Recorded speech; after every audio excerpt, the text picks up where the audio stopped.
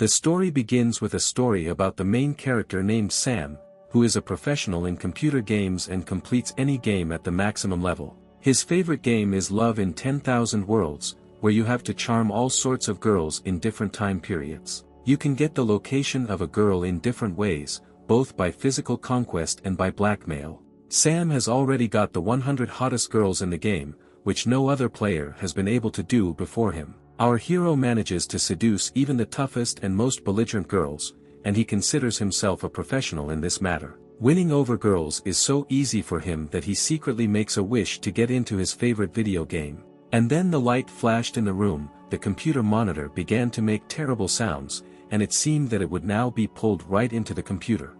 The wind in the room increased and had already turned into a hurricane emanating from the center of the monitor. With all his might, the protagonist began to drag right into the screen, and despite the fact that the guy was much wider than the screen, surprisingly, he did not feel pain.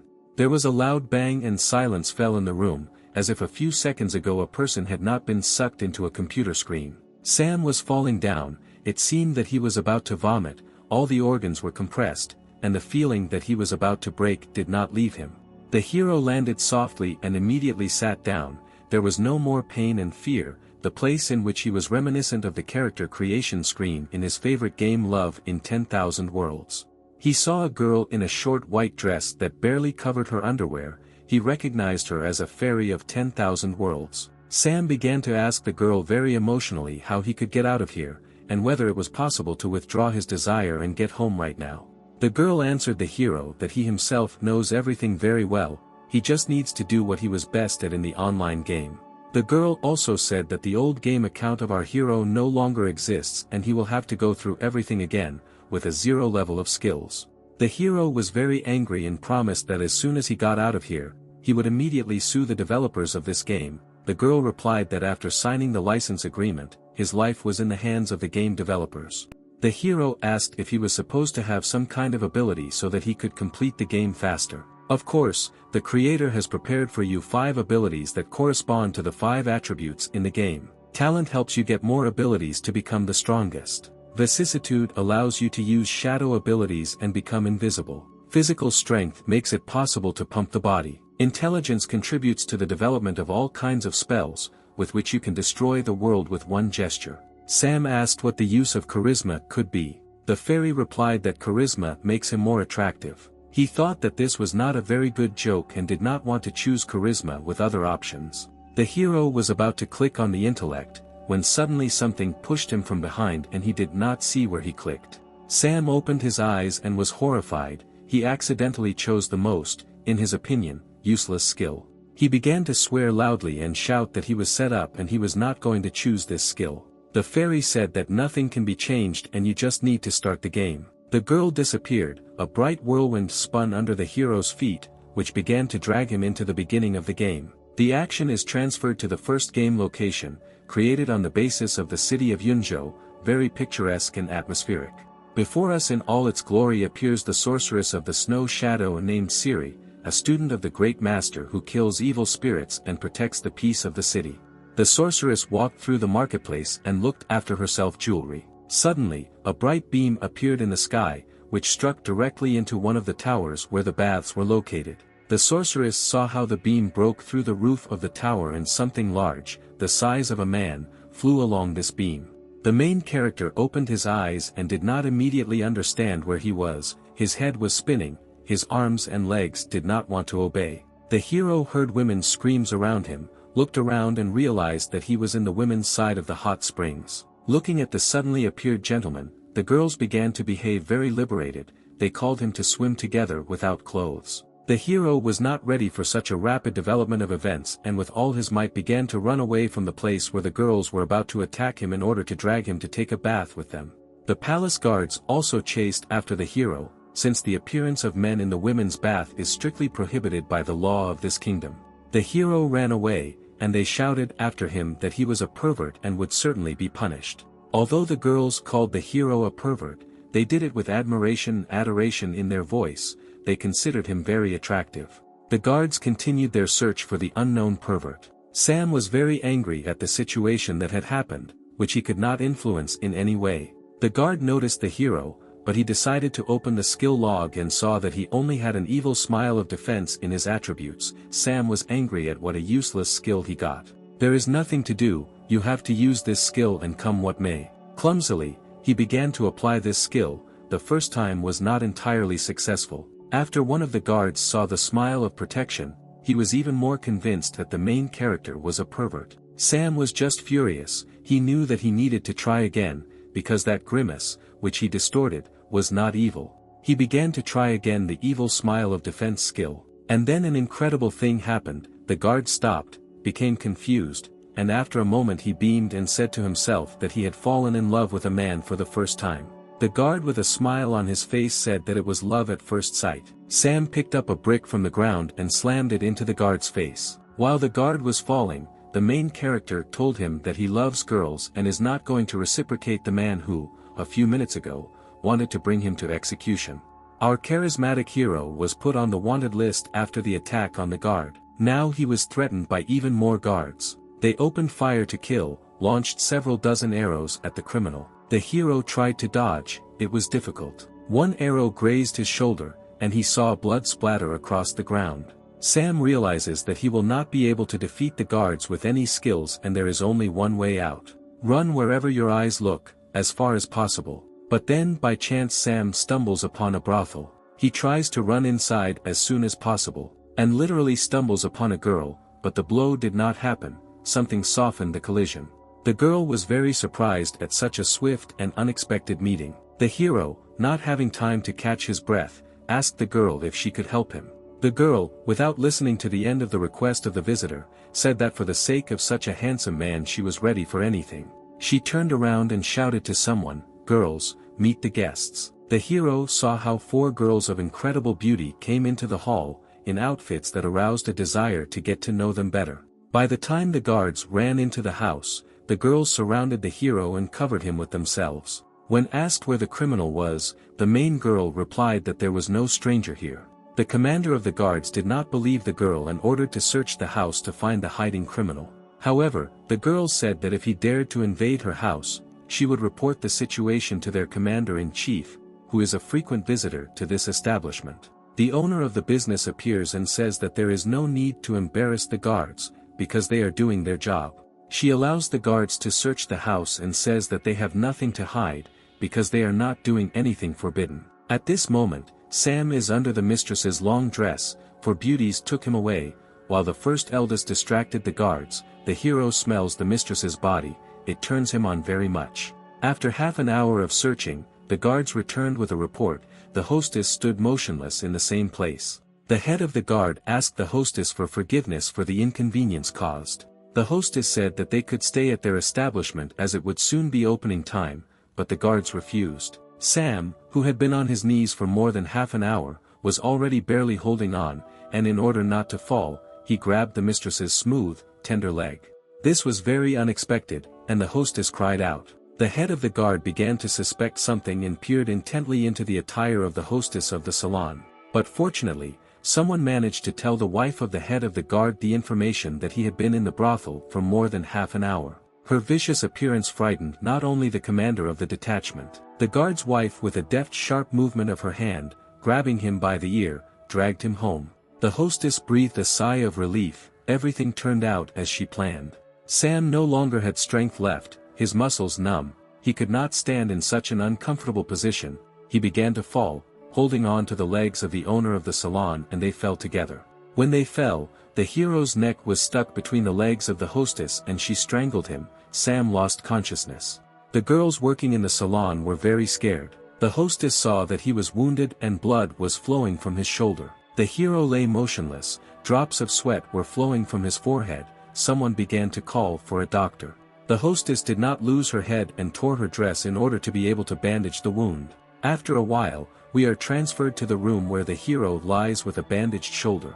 And above him are 3 charming girls in vulgar robes who looked after him while he was unconscious. The hostess of the salon enters the room. She has medicinal herbs in her hands, and she is wearing the same dress. If she tore the dress a little higher, then one could see her underwear. The girls are discussing how to give the hero medicinal herbs. One of them offers to give medicine from mouth to mouth. The girls are arguing about who is best suited for this role. The mistress of the brothel enters the game and says that she herself is able to help the victim. The girls leave the room in disappointment and leave the hostess alone with the wounded guy. The hostess drinks medicine from a spoon.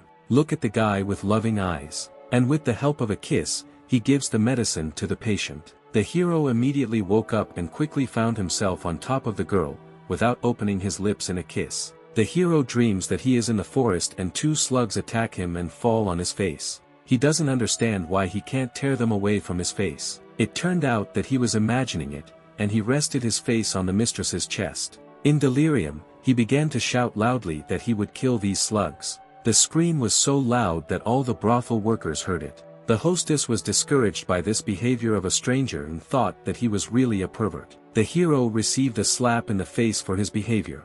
Since Sam came to his senses, he was invited to a tea party. He thanked the girls for their help and apologized for his behavior. The girls offered him several options for the development of events, or he remains in the salon and works for them, or they give him to the palace guards and say that in addition to past crimes, he committed new ones in their salon. The hero has no choice but to pretend that he agrees to their terms. Sam asks what he will need to do to work off the debt for saving him.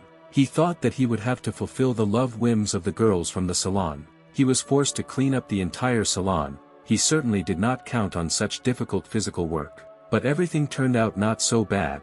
Almost every girl in the salon head was to help the hero. They promised to do the job for him in exchange for him spending the night with them. Each girl considered it her duty to be the first to get Sam's location. The competition for the hero's heart was just beginning. The hero understood that if he charmed as many girls as possible, he could gain more experience points and advance to the next level. Night fell. The hero was in the room provided to him. He was finally able to test his gaming experience and was pleasantly surprised that he managed to score an additional 1,000 points during this time, which he can exchange for new skills. Sam saw that it was possible to purchase the Book of 1,000 Wishes, which gives the opportunity to multiply experience points if the hero had an intimate relationship with a girl. But there was one big problem: this skill costs 100,000 points. The fairy who accompanied Sam to the game decided to help him, because she watched how many difficult trials he had to go through. She made an exception and gave him a 99% discount on skill acquisition for 10 minutes. The hero was extremely happy with such a bonus and decided to use it for sure. When buying a skill, the hero rose into the air. He was enveloped in purple swirls. He felt a strong breath of wind. Sam glowed both inside and out, and felt an incredible surge of energy. The next morning, leaving the room, he began to stumble upon the insanely languid glances of the girls. They literally undressed him with their eyes. The hero heard the girls say that he became even more attractive than he was yesterday. At this time, there was a visitor in the salon named Stone, who got angry that all the girls stopped paying attention to him and watched the main character. Sam, feeling a clear superiority over the man, answered him with a smirk that there was no one more dazzling than this man in the room. Stone from such a tone became even more angry and threatened him. The man grabbed the hilt of his sword and asked Sam if he knew who he was talking to. At the same second, the mistress of the salon intervened in the quarrel and asked for forgiveness before the master for the new worker. The master realized that the hostess would now be able to make concessions to him and do what he asked, if it did not humiliate her dignity, and then he offered her a glass of wine as a sign of reconciliation. But he thought everything through in advance and, in a flurry, poured a hot heart powder into a glass of wine, from which any girl wakes up a desire for intimacy. Mistress, suspecting nothing, drank a glass of wine. Stone asked how much it would cost him to spend the night with the owner of the salon, because he was madly in love with her. The mistress replied that she did not sell her body, and that he would no longer dare to ask her such questions. But the man already knew that the powder would have to work very soon and she would have no choice. After 15 minutes in her bedroom, the lady already felt the heat spreading throughout her body. From the heat, she began to take off her clothes. At that moment, Sam decided to come in with an apology to the mistress for his behavior. The hero from the entrance began to thank the hostess. But then he saw her and his pupils widened. The hostess was only in her underwear, and the hero saw her elastic forms. That hour, the hero ran out of the room at the speed of light, shouting that he had not had time to consider anything. But after a few seconds, a gentle, fragile hand pulled him back into the room. The girl put him on a soft bed, and she bent over him so that her hand was between his knees. She asked him for help. The hero was scared. The girl said that in a glass of wine there was a powder that enhances attraction and desire, and now she cannot think of anything else. She began to untie her bra, and threw it on the hero's face. 3 times we had to help our hero, the lady, until she felt better and returned to normal. Meanwhile, Stone decided to go to the mistress's room, but the wrong door. As soon as he entered, the door slammed shut and he thought his plan had worked. He saw the sweet lips of the girl at the entrance, but did not expect that this was not the right room. He was greeted by a girl, but she was a little more than he expected. Stone did not expect to meet a girl of this size. He tried to run out of the room. However, he could not open the door to leave. Plaster began to fall from the ceiling. The girls working on the floor below couldn't understand what was going on. One of the girls began to guess what caused a small collapse of the ceiling. Loud and rhythmic moans came from the mistress's room. For a long time the inhabitants of the salon had to listen to these sounds. There was blood on the bed. Sam quickly dressed and tried to run out of the room. He still could not recover. He did not believe that he had succeeded. The hostess said that he should not be nervous, because nothing terrible happened. Sam told the landlady that he didn't expect the girl who worked at the brothel to be with a man. The girl on emotions launched a pillow at the hero and began to swear at him. The hero ran away, and the girl looked after him. She did not understand her feelings. Just a few minutes ago she experienced incredible emotions, and now she felt empty and used. Sam went out onto the balcony of the floor and was surprised how real everything was, and that it hadn't been like a game for a long time. He saw Stone running away and asked what happened to him. The man looked very bad and whispered to himself that he would never forget such a shame. The girls of the salon shied away from him. They thought that he was sick. The hero yelled at the exhausted Stone that his plan hadn't worked. While the gentleman with the last of his strength ran through the cabin to the exit, Sam thought that thanks to the man, he had advanced as quickly as possible to the next level. It was a great opportunity to practice the techniques. Now our hero was at the next level, where he had a technique. It's called the Charm of Living Beings, and judging by the picture, it is activated with a snap of the fingers. It seems to be clear, but you need to check. And here is the first test subject. Come here, cat. Fascination of living beings. As expected, it worked perfectly. I will use it. Sam in his head already began to think over new plans for the charm. He went to the marketplace to buy a present for the girl he would need to get his hands on. She was on the square, the same student of the great master Siri, an incredibly beautiful girl in white, whom he saw as soon as he entered this world. The girl asked the seller about the cost of various jewelry, and he promised her a discount for beauty. Siri thought the discount was a very good option. She pointed to the hairpin she wanted to buy. The hero appears and asks the seller how much such a hairpin costs. The seller said that this is a very valuable piece of jewelry, because it is made of ice stone, the finest jade, which is so rare in this area. Very skillful and expensive work. And she is definitely real, asked our hero. How dare you say that I deceive people? I would really like to believe you, but I think I'm right. The hairpin burst in the hands of the hero. The girl was interested, and the hero said that she needed to be more responsible in choosing jewelry and shops. How dare you try to deceive me? I will not tolerate this attitude. The owner of the jewelry store was very angry with the guy because he broke the goods and exposed him as a deceiver in front of the student of the great master. The store owner called 2 guards to deal with the hero and teach him good manners. The sorceress of the snow shadow decided to deal with the ambles herself and was already preparing for battle. But the hero stopped her. He needed to show himself. He said that he was able to deal with these unfriendly guys himself. A 3rd guy came up. He introduced himself as an older brother, said that this battle would not be as easy as he thinks. We are professional fighters who graduated from the martial arts academy. Everyone wanted to show a cool fighting stance. They were confident in their abilities and fighting techniques. Their appearance was supposed to frighten the enemy. The sorceress told the hero that despite the fact that they look like 3 pumped clowns, they should still be feared. Don't worry about me, I can handle it. Stay away and don't interfere. How manly and handsome he is, Siri thought. Enough boasting, it's time to move on to the fight. Catch my fist of death. The hero dodged, hit directly in the stomach with the seduction skill of the essence. The older brother caught his breath, his pupils dilated, his pulse quickened. The fighter lay on the ground and said to himself how pleasant and easy it was for him, and his brothers were in a state of incomprehension. What kind of spell did you put on him, evil sorcerer? The brothers asked. If you continue the battle, then the same will happen to you. the hero replied. But they did not believe him, and after a few seconds they were in the same love euphoria as their older brother. They could no longer continue the battle, the spell of love was stronger than the muscle. After a moment, the people in the marketplace tried not to get close to the muscular guys. Siri remarked that she had never come across such a strange yet effective fighting technique before. The hero said something unintelligible and changed the topic. He asked the name of the beautiful girl. The sorceress called herself a student of the great master. Sam said that it was an honor for him to meet her. Siri said that soon there will be a selection of students to prepare for participation in the tournament for the title of the best magician, and he could take part in it. Suddenly, a gentleman from an intimate services salon intervened in the conversation and turned to Siri. He called her sister and said that he had been looking for her for a long time.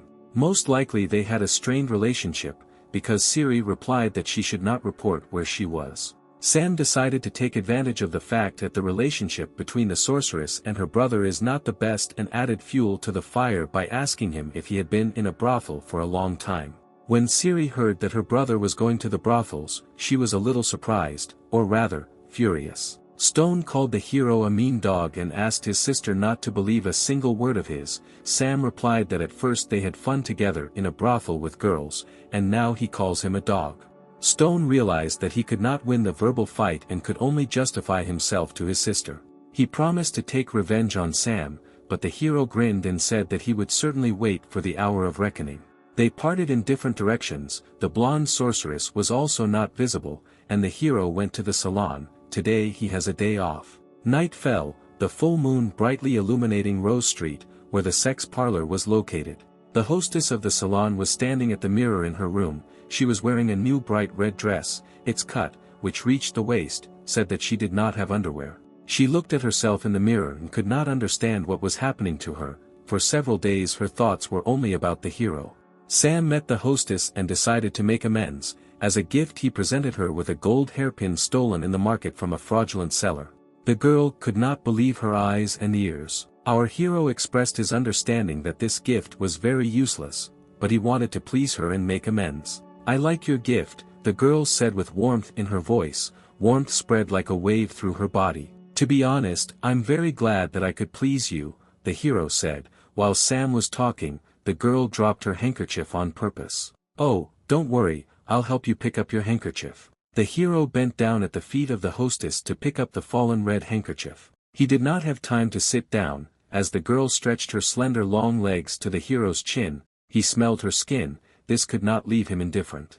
The hero looked up and saw that the girl had no underwear at all. The smell of her body excited the mind of the guy. He could no longer control himself. But the hero continued his game and said that if she wanted to spend the night with him, then it would cost her dearly. The girl said that she was able to pay any amount for the time with such a gorgeous man. The hero sharply pressed the girl to him. With his right hand he held her by the waist, with his left he grabbed her by the neck and kissed her tightly. The girl melted into the arms of the hero. She felt her heart want to jump out of her chest. Sweat came out on her forehead. Her lips were very wet. The hero took off the dress from the girl and laid her on her back. Nothing else restrained the hero. In the languid moans of the girl there was no longer a businesslike and strict tone. She was at the mercy of the guy and she liked it. The next day came. The hero woke up and did not see anyone nearby. There was a note on the table next to the bed. In the note, the girl said goodbye to the hero and asked him to remember her, because she would never forget this best time in her life. The notification system reported that the character's game card was received and added to the achievement section. The hero was happy with the unlocked achievement, but he felt somehow sad. He decided to leave the salon and go on his way. The caretaker found out that the hero wanted to leave the salon and expressed her regret. The hero thanked the girl for her hospitality and help. The girl said that she could not forbid him to leave the salon, but she would not let him go so easily. At the same moment, 3 more girls ran into the room and began to hug the hero and take off his clothes. The hero has not yet recovered from nightly entertainment with the hostess, so he decided to use improvised means. Groans from the cabin were heard throughout the district for an hour. The hero got a new experience, including the gaming one. The girls were still a little overwhelmed by cramps in the hip area. They lay exhausted. Sam left the room satisfied. He went out into the city and again stumbled upon the brother and sister he already knew. Stone followed his sister, a student of the great master. and asked her to go with him to the clan and help prepare for the initiation ceremony of a new generation of students. The girl said that she still had business in the city and there was no need for her to rush to the clan right now. To make the meeting seem more natural, he made a surprised face when the sorceress looked in his direction. The hero told the girl that he was just looking for her and was very glad to see her. She asked how she could help him. Sam asked her to take him to the clan in order to meet the teacher and start training. Great, Siri noticed, we were just about to form a clan. The girl's brother was confused, because she had just said that she was not going to the clan. The man told the hero that he could not get into their clan, because this would require flying through the air, and only members of the clan have this ability. The girl noticed that it was absolutely not scary and she would help the hero get there.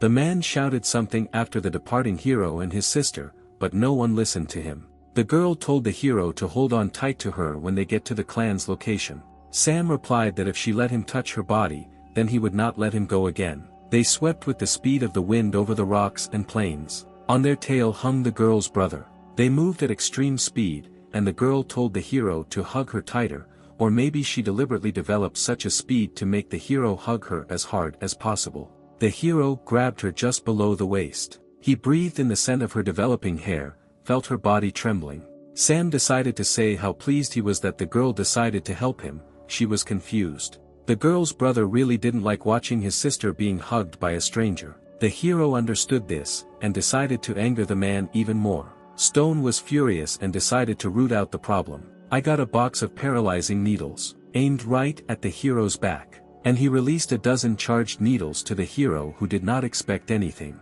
The girl heard the sound of needles flying in her direction. She abruptly turned 180 degrees and covered the protagonist with her chest. At that very moment, she was paralyzed, sweat came down her face, a quiet "Why, brother," flew from her lips. The man himself did not expect that such a situation could happen. The girl and Sam were in free fall, the hero could not fly. Stone made no attempt to save his sister. He only thought about how he could justify himself to the foreman of the clan. He considered that even if he saved his sister, she would tell everything to the master and he would not forgive him. And if no one finds out about his act, then he can live in peace. With these thoughts, the man went further across the sky. The girl was drowning, she could not move, the needles immobilized her with poison. She mentally said goodbye to this world, but suddenly, the main character swam up to her, who managed to draw full lungs of air and through a kiss was able to share it with the girl. Siri opened her eyes and regained consciousness. The saber of the sorceress was approaching them,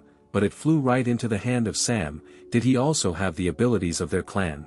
In that case, I can save us and deliver us to the clan's location. The hero raised his saber up and mentally gave the order to fly. At that moment, there was a splash in the water. The hero held the girl in one hand, and the other directed the saber up. They flew at high speed. They could not fly for a long time, the girl needed a rest, she still felt bad. Having settled down in the shade of trees, the guy and the girl considered that the danger had passed. They did not expect that in a moment they would have to face a new enemy. There were a little more enemies than the hero expected. The notification system sent a message about the enemy. It was a bloodthirsty wolf, a second-level enemy. There is no choice, you have to fight, because not only the guy's life is at stake, but also his companions. The enemy was not going to give time to think, attacked at the first opportunity. Sam decided to use the points he received to acquire battle skills, a second, and only the skin remained of the bloodthirsty wolf. The hero saw how experience points were credited to his balance for the destruction of the wolf. With the professional movements of a swordsman, the hero scattered the bloodthirsty wolves from side to side, leaving them no chance to profit from the flesh of his companion. The hero swung his blade right and left, and the enemies kept coming. He felt tired in his hands. The situation became more complicated, they had to think of something, otherwise they would not get out of the forest. The hero wanted to take the girl and step back, run away. But something huge, of unimaginable size, blocked their way. The animal made a roar that resounded throughout the forest. A huge animal that looked like a grizzly bear, with bright red wild eyes, a sharp blade on the skull, stood up on its hind legs and roared with all its might. It was a demon of the forest, a level 4 enemy animal. How all this is not on time, the hero thought, I urgently need to think of something. The animal lunged at Sam with a wild roar. He applied the art of seduction, but did not know if it would work. Damn, didn't it really work, and now death will overtake me. The animal held Sam with its huge paws. A second later, a huge bear, like a friendly dog, licked the hero and wagged his tail. A dozen wolves did not share the mood of the bear and continued to show with all their appearance that the hero was their prey. The bear cub obviously did not like the fact that they wanted to eat his new friend. A blow, and part of the wolves flew 200 meters away. A blow, and the second part of the evil creatures flew far from the place where Sam was. Those who could still stand on their paws wanted to return to the fight. But the bear let out a roar of such force that they tucked their tails and rushed into the forest with all their might. Night fell, the moon illuminated the rock where the hero and his friends settled down. There was a crackling fire in the cave. The hero thanked the bear for saving his life and providing a place to spend the night, but it was a bear. She did not speak, but with all her strength she hugged the guy and began to rub her muzzle against him. The hero approached the exhausted companion and said that they should try to remove toxins from her body. It is necessary to remove outer clothing to find the places where the needles hit. The place of the wound was found, the game hit the girl right in the shoulder. The hero began to suck the poison out of the wound. The girl felt good. The poison is very strong, spitting, said the guy. You cannot stop, otherwise the poison will continue to spread through the body and lead to death. The hero sucked out the poison, but he saw the girl delirious. She groaned and said incomprehensible phrases. Keep going, don't stop, I feel so good. Morning came, the rays of the sun illuminated the cave in which Siri slept. She woke up, she was cold, she was weak. She looked around and saw that she had no clothes on, and there were drops of blood nearby. She thought that while she was unconscious, Sam had taken advantage of her. Meanwhile, the hero returned to the cave. In his hands he had forest berries. The girl attacked him with a blade, a tray of berries fell on the ground. The girl said that she would kill him, as he took advantage of her helpless state. The hero began to make excuses and say that he did not touch her, but only tried to save her life.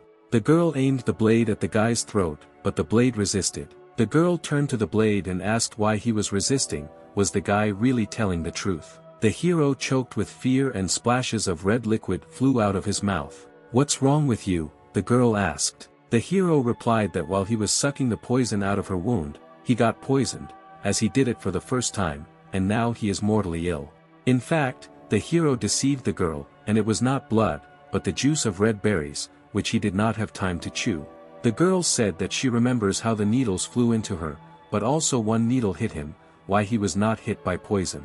Sam said that his friend gave him a jade maple leaf pendant and the needle went straight into it. Siri thanked the hero and said that she could teach him her clan's technique, which rids the body of toxins. I'm not a member of your clan, the hero remarked. I don't want to steal your secrets. You saved my life and therefore I will repay you by revealing a few secrets, especially after what you did. The head of the clan will agree to take you as his disciple. Thank you very much, ma'am, I won't forget it. It's time to start training, call me a mentor, Siri said. Sam was glad that his plan had worked for years. Meanwhile in the cloud-hidden clan, the head of the clan was furious when I heard that his best student had died and Stone could not help her. Stone began to tell how, on the way to the clan, they were attacked by an unknown robber and wanted to steal the secrets of the clan, tried to take Siri's blade away. Stone managed to repulse the attack, but at the last moment the robber dragged his sister underwater. The head of the clan at the same moment called all the wizard fighters and sent in search of his daughter, said not to return without her, alive or dead. The fighters promised to follow the teacher's order and hit the road. Stone asked to be sent in search of the girl and him, since he understood that the truth could be revealed, he needed to play it safe. I believe you, the teacher said, go in search of Siri, you will succeed. Stone was already thinking about how to make sure that the girl was never found. Stone's father, who was the brother of the head of the clan, brought an elixir for the girl in case she was found badly injured. Be sure to give the elixir to the princess to drink, he can save her life. The man left the temple and went on his way. Head, you must stay sane, stay cool, I understand your concern, but the clan is counting on you. I can't think of anything until I know if my daughter is still alive. Meanwhile, the main character is fishing on the shore of a pond. He does not go out to catch fish, but he does not leave this occupation, because he needs to feed the mentor and the bear. What a pity that I cannot use my charm on fishing. It seems he was wrong, and charisma works for everyone. Almost 100 fish rushed out of the water to the hero. He did not expect that he could charm even a fish. In a moment, several dozen fish were already lying on the shore. The hero thought that the charisma skill was not so bad as it turned out, you can even get food with it. Sam turned around, as he heard the sound of a cut in the air. Men in white cloaks flew across the sky, they flew on swords. The hero immediately understood what clan they were from. So they're looking for Siri, very interesting. The hero hurried to the cave to tell about what he saw. At this time, the girl meditated, the chakra thickened around her, the body was cleansed of poison. Quick footsteps echoed through the cave. "Finally you're back, I'm hungry," said the girl. But not the one she expected to see entered the cave. "Hello, sister, I see you didn't waste any time," Stone noticed. Siri told her brother that she would report to the head of the clan that he attacked her. "I don't know how you survived, but I'll fix it now, sister, you left me no choice." The princess informed her brother that if he dared to attack her, then there would be no way back for him. "How dare you, mean girl, say that to me, the great warrior of light, I will destroy you." The man drank the pill he received in the palace, now his regeneration power was at its maximum. The medicine also enhanced his magical characteristics, the chakra was burning all around. The girl was frightened, she had never seen the power of the experimental pills that were made in their secret laboratory. So know the strength of the warrior clan of the village hidden in the clouds, the energy emanating from the man seemed to destroy the cave. The princess understood that in her current state, she was no match for Stone, full of strength and drinking a pill.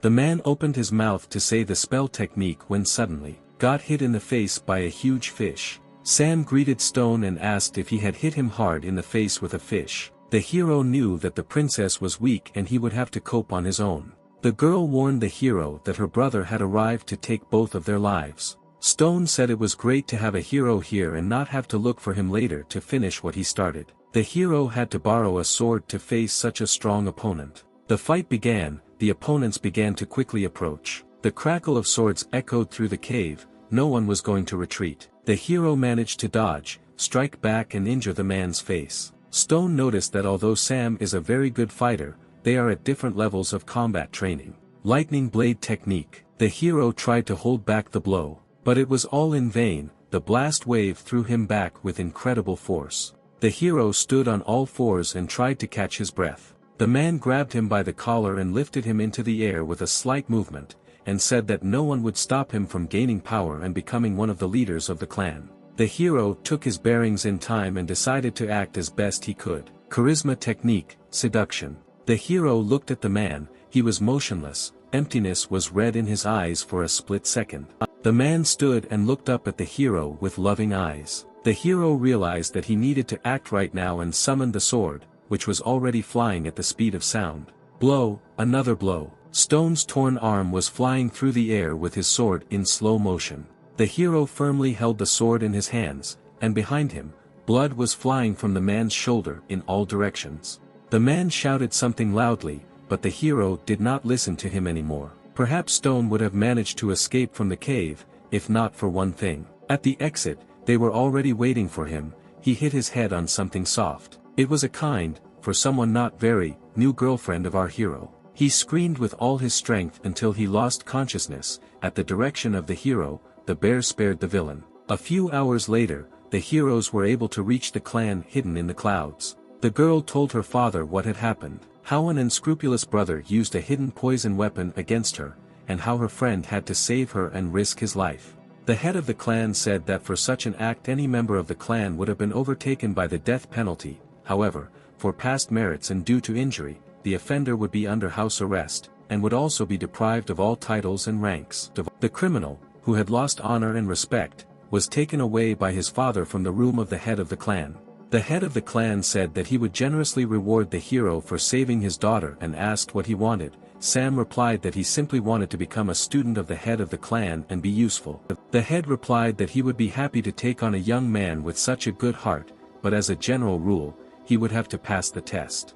The girl began to ask her father to allow him not to pass the test and immediately enroll in the ranks of students. However, the hero said that he respects the principles and rules of the clan, but wants to pass the test and join the clan officially.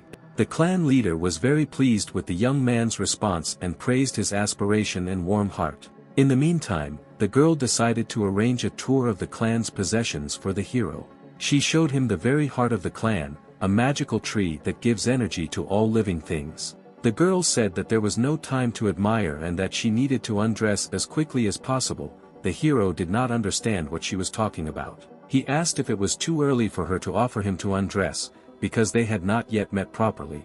The girl became very angry with the hero and said that she brought him here in order to practice the 6 suns snow melting technique. The technique of melting snow develops the maximum concentration of energy for the subsequent use of any technique, including combat. Mastering this technique is impossible without a mentor, so the princess was always there. The hero successfully reached the 3rd level in this technique thanks to the help of the princess. She watched how strong his power and chakra became. The hero incredibly quickly reached almost 4 of the 4th level of technology. However, this was the first training and the body could not perceive such strong loads. The girl did not understand why the sacred place does not extinguish the fire inside the hero.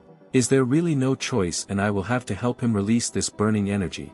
The girl could not believe that she would have to do this for the first time, and the hero was getting worse. The pangs of conscience did not leave the princess. She could not decide, but she could not leave the hero to die either. She gradually began to move her legs in stockings in the direction of the hero's belt. Closer and closer, ashamed, scared, embarrassed. She had never done this before. She began to massage part of the hero's body with her feet. He began to make strange moans. She was ashamed to hear the groans of a man who does not control himself. Several hours passed. The hero came to his senses and did not understand what had happened. Despite the fact that the sorceress was glad that the hero came to his senses, she felt dirty and disgraced. She said that she had to save him, free his body from the accumulated burning energy. Thank you very much for the rescue, but why are you so upset and your face is red like you just ran? Sam felt a new strong energy pouring through his body. His power and strength were at a new level. Suddenly, he sensed danger behind him and turned around. I saw an unknown entity flying in their direction. The unknown attacked the hero first and sent a palm full of energy into his body. Their palms joined, and the stranger uttered some kind of spell. There was a cold blue explosion, from which they scattered in different directions. The hero for a split second was sure of the weakness of the enemy, but he was wrong. The palm, which had recently repulsed the blow of the enemy, was covered with ice, and the ice continued to encircle the entire arm.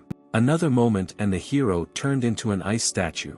The princess wanted to free the hero, but a stranger stood in her way. He was already rushing towards her at speed in an attempt to strike. The girl could not resist the blow of such force. She had not yet recovered after helping the hero. The blow was so strong that the girl was thrown 20 meters away. However, the princess was able to stay on her feet because at the last moment she recognized the strike technique of the opponent who used her clan's technique. Despite the cold outside, a fire raged inside the hero. He knew that ice technique would not be able to hold back a magician who had mastered the 4th level of solar technique. The ice rapidly turned into water and evaporated, Sam gathering all the free chakra to strike back. He was absolutely not interested in the motive of the enemy, because of which he decided to kill them. Solar Gate Technique, 4th level. The hero moved as fast as never before, and was able to reach the enemy's chest with the first blow. The clothes were torn, and he saw a large elastic female breast. The hero was slightly surprised by this turn of events. The girl went on the run. Her level was below the new level of the hero. The princess asked the hero not to pursue the enemy, but to help her patch up her wounds. She said that the enemy used the technique of her clan, and it turns out that they wanted to destroy their own. Are there traitors in the clan? Asked the hero. Let's not talk about that, better look at my wound, it hurts in my chest area, the princess answered. Then you need to take off your clothes, otherwise we will not see your wound, princess. The hero began to help her take off her outer clothing. The girl was very embarrassed. She was hurt, but she wanted to continue. The hero touched the chest of the princess. She received damage from the ice technique and was very cold. It is necessary to rub the affected area using the hot palm technique. The hero said that not only the chest was affected, but also the place below the belt, and he transferred the girl to a horizontal position. An hour later, the hero got down from the princess and said that now her body would never freeze. The princess said that her wounds were healed after half an hour, and she does not understand why the hero did not stop there and used her for another half an hour. Sam said it was to prevent possible side effects. Siri replied that she understood that the hero simply took advantage of her condition, and although he saved her, she would not thank him. The hero asked if they could continue preventive measures tomorrow. The girl wanted to use the strongest technique on the hero, but he said in time that he was joking. "How can we figure out the girl who attacked us?" the princess asked. Sam replied that during the battle he had injured her and a wound should form on her chest, and Siri needed to start watching the girls from their clan more closely. Meanwhile, in the forest near the location of the clan hidden in the clouds, the girl who attacked the heroes arrived at the meeting place with the customer of the murder. "Our plans were thwarted, I couldn't defeat the rookie," the clan assassin said. "So, we were fooled again. This new one is not so simple," the younger brother of the head of the clan and part-time chief alchemist, who developed the pills that increase regeneration, noticed. He gave the girl his medicine so that no one in the clan could figure her out by a wound received in battle. The girl was glad that she would not have to leave the clan for fear of being convicted of treason, because the scar could give her away. A few days passed, the day came for the exam for the opportunity to study with the great master. Sam noticed how busy the main square was today. He liked the atmosphere. Siri wished him luck and told him that there was only one way for him, and that was to pass the test, otherwise she would kill him with her own hands. The princess's older sister, named Maggie, intervened in the conversation, who expressed interest in Sam, and said that her sister had been talking about him lately. The princess was embarrassed because she did not want the guy to know that she was secretly in love with him. The hero noted that the princess has a very beautiful sister and he is very glad to meet their whole family. The princess warned the hero not to think of rolling his balls up to her sister. Not only the sisters from the main family were crazy about the hero, but the other girls from the clan did not stop looking at him, and languidly sighed after him. The boys from the clan did not like the close attention of all the girls in the village to the newcomer. They planned to get rid of him at the first opportunity. It was time to start the selection. The head of the clan greeted the candidates for students and spectators of the competition. The task of the first test was announced. The participants need to collect 10 flowers of magical grass that grows on the top of the sacred mountain in 3 hours. Most of the participants considered this test very childish. The head informed the test participants that if someone felt that they did not have enough skills to pass the tests, then it was better to refuse at first. The test begins. The participants took off from their seats, and only the hero was in no hurry to accelerate. He stood and watched from the side of what was happening. The princess ran up to him and asked what was the matter. Did he really not want to pass the tests and be closer to her? The hero said that the princess should not worry about him. The girl was surprised. She did not understand what he was up to. Meanwhile, other participants searched actively, but not productively. 2 applicants walked and discussed what a difficult test really turned out to be, and in a few hours they found only 3 flowers. Suddenly they saw something beautiful and stopped. It was our hero. He went completely naked into the hot springs. Turning around, he used the skill malevolent smile of love. He invited 2 girls to swim with him. One of the sisters was embarrassed, because this is their first meeting. The second was more determined and accepted the invitation of an attractive young man. In a moment, the elder sister without clothes entered the water. Although it was scary, the youngest was not going to give up the guy she liked so easily.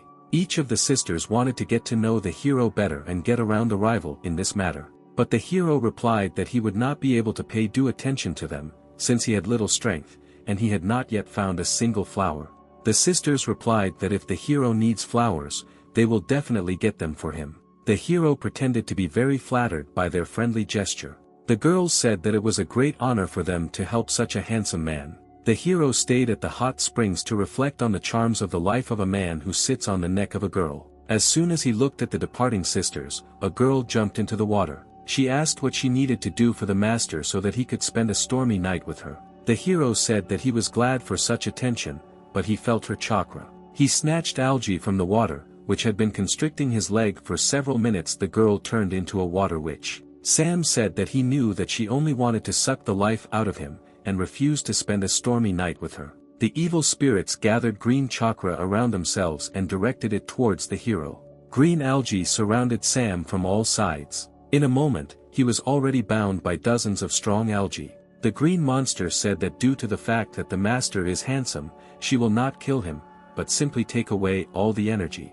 The hero looked at her with a languid look and said that she had no chance against him. He used the 4th level burning sun technique. The monster began to scream in pain. The algae were burned. The green evil spirits asked for mercy. because she did not have time to harm him and made him a compliment. The young man decided that she could avoid execution, but she must be punished without fail. The girl gave herself to the hero and was all in his power. The groans of evil spirits were heard in the district. The guy praised the skills possessed by evil spirits and wished her correction.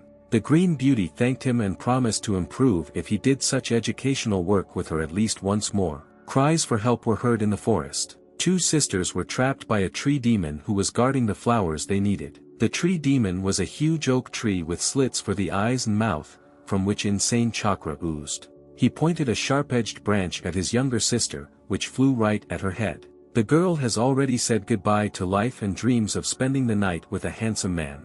A moment before the death of the girl, using the technique of the constellation of the dragon, the hero cut a thick oak branch with one movement. The tree swung its branches from side to side in a rage, destroying everything it touched. The hero said that he would not allow anyone to harm his future sisters. There were many more girls in captivity of the evil spirit than the hero immediately noticed, but each of them was immensely glad to him. All attention was focused on the handsome young man who was about to destroy the evil spirit of the forest. The battle began, a dozen branches sharp as spears flew at the hero. With one blow of the blade, the hero smashed into pieces all the branches directed at him. However, the wood chips also proved to be dangerous. The hero began to take the enemy more seriously and follow his every move. The girls were upset, but more so that a scratch had formed on the beautiful, perfect face of the young man. They could not continue to watch how their handsome man was being disfigured, and in a few seconds they were freed from the demonic embrace. The forest watchman was in a state of confusion. The hero watched how the girls dealt with the demon using various techniques. He saw that not far from the battlefield were the very plants, thanks to which he would be able to complete the task. A few minutes later, the demon lay on the ground motionless and looked like an ordinary felled tree. The dying tree was told by the girls that it was a mistake to hurt the most handsome guy. But the young man was no longer there, and he did not know how the outcome of the duel ended. He kept walking, but could only find 6 plants. There was a sound of cutting through the air. Again someone wanted to kill the hero. His quick reaction allowed him to dodge without taking any damage. Suddenly there was an understanding that it was not just enemies that attacked him. 4 test participants attacked, who found only 1 plant each and wanted to take away those collected by the hero. Really lucky, Sam thought to himself. Men could not understand why the hero was looking at them with such interest. 4th level sunstroke technique. In a moment, with broken faces, with bruises under their eyes and bumps on their heads, 4 men stood and held out their flowers to the hero. He thanked them for their generosity and set off. The time allotted for the test was almost over. The area was filled with participants. The head of the clan said that the winner of the first stage could immediately become his disciple. The hero thanked everyone for the opportunity to participate in this test. The princess was very glad to see him not returning empty-handed. The members continued to admire the handsome man and offered him a room in the women's dormitory. The princess realized that not only she fell in love with the hero, she did not understand what feelings she was overcome. She had never experienced jealousy before. Siri retired to a snowy mountain and thought about him. Sam arrived just in time, before she had time to be angry that he did not share the joy of victory with her. She asked why he didn't have fun with other girls. I want to thank you, mentor. Thanks to you I have reached such heights and become part of the clan. The girls said that today is the night of purification and everyone who has sinned will certainly come to the holy spring, including the girl who attacked them. And when she comes, we can see the scars you left on her body. The hero asked the princess not to risk herself and not try to detain the girl herself.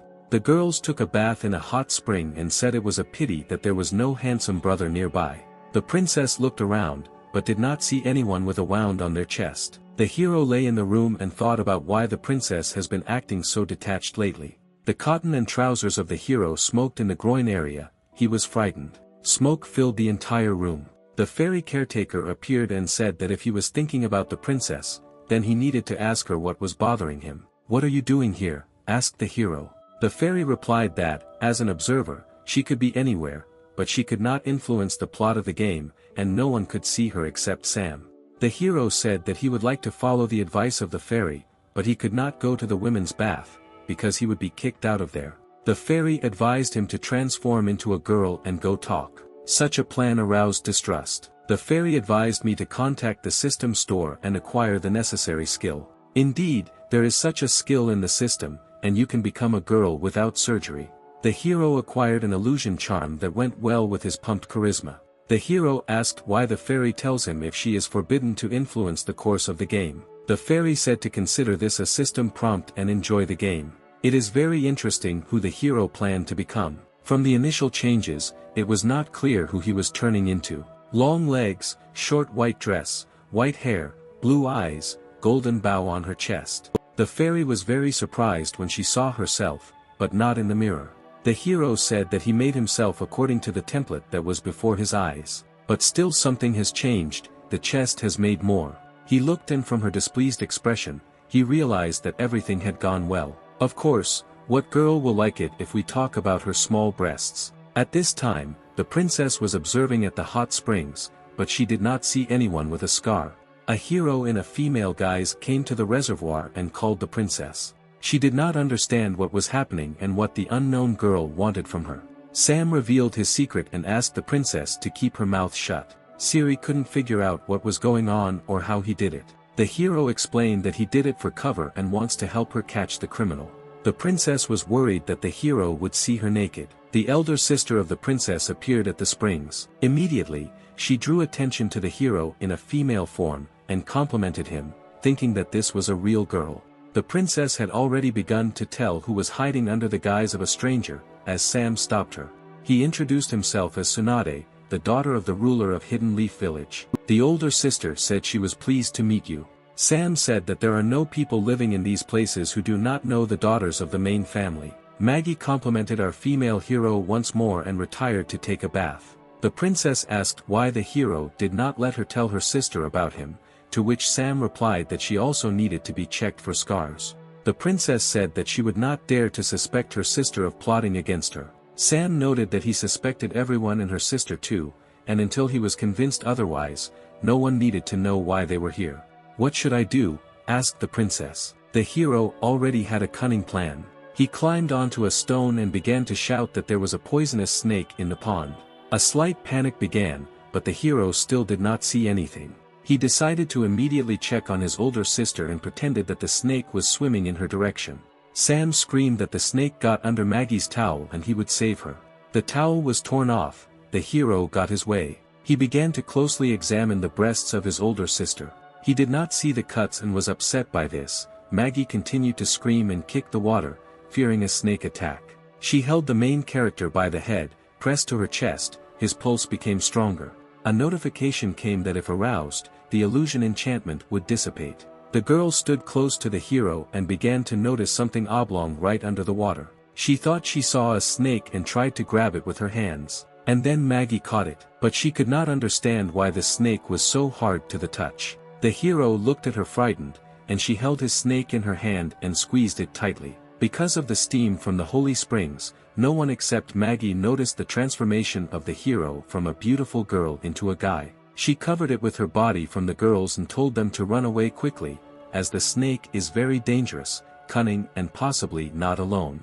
The girls decided to listen to their older sister, because she was from the main family and they had no reason not to trust her. Maggie asked Sam to explain what was happening here and what kind of tricks he was doing here. Sam replied that he couldn't concentrate on the story while Sister Maggie was standing naked in front of him. A little later, two princesses and Sam were sitting in the gazebo, who explained to the eldest of them that they were trying to find the killer in this way.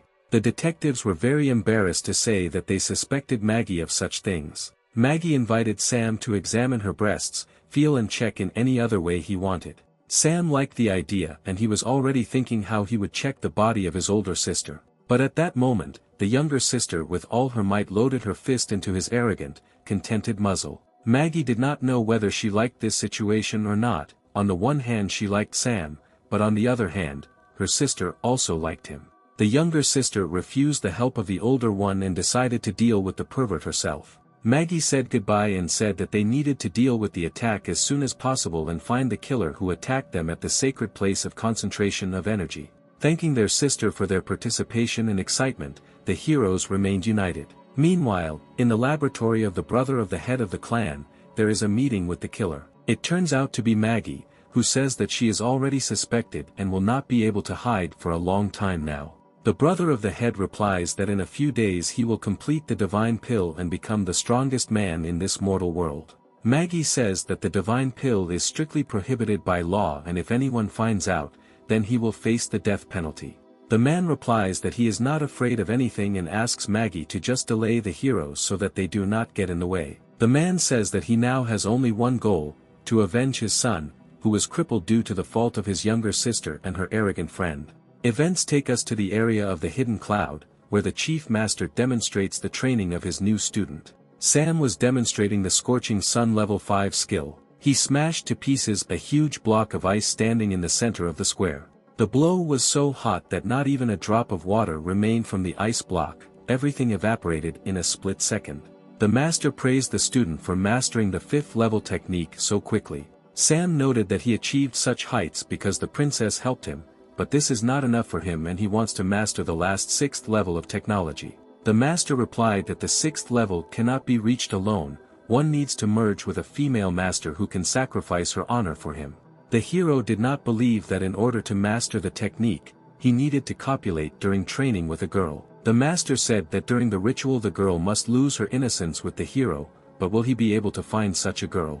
A dozen girls in the square squealed and shouted that they were ready to part with their innocence for the sake of the hero. The master was shocked by such a development of events, embarrassedly turned around and headed towards his palace. Leaving, he replied that he could not help him in this matter and let him figure it out himself. The hero, first of all, offered the princess to help him in mastering a new level of technology, telling about the nuances. The sister was outraged by the proposal, but inside she understood that she would like to perform the ritual with Sam.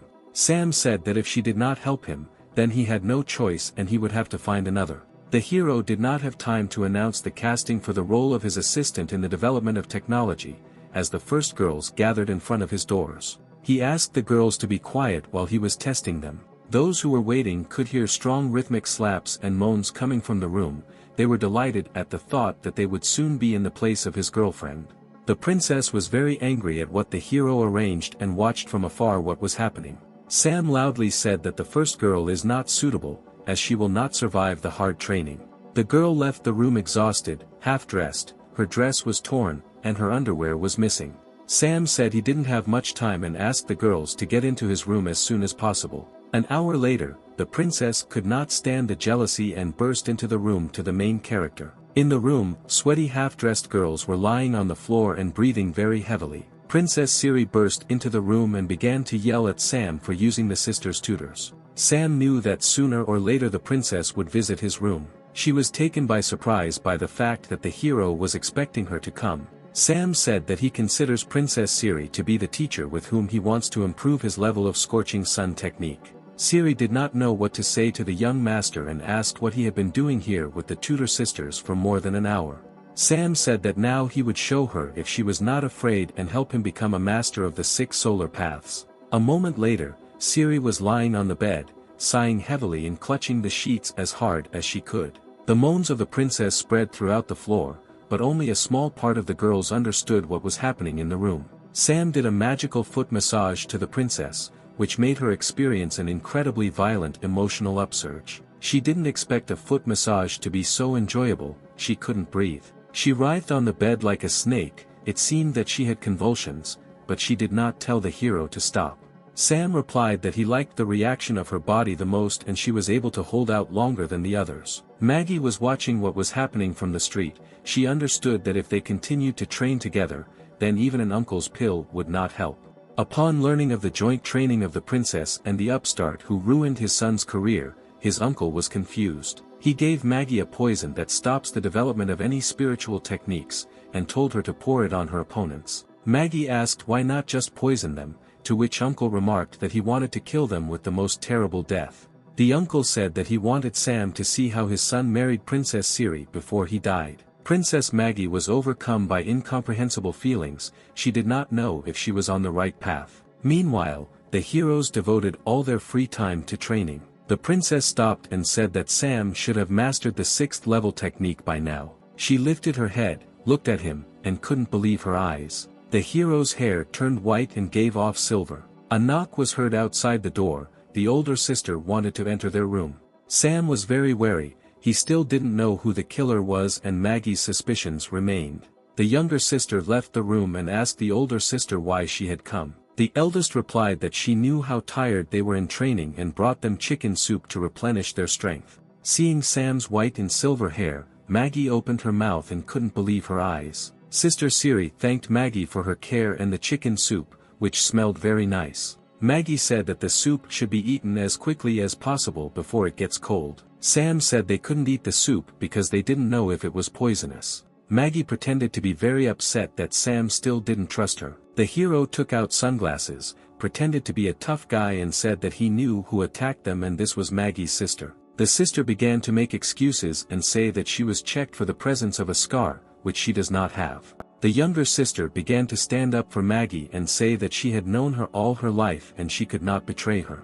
It is not known how you managed to get rid of the wound, but you still miscalculated when you talked to us. In that conversation, I spoke only about the wound, but did not say a word about where the attack took place. And then Maggie remembered how, as she left, she had said that they needed to deal with the attack as soon as possible and find the killer who attacked them at the sacred place of concentration of energy. It was just my guess, you can't judge me based on that phrase alone. Sam quickly got his bearings and offered Maggie a bowl of her own soup to prove her innocence. Sister Maggie realized that she was taken by surprise and that she needed to drink soup, because it only contained powder that dissipated power, and not poison. She drank a cup of soup with trembling hands, hoping that she had not been deceived. The hero was a little confused, but still did not believe Maggie. He believed that she had drunk the antidote in advance. Siri, in order not to offend her sister, quickly drank a bowl of soup. Sam did not know what to do, because he knew that something was wrong with the soup. He yelled at the princess. But it was too late, the powder was absorbed into the blood, the head was spinning, the body burned from the inside. The elder sister, too, could hardly stand on her feet and cursed her uncle, who had deceived her.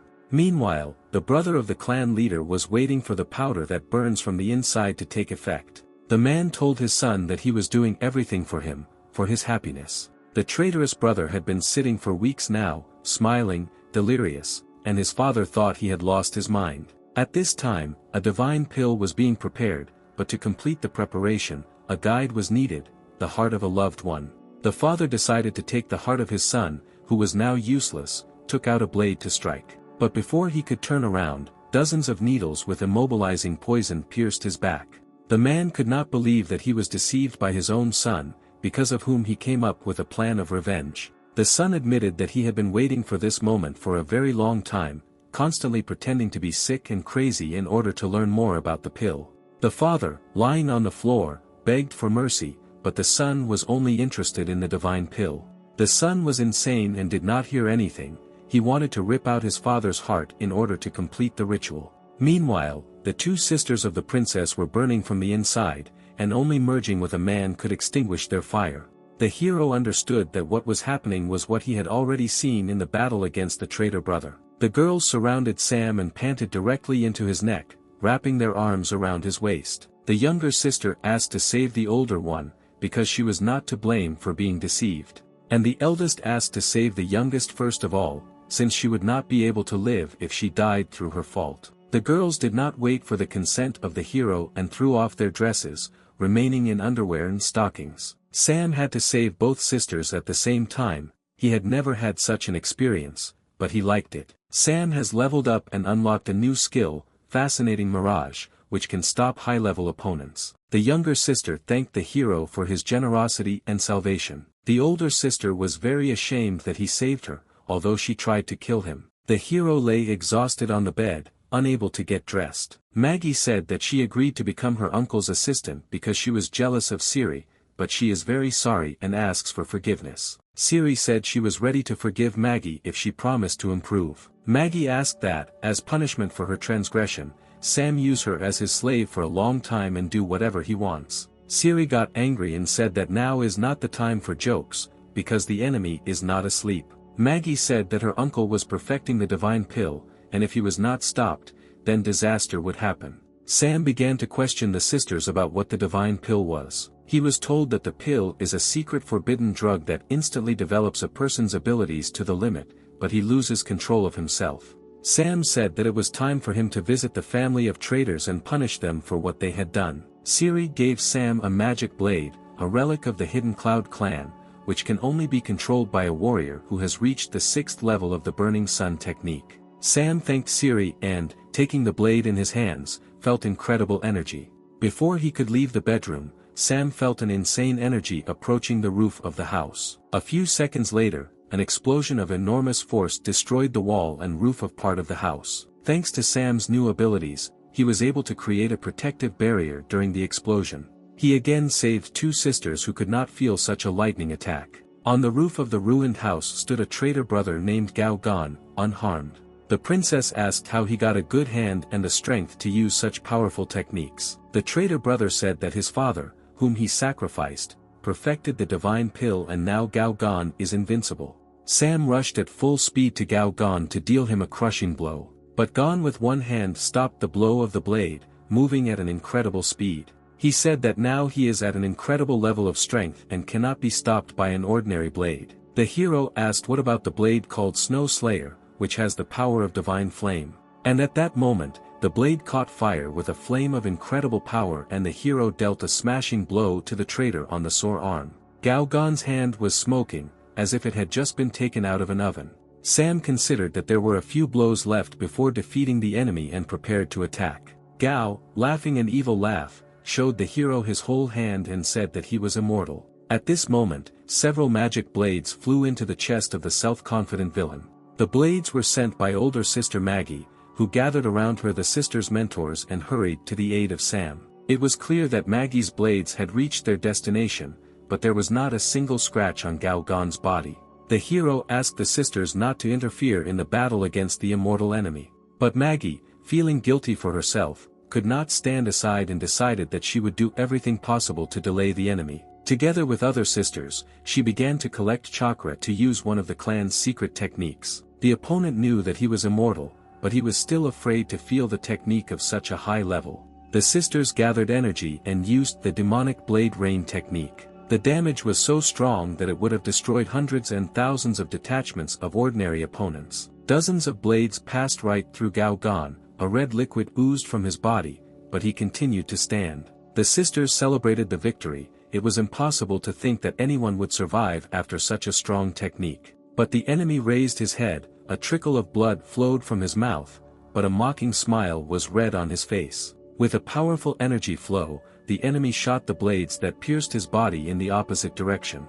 The girls had to defend themselves, no one expected such a turn of events. Maggie tried to rush to her sister's defense, but she couldn't. The immortal brother grabbed her by the throat and did not give her the opportunity to help the sisters. The enemy told Maggie that she had a chance to go over to his side and serve faithfully. But the girl refused the evil brother and called him a coward who could never compare with the main character. Then Gao Dan said that she had left him no choice and she would have to be killed, and after that, her vaunted Sam should be killed. At that very moment, Sam separated the hand of the traitor from his body with a magic blade and freed Maggie. Siri was waiting downstairs, helping her sister land without injury. The enemy was quickly able to grow a new arm and decided to destroy the hero first. Sam tried to play a joke on the opponent and tell him that success with women is about attractiveness and charisma, not strength. Sam combined the power of the magic blade and the Six Suns snow melting technique and delivered a direct blow to the opponent's chest. Gao Gan was sure that an ordinary blow would not be able to harm him, so he did not even try to defend himself. On the face of the hero it was read that his plan was a success and the arrogant enemy would soon regret their meeting. Gao Gan did not understand why his wounds did not heal, and vice versa, they became larger. The hero explained that thanks to the magic blade and the achievement of the 6th level of technique, he was able to put the energy of the sun into the opponent's body. After that, to incite solar energy, the hero struck another 10 blows with the blade at the enemy. The sun began to burn inside the traitor, his body blazed with fire, like a meteorite, began to fall to the ground, uttering strong cries. The princesses ran to the hero, fearing for his life, because he had spent so much energy. Sam, as usual, did not show it, because he did not want to look weak in the eyes of the sisters. But then, on the face of one of the girls, the hero saw unimaginable fear. Behind Sam, almost out of the ashes, a figure was rising, engulfed in flames. It was Gao Gan, the flame burning him and the immortal body became one. The hero without hesitation and plan rushed to attack the enemy blazing in the fire. The opponent produced a fiery wave of incredible power with a single movement of his hand. According to the hero's feelings, he fought no less than a demigod, who at the snap of a finger could destroy half the world. It seemed to Sam that every part of his body was torturing, and his internal organs were exploding. The enemy was furious. He asked Princess Siri why she continues to protect the weakling. Sam had a plan. He decided to play on the enemy's jealousy of Princess Siri, and he applied the recently learned technique of a bewitching mirage. Gao Gan kept yelling that normal techniques wouldn't work on him. In the mirage, the hero created a picture in which he and Princess Siri are going to study new techniques together in the same bed.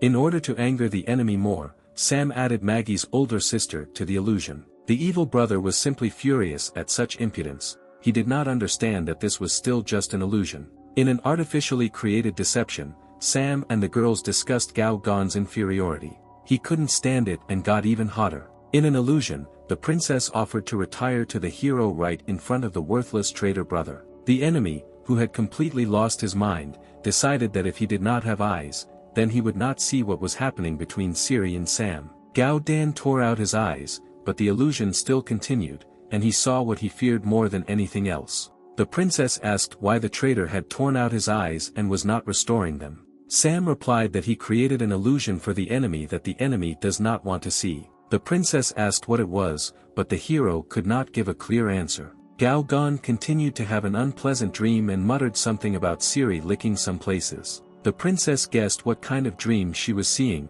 a traitor in love with her, and gave the protagonist a beating. 3 days have passed and we are shown a prison on the territory of the clan, hidden in the clouds. The chained traitor sees all the same vision, despite his lack of eyes. The head of the clan speaks of the unforgivable and terrible betrayal of the clan, whose memory will be the life imprisonment of Gao Gan. The master turns to the main character and says that he is going to give him the reign, as well as his beloved daughter Siri. The princess looks confused, but is very pleased with her father's words. Sam thanks the master, but says that he will not be able to take over the clan and marry the princess. The girl asks Sam why he doesn't want to stay with them. The hero replies that he has unfinished business and needs to hit the road. Sam went to the room to collect his things, but the master stopped him. He pounced on him to give him a paternal beating, as he became attached to his soul, because he always wanted to have a son.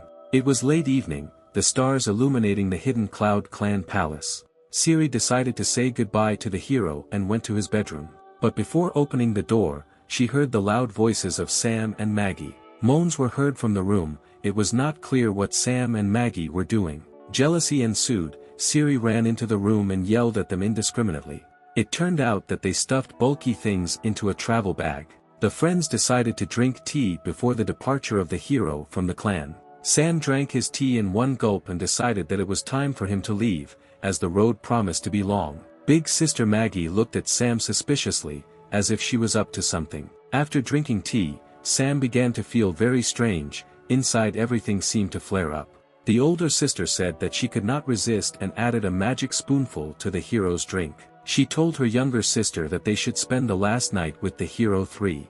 The sisters decided that they would not forgive themselves if they did not taste the hero's body before he left the clan. Siri was very shy, but she could not refuse a magical night with the hero. So the hero received an achievement in the conquest of Princess Siri, and also at the same time received a card from Princess Maggie.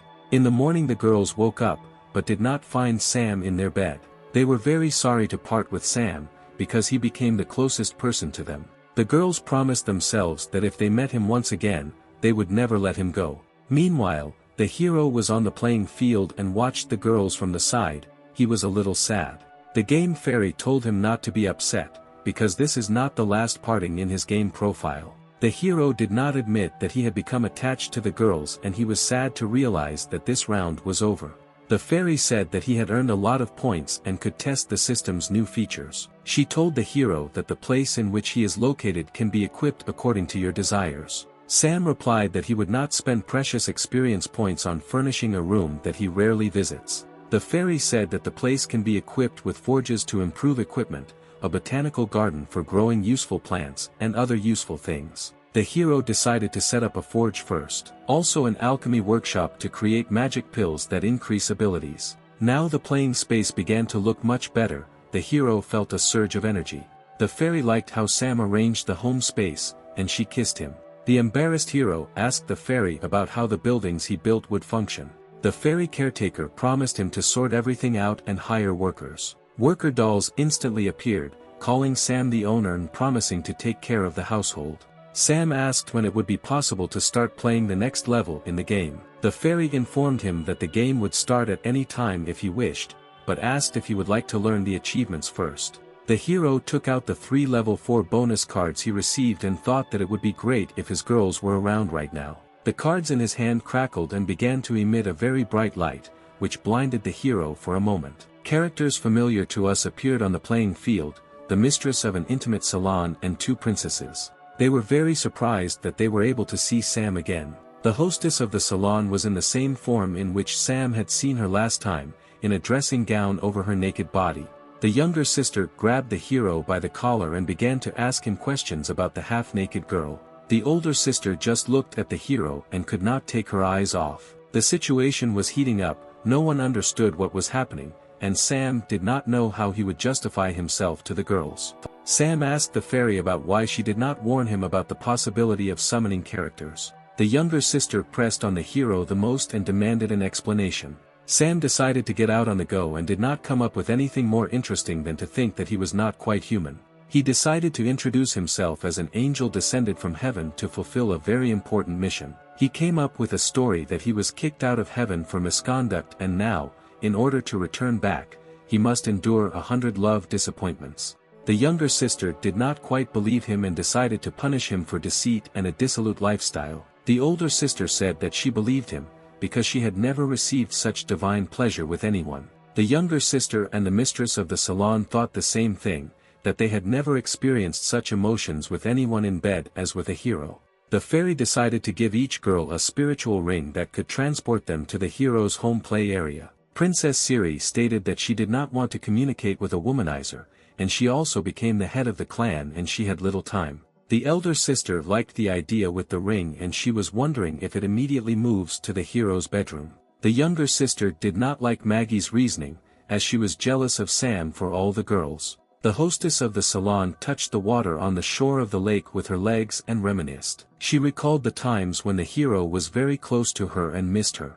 And then, as if by magic, the handsome Sam appeared. He greeted the girl and asked what she did after he left. She said that she traveled and studied the magical musical techniques of seduction. Sam asked her to demonstrate her skills on her favorite musical instrument. The girl picked up a jade flute and said that her playing could cloud the hero's mind. Sam said that his level is too high for the girl to harm him. The girl took the words of the hero as a challenge and decided to show him what she was capable of. The girl began to play, magic music was heard from the flute, a fire flared up inside the hero. The hero attacked the girl, not letting her finish the game, he could not control himself. Sam said that her magical flute playing had kindled a fire in his heart and he wanted to let her play his flute. The girl pretended that she was not ready now for a joint orchestra, but she herself really wanted to be in his arms. The girl decided to give herself to the hero and do as he wants, because their desires coincided. The girl played the flute while the hero gave them both pleasure. 3 days passed, the game assistants did their best to ennoble the hero's playing space. When the hero had a rest and adjusted his life in the home playing field, he decided to go to the next level. The hero asked the fairy if she could take him to the next level in a different way than the last time, so that he would not run away from the guards. The fairy noted that the landing point and personality of the hero are randomly chosen and wished him good luck. Sam again fell into the maelstrom of playful energy, sucking him to a new level. This time he was imprisoned in a dungeon with slaves waiting for an auction, they were about to be sold. His appearance changed, his nose and ears were sharp, it was not clear what kind of creature he was. Next to him in the cell, he saw beautiful creatures in rags, they had strange sharp ears, and some even had horns. A girl with yellow eyes and ears like a fox approached the hero and asked if he was all right. The hero did not answer, grabbed the girl by the ears to check if they were real. The girl asked him not to touch other people's ears, because they are very sensitive. The hero asked everyone what kind of creatures they are, if their ears are real. The girls replied that they were demi-humans who had been captured and were going to be sold at auction. We are shown the city of Gaia, where humans, demi-humans and demons live together and contribute to the development of the city. 500 years ago, a war broke out between people and demons and both sides suffered heavy losses, but people eventually won. After that, the Church of the Divine Color proclaimed people the highest race, and the demons the lowest, and even later the demons became slaves in the hands of people. The hero realized that he belongs to the demon race and asked why the demi-human girl was also imprisoned. The fox girl replied that people no longer reckon not only with demons, but also with half-humans, their villages are being captured, and they themselves are being taken prisoner. For the same reason, the rest of the girls from the Uzumaki clan, Horned and Slugs, are here. Sam said that he understands why they can kidnap beautiful girls from demons and demi-humans, but why they kidnapped him, because he is a man. The girl explained that men are considered even more valuable for kidnapping. After all, the richest ladies in the city can buy men and use them for their perverted fantasies. The hero thought that this is a very good plan. To get out of prison, you just need to please a rich lady. A girl from the Uzumaki clan said that she had not heard of any of the male slaves finishing well, because there is no guarantee that a wealthy perverted man won't buy it. The hero was upset and did not understand how to get out of prison and pass this level successfully. The hour of the auction came, the richest people of the city gathered in the hall. Masked rich men discussed slaves bought at past auctions, fed to dogs or killed in other ways because they misbehaved. The person conducting the auction represented the seventh lot. It was a very beautiful young girl from the cat clan, who was wearing a chic dress, and fear was in her eyes. The wealthy began holding up signs with their numbers and quoting prices ranging from $3 million to $6 million. One of the oligarchs with a plate number 599 said that one more cat was missing from his collection and offered $9 million. The deal for the cat girl was closed, and she entered the disposal of a wealthy gentleman. The master grabbed her hand tightly and was ready to take her to the room for carnal pleasures. He was impatient to try her. The girl attacked the master and bit him very hard on the arm.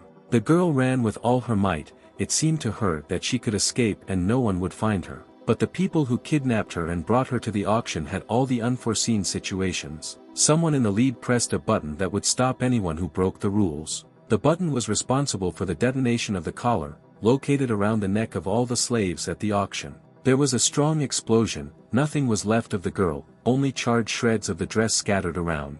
The hero was shocked by what was happening. He did not understand why it was necessary to kill the girl, because there are other ways of control. The fox said that this was the rule, since any animal that bit a person must be killed. The hero was very angry. He did not perceive what was happening as a game. He wanted to punish people who do this to demi-humans. The host said that everyone will forget this incident when they see a new lot that will impress everyone. He presented a character who looked amazing and carried himself on stage like a master, not a slave. Rich girls could not restrain their emotions. They were ready for anything to get Sam into their slave. Sam said that if someone wants to buy it, then he will have to buy 4 more demi-human girls standing backstage. The host asked how the slave dared to set his conditions, but the main character told him to shut his dirty mouth. The hero was very serious, and the host could not say anything to him in response. Using the charm technique, Sam said that he was going to serve the master well, who would buy him and his 3 girlfriends. The start of trading began with $70 million and in a few seconds reached $85 million. The mustachioed man in the mask made an indignant look, seeing how everyone was cursing over the goods. But then he jumped up abruptly, shouted that from today he likes men and he is ready to pay $150 million. A rich, beautiful lady in a short skirt intervened and made a $500 million bet. The girls were surprised at such generosity, but upset that they did not have such money to take such a beautiful slave for themselves. The host said that in such a case, all 5 slaves would become the property of Madame Ginevra. The hero himself was shocked that for a half-human of his race they were ready to pay such a high price. The lady looked at the hero with loving eyes and she was already impatient to realize her fantasies with his participation. We are being transferred to Madame Ginevra's domain. Late evening has come. The lady's maid asked the hero to take off his old clothes, take a shower and dress in decent clothes. The hero began to ask the maid about Madame Ginevra, about what she was like. The girl left the answer and said that the hero himself would soon find out everything from the lips of the hostess herself. The hero decided to go and change clothes in order to look as good as possible in front of the hostess. In the closet, he saw a lot of roleplay costumes and thought it would be interesting for him to see Mistress' skills.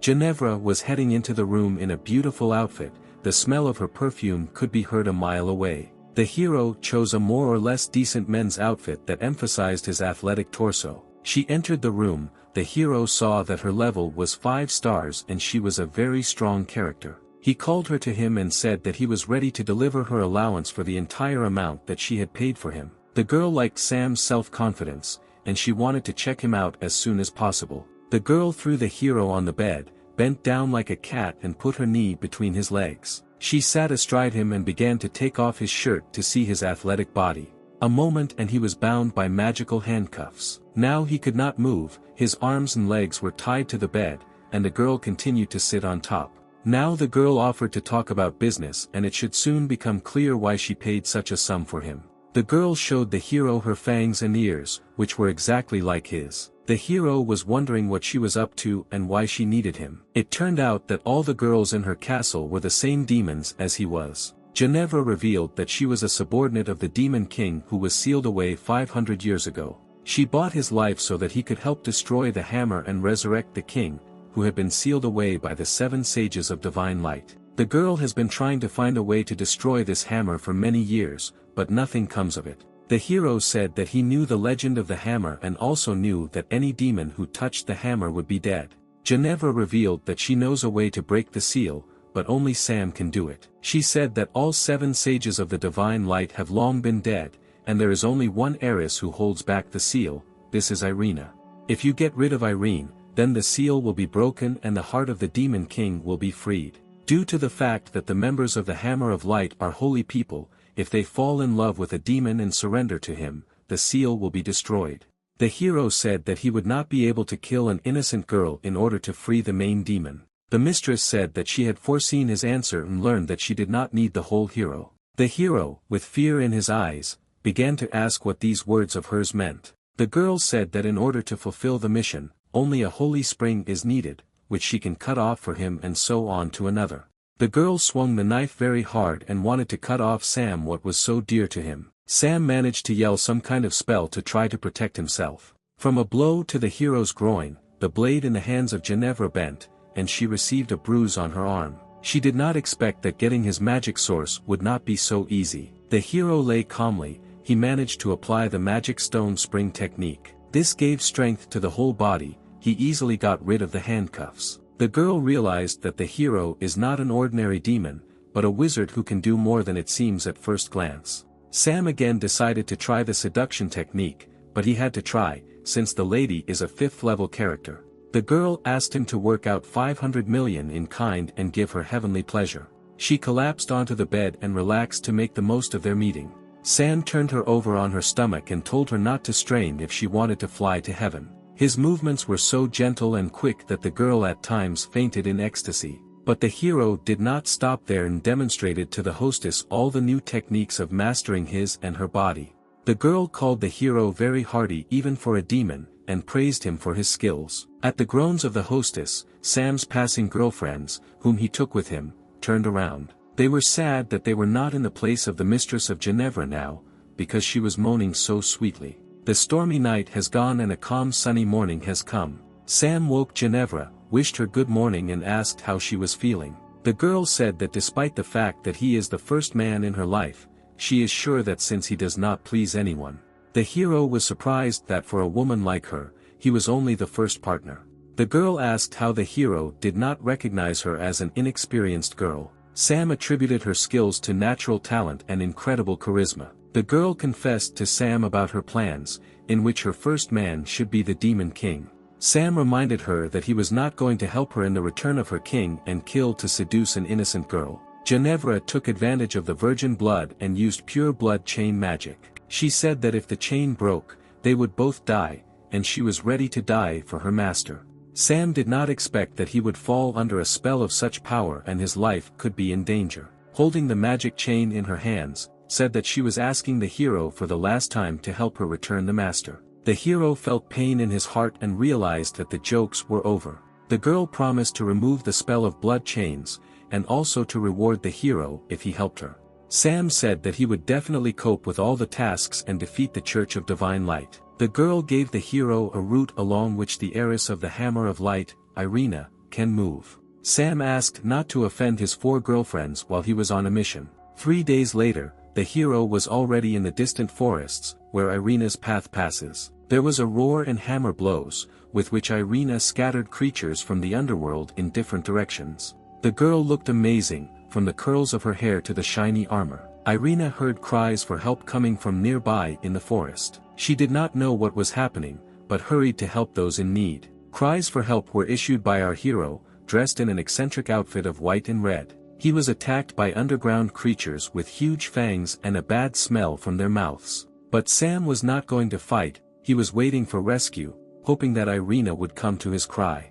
And his plan worked. Very quickly the same warrior, the heiress of the 7 saints, was approaching the scene. She struck the ground with such force that the soil left from under the feet of underground creatures. After the blow, none of them could get up. The hero did not check whether they were alive. The hero thanked the savior and introduced himself as a priest from the nearest village. The girl introduced herself as a holy knight from the Church of Divine Light named Irene. Sam replied that the goblins had infiltrated his village and kidnapped one of the villagers, and since the village could not afford to hire a knight, he went to rescue her. Irina said that despite his courage, he was not strong enough to deal with the goblins. The hero replied that he believed in the divine light, which in any case would bring justice, even at the cost of his life.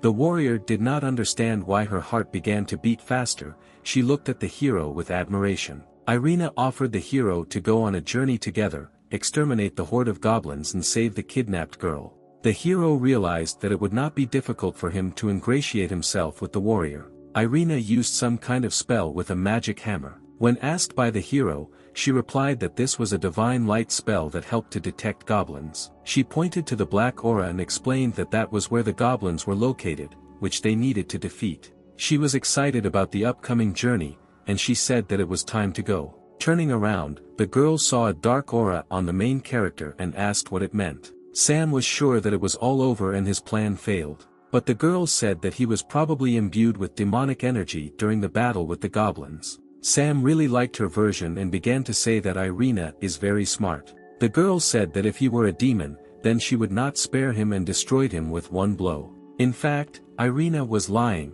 because a few years ago, when people destroyed the goblin settlement in the valley, she had such an opportunity. She found 2 small goblin children, but did not kill them, and she protected them from people with a divine light barrier. She helped them hide and thereby saved their lives. She herself did not understand why she did so. Now, together with Sam, they were in a cave in which it was very hot. The hero said that the goblins choose places near the volcanic mines, and also asked Irina to take off her armor so as not to get heatstroke. He didn't expect her to take his advice and start undressing so quickly.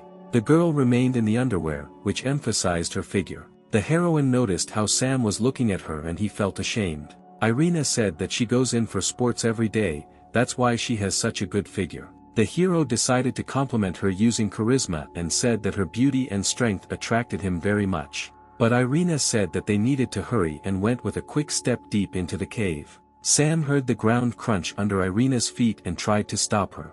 But it was too late and the warrior was already falling down into a deep hole. Having landed, Irina examined herself and realized that she had not been hurt. But she noticed that she stepped with her hands and feet into something dirty and nasty. The hero shouted that it was slimy acid and that they urgently needed to get out before the body dissolved in it. Irina was very frightened. The liquid burned her skin and dissolved her clothes. Sport stockings warrior Irina also began to dissolve. The hero tried to lend a hand to the girl in order to save her and pull her out of the pit with poison. He succeeded, but the girl still had poisonous mucus on her delicate skin. Irina tried to cleanse her skin with the divine light technique, but it didn't work out for her, and she thought that now she wouldn't be able to wear such revealing outfits, as the skin would be ruined. The hero said that magic is powerless here and you need to turn to folk methods. The hero was ashamed to admit that this was such a method. Irene had no time for embarrassment, because a few more minutes and her skin would no longer have its former beauty. Then the hero seated her on the ground and took her long, gorgeous leg closer to him. The girl did not fully understand what he was going to do to help her. The hero was worried, but could not allow the girl to be harmed. The hero began to lick her leg, each finger separately. He moved higher and higher, and the girl writhed in his strong arms. The hero continued to use his tongue. Irina could not restrain her emotions and control her body.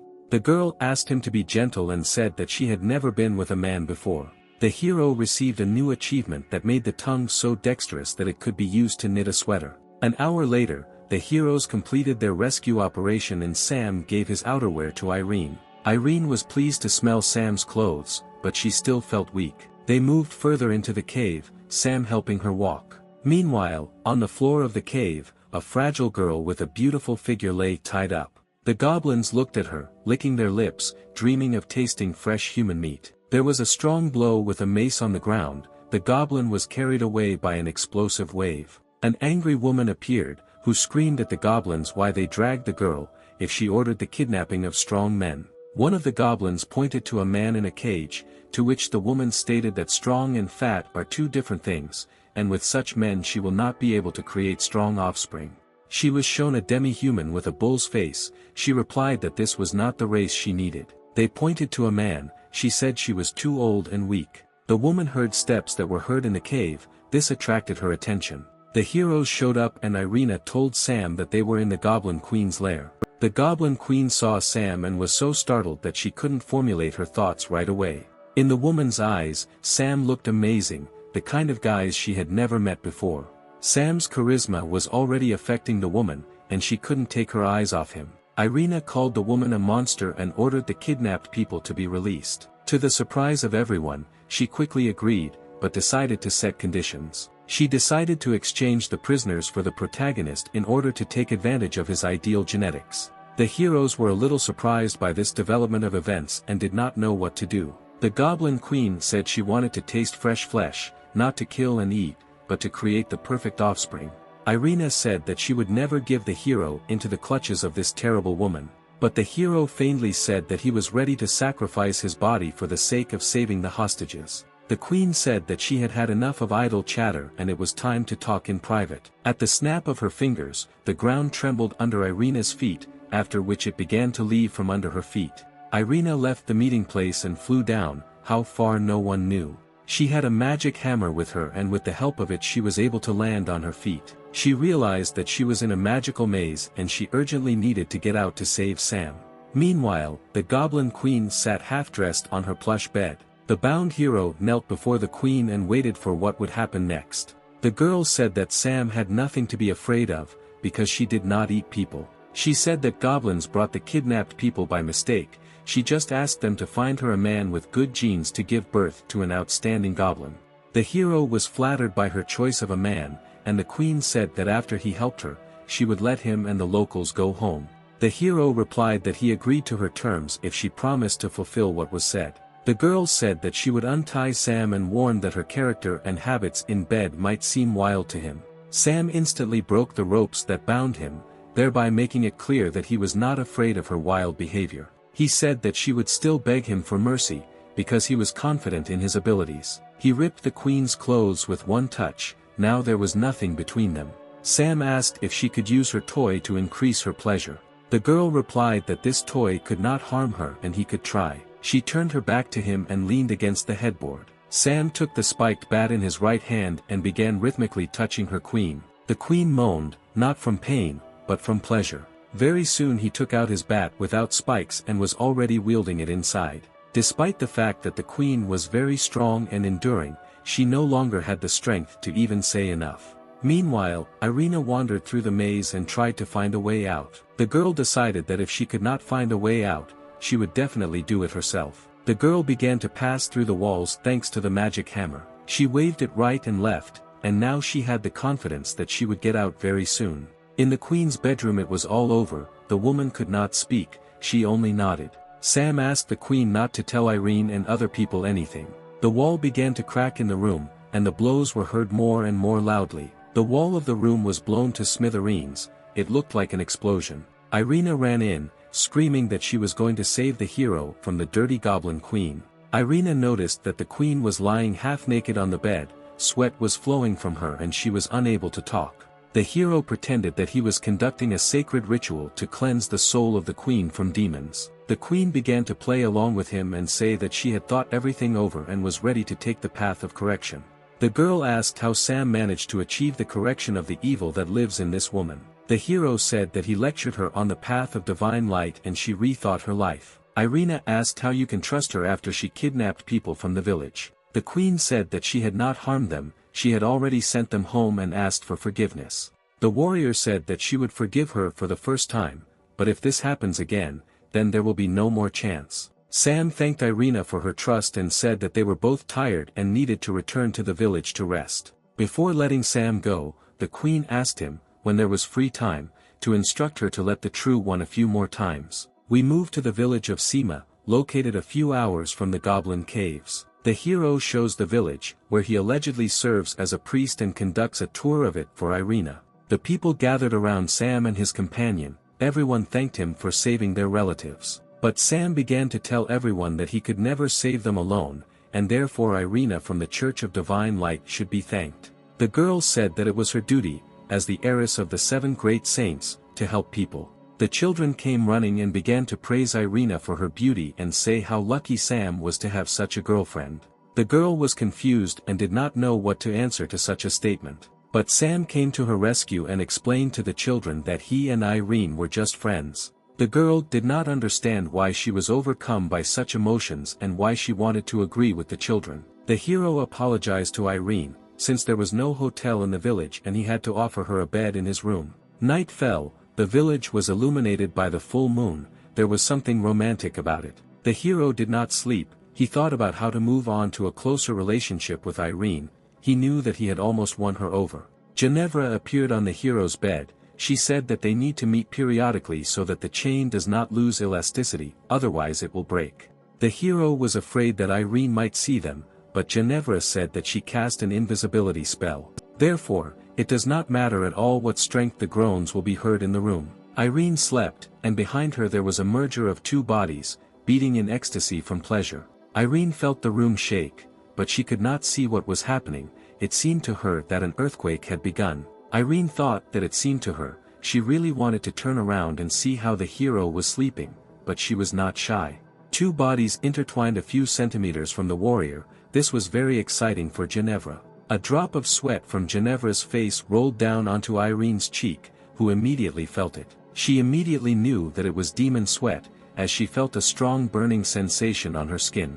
Irene jumped up and yelled that there were demons nearby and she needed to be ready for battle. Sam, hiding the girl under the covers, said that there was nothing to worry about, because no one could be here. Irene said that she could not be mistaken, because her body was subjected to divine baptism and is very sensitive to demons. The hero began to laugh it off and say that a demon could not fit in such a small room. Irene noticed that the hero had a red face and asked if everything was all right with him. The girl under the covers continued to test the hero for strength and did not let his body out of hers. The hero tried to prove with all his appearance that everything was in order, but a fire was burning inside. The girl said that she felt the demon's heavy breathing and would definitely find it. She noticed the hero's blanket rising and falling unnaturally. She rushed to the bed to rip the blanket off the hero and see what she was looking for. But there was no one under the blanket, the hero was as embarrassed as possible, but this was not noticeable in his body. Irene looked at the hero with big eyes, and began to stutter and stutter when she saw him without a blanket. Ginevra watched from the side, under the influence of the spell, she managed to escape, and now she thought that she did not want to leave Sam, even after the mission.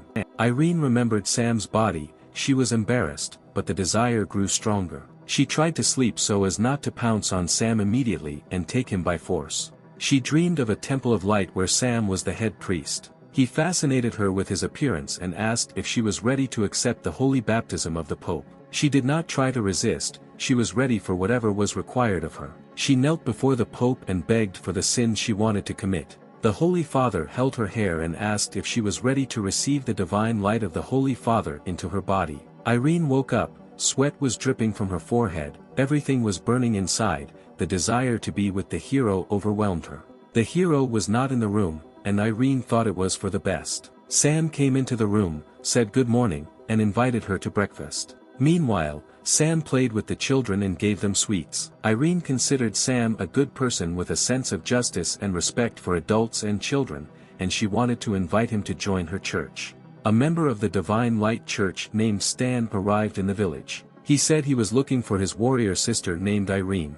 A little chicken ran up to him and soiled his shiny new leather shoes. Stan got angry and decided that whoever dared to humiliate him should not live. A loud pop of the soul was heard, a short whistle, and only a wet spot was left of the chicken.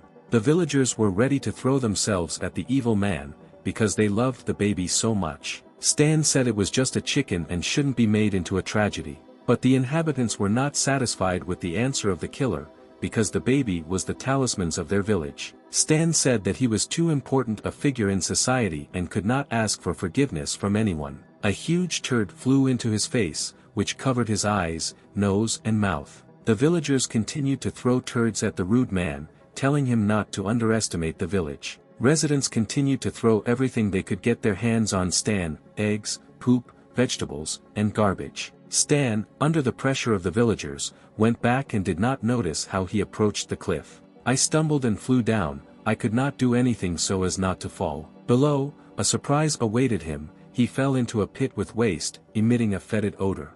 He was very angry and promised to punish all the villagers who defamed him. Near the garbage pit was Irene, who asked Stan what he was doing here. He replied that he was worried about her and missed her very much. She warned him not to come near, as his smell was like a mixture of dead animals and rotting vegetables. Stan told how the people of their village attacked him and threw him into a waste pit. The villagers asked since when can members of the Divine Light Church oppress ordinary people and kill animals. The hero said that the killed chicken was a symbol and a talisman of the village for several years, and if Stan does not apologize, the inhabitants will not calm down.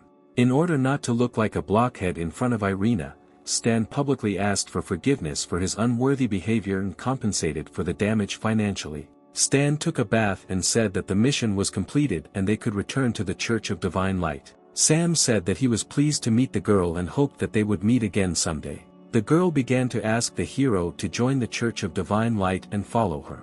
Sam said that he was a simple priest and not worthy to be near them, but inside he was glad that the plan worked. Stan began to talk about how not everyone can join the Church of Divine Light, much less the village priest. Residents intervened in the conversation and began to say that Sam is not just a priest, but the pride of the whole village. Irene said that everyone is equal before the Divine Light, regardless of origin and circumstances, and therefore she vouches for him. The hero promised to do everything in his power to justify her hopes. Stan agreed, but said that he would still have to pass the test on an equal footing with everyone else. Stan invited Irene to ride with him, and offered the hero a separate horse. But Irene refused the offer and said that she would go with Sam. Stan was worried about the fact that he ruined the impression of himself in front of Irene and now it will be difficult to restore it. Stan's horse fell and lost consciousness, he did not understand what had happened to her. The hero said that it was because of the stench from the garbage pit, which would not be washed off for several more days.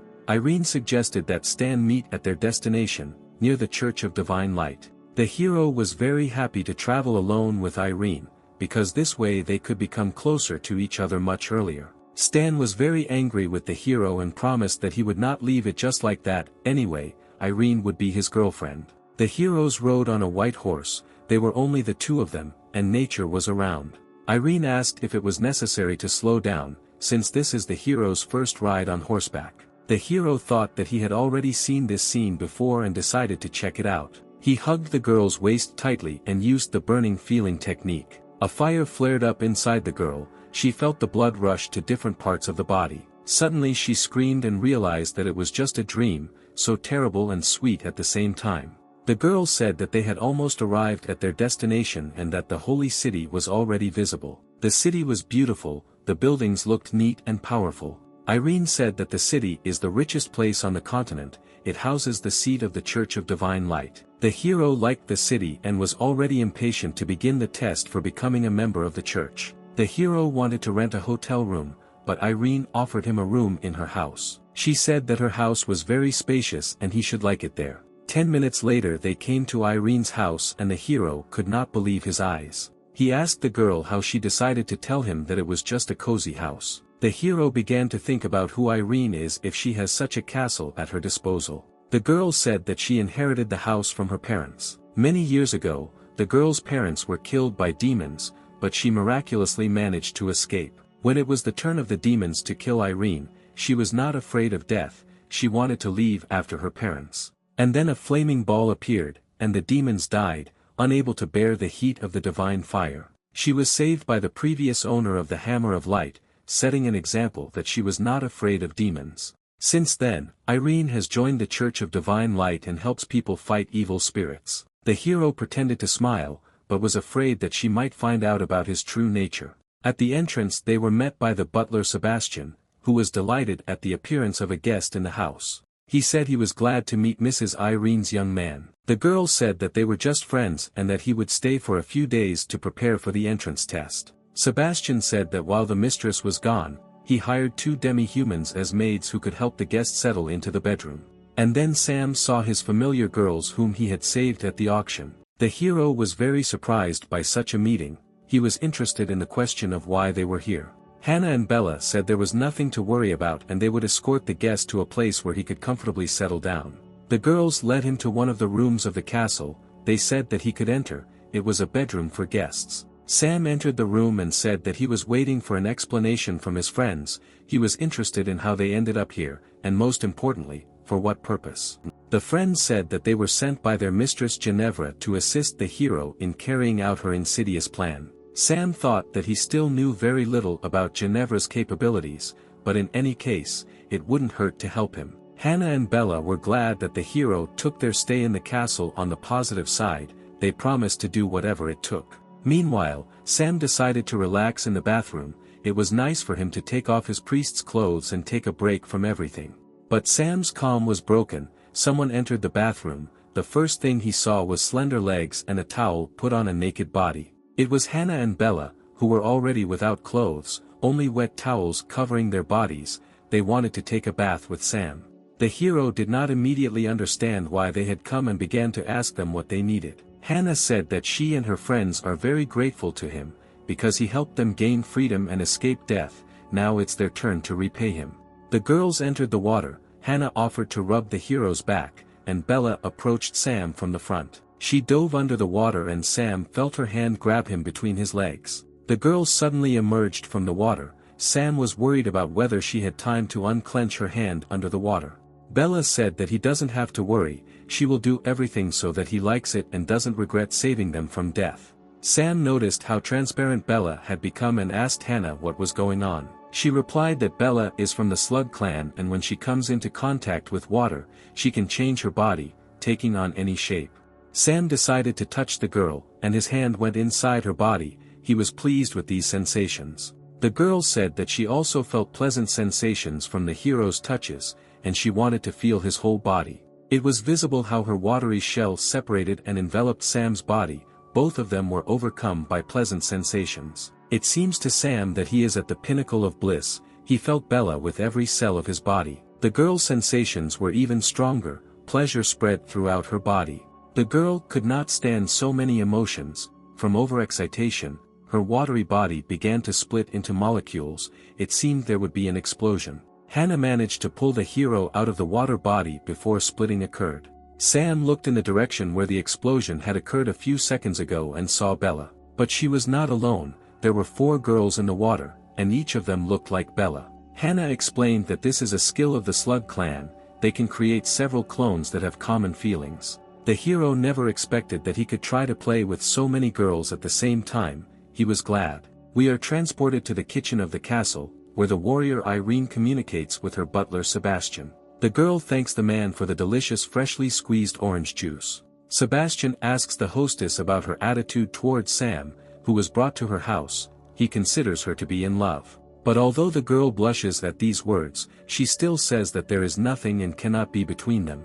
Sebastian looked at the family portrait of the mistress and her late parents, and remembered her mother's words that thanks to the red skirt, the gentleman fell under her spell. With sadness, Sebastian realized that he would never forget the expression on Irene's father's face when it came to his wife. The girl, meanwhile, left the kitchen, saying that she still had unfinished business and needed to run.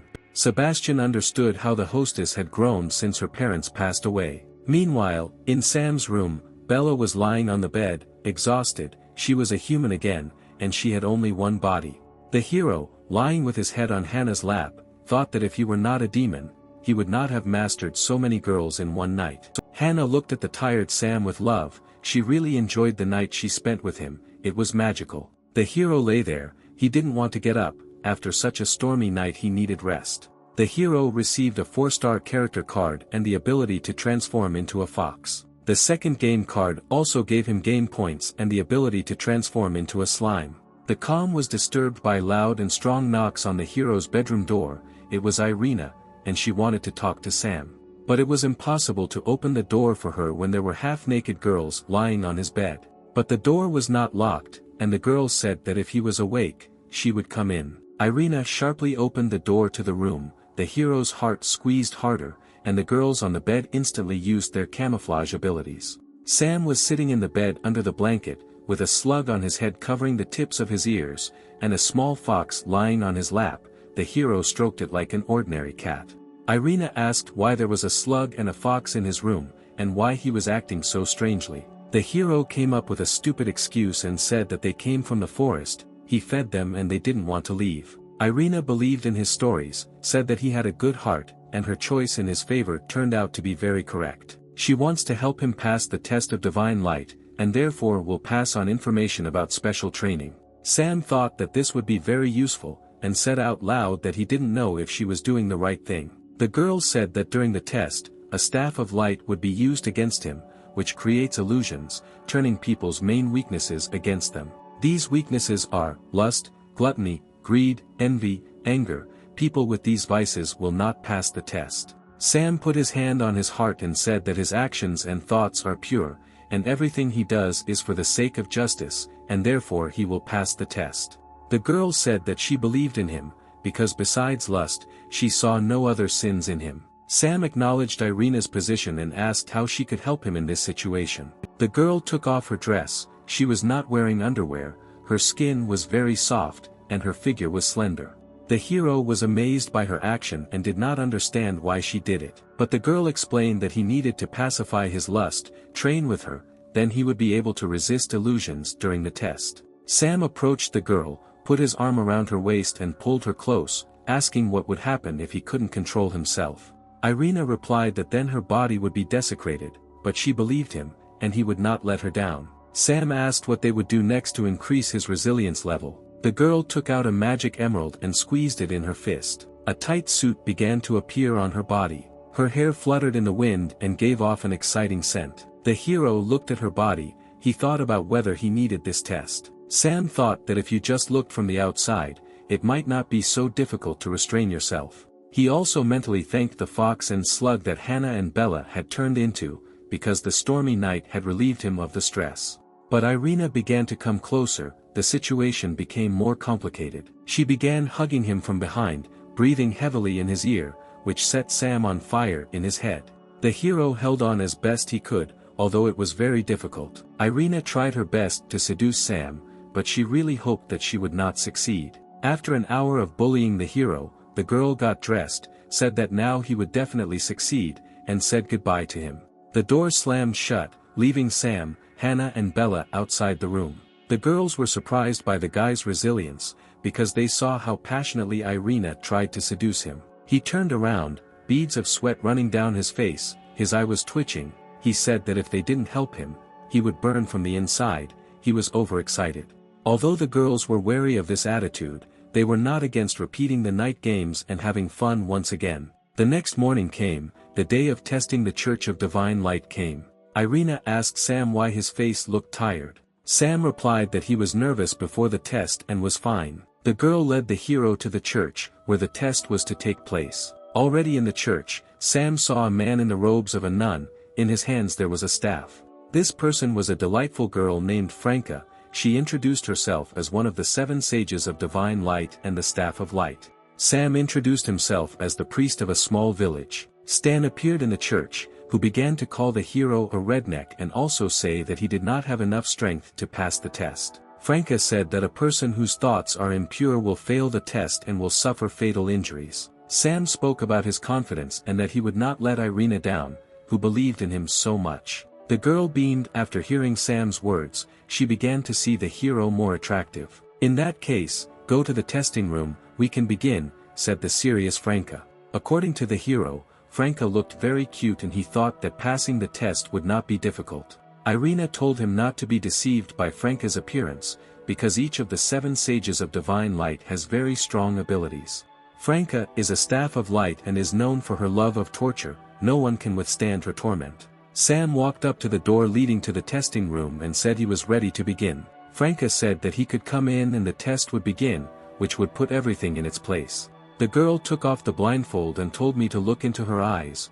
They were very unusual. Sam tried to compliment her eyes, but she cut him off. The girl talked about how she was wounded in a battle with demons and lost her sight. But divine light gave her the power to see through people. She found herself in Sam's inner world and decided to take a look around to see what he was like. Franca was very surprised when she was greeted. She was greeted by 5 model-looking guys, all of whom looked like Sam, but dressed in business suits rather than priestly robes. Inside Sam's world, the girl had different eyes and saw everything.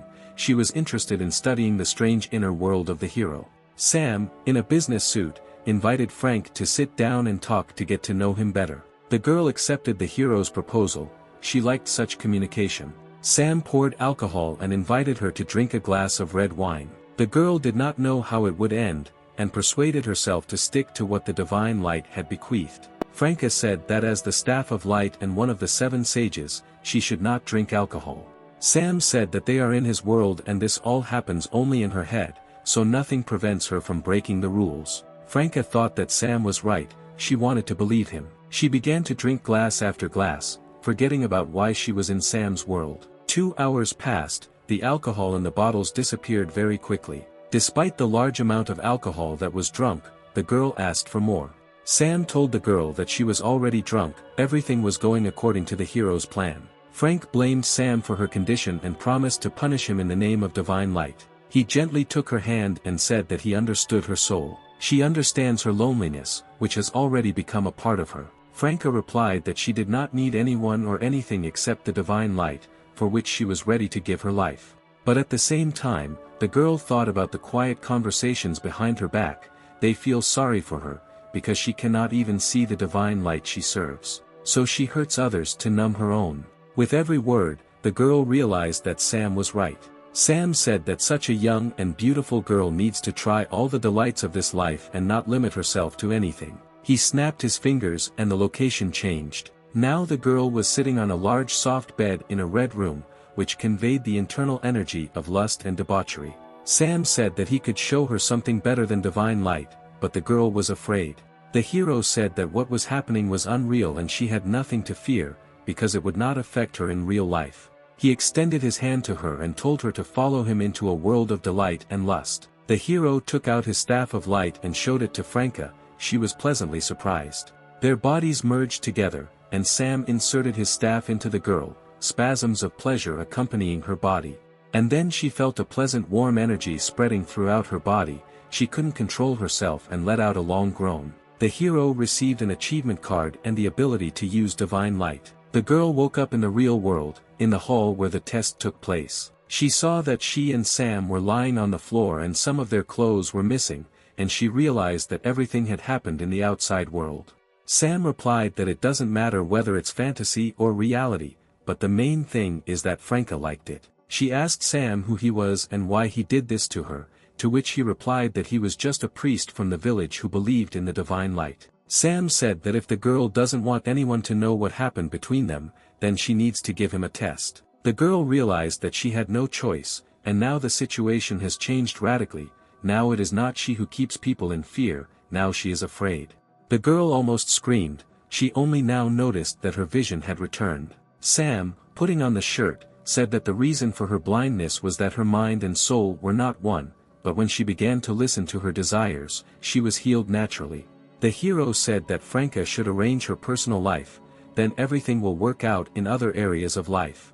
The girl was delighted with the meeting with the hero, and could not refuse him his requests. The two of them left the testing room, where Irina was waiting for them. Franca said that the test was over. Irina began to ask how everything went and what the outcome of the test was. Stan was prematurely happy. even offering to help take Sam to his village on his own horse. But Franco loudly declared that Sam's faith in the divine light was stronger than ever, and that he had passed the test. Irina sincerely congratulated the hero, said that she believed in him, and was very happy. Stan was very upset that Sam was able to pass the test and become closer to Irene. Irina also noticed that Frankie's vision had been restored and asked how she did it. Franca did not know how to tell anyone about this miraculous healing. Sam intervened and said that Mrs. Franca had been blessed with divine light for her devotion and sincerity. The lady replied that everything was so, her body was filled with divine light and healed. Irina was very happy and told Sam that successfully passing the test should definitely be celebrated. But Franca stopped them, saying that Sam had just joined the church and he needed to go there to accept the teaching. The hero said that if the instructions require it, then he agrees to go to church right now. Sam and Irina walked towards the exit of the castle. Stan angrily looked after them. He turned to Frank, said that he did not believe Sam's honesty, and asked if she had made any dubious deals with him. The girl replied that she respects Stan, but believes that he is minding his own business, since taking the entrance exam is her business. On the way to the church, Sam and Irina stopped at a cafe where a guy bought a milkshake from a cowgirl. She looked very attractive. Next, Irina invited the hero to go to her favorite clothing store. They were met by an attractive girl who greeted Irina and said that she had not visited them for a long time and asked what her boyfriend's name was. Irina sheepishly told the girl that she and Sam were just friends. The girl said that she understood her, because everything starts with friendship, and then invited her into the hall to choose purchases. When Irina headed into the hall, the girl quietly turned to Sam and said that he had made the right choice, because Irina was a very good girl. Irina asked Sam to come to the changing room so that he could help her. She couldn't fasten the clasp on the back and asked Sam to do it. She was very shy. She said that this dress size was just right for her last year, but now she can't button it up. The hero decided that this request would not be difficult for him and he would cope. However, the clasp did not give in to the hero and he decided to use magical power. He pulled the clasp with such force that he tore it out of the dress. It completely came apart and began to fall from Irina's beautiful figure. He did not expect that this could happen and now he did not know where to run so as not to run into Irina's wrath. The girl burst into a loud scream. She called Sam a pervert. It could be heard far outside the store. And Sam also received a punch in the face for his tricks. But it was a rush of emotion and the girl quickly regretted what she had done. She told the hero that she would meet him later and left. She was embarrassed. The hero once again thought that he needed to be more careful, because if Irina found out about his essence, she would definitely kill him. We are transported 3 days forward, to the place where Franca lives. The girl lets out a muffled groan, her strength running out. Sam says that with every prayer they share, his faith grows stronger. She can't say anything to the girl, she just nods her head. The hero has tired her. The hero notices that the girl is worried about something and asks him about it. The girl says that Stan is planning something bad and the hero needs to beware of him, because he is a very powerful sage of the Divine Church of Light. Sam said that he had nothing to fear, because Mistress Irina was next to him and Stan would not dare to harm him. The hero went to the castle across the street. It was late at night. He heard someone sneaking behind him and said out loud that the pursuer had better leave. He turned to look at the man who was following him. Behind him stood 5 men with weapons. They were aggressive. A fight could not be avoided. Based on their outfits, Sam determined that they were mercenaries, and they were following the instructions of the customer. And it was true. One of them, with a bald head, said that their task was to blow off his head. The hero decided not to give them a chance and to attack first. He used his magic. He called upon Princess Siri for help, throwing away her achievement card. Siri shows up and immediately reprimands Sam for throwing her card so hard. But after a few seconds her mood returns to normal and she asks how she can help him. Sam says that mercenaries who received a task from an unknown person want to kill him. The thugs do not take the princess seriously and invite each other to have fun with her before killing her, because she looks very attractive. The girl asked the hero if he wanted these stupid, impolite pigs to die. The hero said that she had the opportunity to have fun and train on weaklings. The bald gang leader told them to shut up and surrender or face a harsh death. The battle began. The long-haired bandit sent a fireball at the heroes. Princess Siri easily deflected his blow, cutting the ball in half. She was attacked by 2 other mercenaries, but she easily fended off each of them. Sam admired Sister Siri's fighting technique. She had noticeably become a better fighter. When suddenly another gang member crept up from behind and stabbed Sam in the chest with a long blade. He figured that if Sam died, the summoning technique would dissipate and Siri would disappear. However, after the blow, Sam's shadow clone dissolved, leaving the enemy stunned. The hero said that he knew about attacks from behind more than anyone else, and therefore thought out escape routes in advance. But the blonde did not give up. He said that the village priest could not defeat him and his gang, and was already flying at him with a knife in his hand. Sam weighed the pros and cons and realized that the enemy was counting on his magical power. And he decided to act hand-to-hand. With his right hand he drove into the enemy's jaw. The blow was so strong that the asphalt under the body of the fallen man broke in 5 places. Many bones were probably broken as the enemy could not move. Sam was clearly pleased with his knockout blow and felt that he was in good physical shape. Princess Siri also had everything ready. No one except the 2 heroes nearby could stand on their feet. The girl said that he should find out who was behind the attack, so as not to wait for a second time. Sam replied that he could guess who the customer might be and would look into this matter. The hero thanked Princess Siri and said that it was time for her to return to her world. The girl asked if he really considered her just a tool that he could use at any moment, without giving anything in return. Sam felt embarrassed and asked what he could do for her so that she would not consider him a bad friend. The girl said that if they spent the night together, he would not owe her anything and would be able to call her again if she needed help. We are transported to the hotel, where the manager asks the heroes if they have a preference for the love room. Sam said he wanted to try the most unusual room they had in the hotel. Princess Siri was embarrassed and surprised by such a hotel, which has unusual love rooms. Sam told the princess to put aside her worries and trust him, even though he himself didn't know which room they were going to. In the room they saw various oblong-shaped objects. The girl said that it was the first time she had seen such strange objects and was not sure that she wanted to use them. The object began to move and vibrate. Siri fell into a stupor and could not say a word. Sam said there was nothing to worry about and they would figure out how to use it as the evening went on. The girl lay down on the bed. She did not understand why she felt shame. We are abruptly transported to the Church of Divine Light, where Irina, Sam and Stan are standing.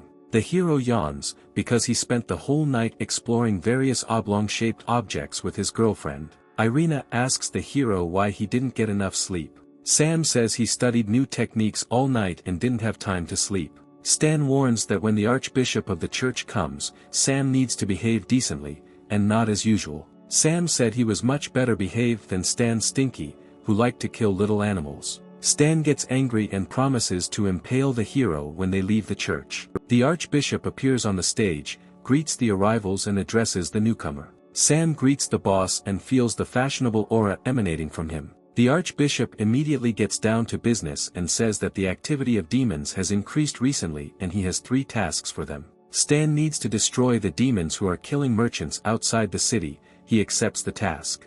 Irina's task is to track down the demons that live in the city and destroy them. The girl accepts the task. The hero is sent to the Red Moon nightclub. Without finishing the task, he immediately accepts it. Then he realizes that he has already heard about this club and asks again about the task. The archbishop says that he has information about the sale of demon slaves in this club, and his task is to prevent transactions from happening and demons from entering their city. Irina asked why Sam had such a difficult task. The main one replied that the Church of Divine Light does not need useless people, and if she believes in him, then he will cope.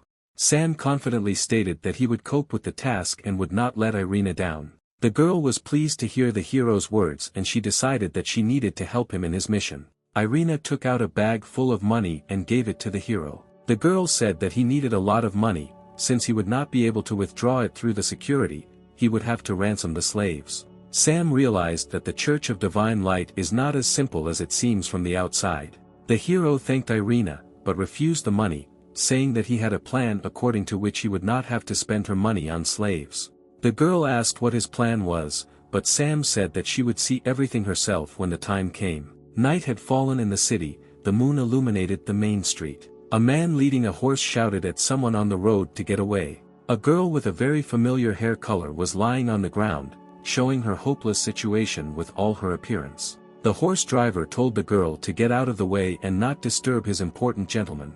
An obviously rich gentleman, covered in gold chains, looked out of the carriage and asked what was happening. The girl apologized, saying she had no choice. And she began to make eyes at the gentleman, using the magic of charisma. The man immediately fell in love with the attractive person. The carriage was moving towards the Red Moon nightclub. The carriage shook all the way, either from the bad road or from something else. The horse driver listened all the way to the sounds coming from the carriage. Upon arrival, a man got out of the carriage, but as you already understood, it was our hero, who turned into a rich gentleman and told the servant not to enter the carriage, since the girl was resting. Sam was glad that his plan worked, and now he, in the guise of a rich man, will be able to participate in the auction. Meanwhile, the gentleman himself was resting in the carriage. At the reception, the girl recognized Mr. Stone, because he was a regular customer of their establishment and loved to spend time with their slaves. Sam, in the guise of Stone, said that he needed what he always needed. And now he was already lying in the room and waiting for the girls who were about to arrive. Two half-naked girls entered the room and said that they missed Mr. Stone. While he was not listening, they said that it was very easy to make money on him, because entertainment with him lasted only a few minutes. The hero thought to himself that today they would not be able to get their honestly earned money so easily. An hour later, Sam called the manager and said he needed help. He said that the girls she sent to him did not cope with their mission and passed out earlier than he needed, and asked if there was fresh goods. The manager replied that the client's desire is law for them and they will be able to help him with his problem. She invited him to the dungeon, where new slaves were sitting behind bars. She showed him 3 tied-up girls who had very short dresses. She said that these demons are a very rare race and asked which one he wanted to choose. Sam said that it was not serious to offer such a rich gentleman only 1 girl and he would take 3. The girl asked how he was going to pay, in cash or by check. Sam said that he would pay with a check for any amount, because money is not a problem for their family. The girl asked Sam, in the guise of Mr. Stone, if he could buy her if he had so much money. The hero said that he could buy it next time, but now he asked to pack these 3 girls. The girl said that she would go get their clothes, and in the meantime he could get to know them. Sam walked up to the cage and told the girls he wouldn't hurt them. The girls were afraid of the hero, because everyone who wanted to buy a slave said that they would not cause harm. Then Sam took off his mask for a while and told them that he was a demon like them, and had come to save them. The girls were very happy about the amazing rescue and thanked the hero. Sam said there was nothing to worry about and they would be free soon. The manager returned with the clothes, but Sam completely forgot to return to the guise of Stone. There was silence. Sam used charisma magic and ordered the woman to submit. The manager obeyed and sat down on her knees in front of the new owner. Sam turned into Stone, told the girls to change clothes and follow him, and act natural. When Sam was leading the girls, other club guests were jealous of the amount of money he could afford to buy 3 slaves at once. Sam pretended to be a tough gentleman and rudely answered and asked why they were looking at him like that. They left the club. The hero's plan was a success and now they needed to go to a safe place. But then the real Mr. Stone appeared and began shouting that the imposter needed to be stopped and the slaves returned. Sam realized that he had been discovered and there was no need to hide anymore. The hero and the girls began to run away, with the nightclub security chasing after them. Irina walked by and asked what Sam was doing here. The hero shouted that he needed help and would explain everything later.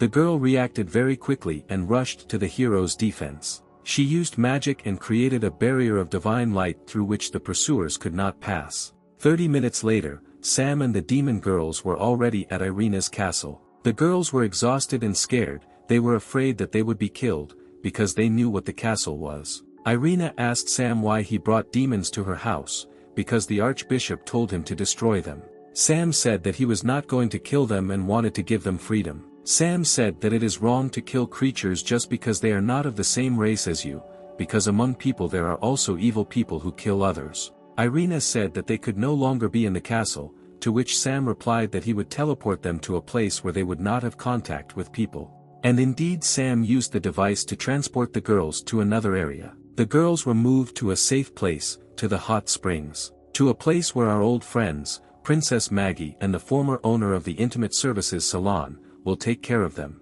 The princess looked at the girls. They were confused. The girls did not know what awaited them, but the situation was favorable. Sister Maggie said that she would teach them how to survive and that they should not be afraid of her. She began training the girls one at a time, with the goal of increasing their stamina to further satisfy Brother Sam. We are transported to the house of Franco's sister, where the hero arrived. The girl says that he is in danger because he failed the first task and did not destroy the demons, as the Archbishop bequeathed. The hero says that that's why he came to her, to ask for help, and also to connect him with the Archbishop for a conversation. The girl says that he is lucky and he can atone for his guilt, since today the only daughter of a rich businessman was kidnapped, and if he saves her, he will be forgiven. Sam was very happy about this situation and asked Franca to tell him more about what happened. The girl put her stockinged foot on the hero's shoulder and told him not to worry, because she could help him. Franco said she was trading information about the businessman's daughter for a sensual and gentle foot massage. Sam said that the mistress will be pleased, because giving girls pleasure is the meaning of his spiritual path. Loud female moans began to be heard from the room. The parishioners heard that they were coming from Franco's bedroom. People said that Franco was punishing infidels for the safety of all believers. The girl held her mouth with her hand, barely holding back a scream, waves of pleasure convulsively spreading throughout her body. Sam decided to play a joke and said that in the eyes of people she is still the same saint as she was before meeting him. Franco replied that nothing has changed since then. He just opened her eyes and now she sees the path of divine light even better. The hero said that it was time to discuss information about the stolen daughter of a businessman. The girl said that with the help of her magical vision and magic she found out the location of the kidnapped girl. She is in the lair of a gang that calls itself Razor. We cut to the Razor gang building, where Sam is already trying to come up with a plan to break in. The hero decides to use a plan that always works. Cotton, a smoke screen, and we understand that Sam is turning into an attractive girl. He, in the guise of a girl, approaches the entrance to the building, and he directly asks the guards how he can find the Razor gang. It is worth noting that Sam chose a very elegant appearance in order to save the girl as quickly as possible. The security confusedly asks the beauty why she needed the Razor gang. Sam decided to come up with the most elegant lie, and said that the leader of the gang invited him, and if he didn't show up on time, they might get hurt, so they needed to let him through. But the guard turned out to be not so simple. He knows that his owner does not bring girls home, but goes to have fun outside his borders. Sam has to use the skill of seduction to prevent the situation from getting out of control. The men thoughtlessly decide to listen to the hero and let him in. Sam, in the guise of a girl, thanks the guards and goes into the house. Sam walks through the house and notices how huge it is and what extensive renovations it has. Sam notices two large men guarding the door to the room and decides to go through that door. Sam greets the men and calls them handsome, and asks them if they would like to spend their time with health benefits. Men also easily fell for the hero's charisma in the guise of a beautiful girl, and while they were unconscious and drooling, he knocked them to the floor with 2 knockout blows. Sam burst into the room where the prisoners were and said that he had come to save them. 2 girls in short dresses, one younger, the other older, were sitting tied up on the floor. Sam began to untie the young girl, who he thought was the daughter of that same rich businessman. But when he released her mouth, she screamed that the second girl needed to be freed first. The hero smiled and said that he would save the maid too. They were no longer in danger. But the girl shouted that the maid was her, and the tied girl was the daughter of a businessman. The hero did not understand how he could be so mistaken, because the first girl looks younger and more beautiful than the second. The girl shouted that she was also beautiful and young. Sam apologized using his charisma skills and the girl stopped screaming. Sam assumed that the girl was beautiful. She just got hit in the face for a very long time. The businessman's daughter said that no one beat her and that this was her usual appearance. Then Sam decided to buy the floating fist skill, which can edit people's appearance. He grabbed the girl, pulled her towards him and swung as hard as he could. He struck dozens of blows in the face of the businessman's daughter. She began to feel dizzy and asked the hero to stop.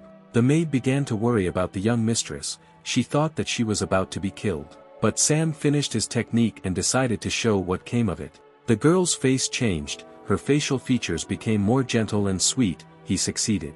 The maid was shocked by such changes. The businessman's daughter noticed this and angrily asked her if she really thought she was ugly. Popping noises were heard and someone entered the room. It was the boss of the knife gang. He asked Sam how he dared come to his house and try to take hostages. Sam suggested that the gang leader go out and talk like men, to find out who is more right. The leader asked who he works for and whether he even knows how to fight. Sam said that he works for the Church of Divine Light, the head of which is the Supreme Archbishop.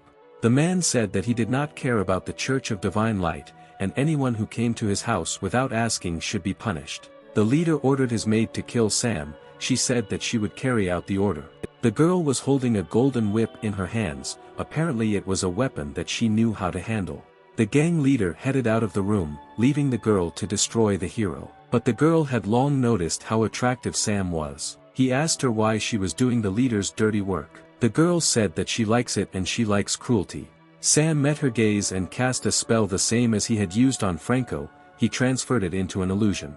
The girl stood in a brightly lit room all alone and wondered where she had ended up. Sam said that now she is in his power and will play by his rules. The girl turned out to be very self-confident and said that such tricks would not work on her. However, Sam, using his powers, took her whip, tied her hands and hung her from the ceiling. Her legs trembled. She began to beg Sam to take her by force. The fire of desire flared up inside her.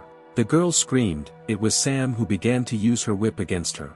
The hero said that he would allow her to enjoy cruelty if she so desired it. The girl said that even if he hit her 10,000 times, she would not ask for mercy. 2 hours later, the girl received almost 3,000 blows from the whip, but the girl continued to laugh. It seemed that she liked it. Another hour later, the girl came to the chief's office to report on the work done. Her appearance excited the gang leader. He asked if she liked having fun with the young guy.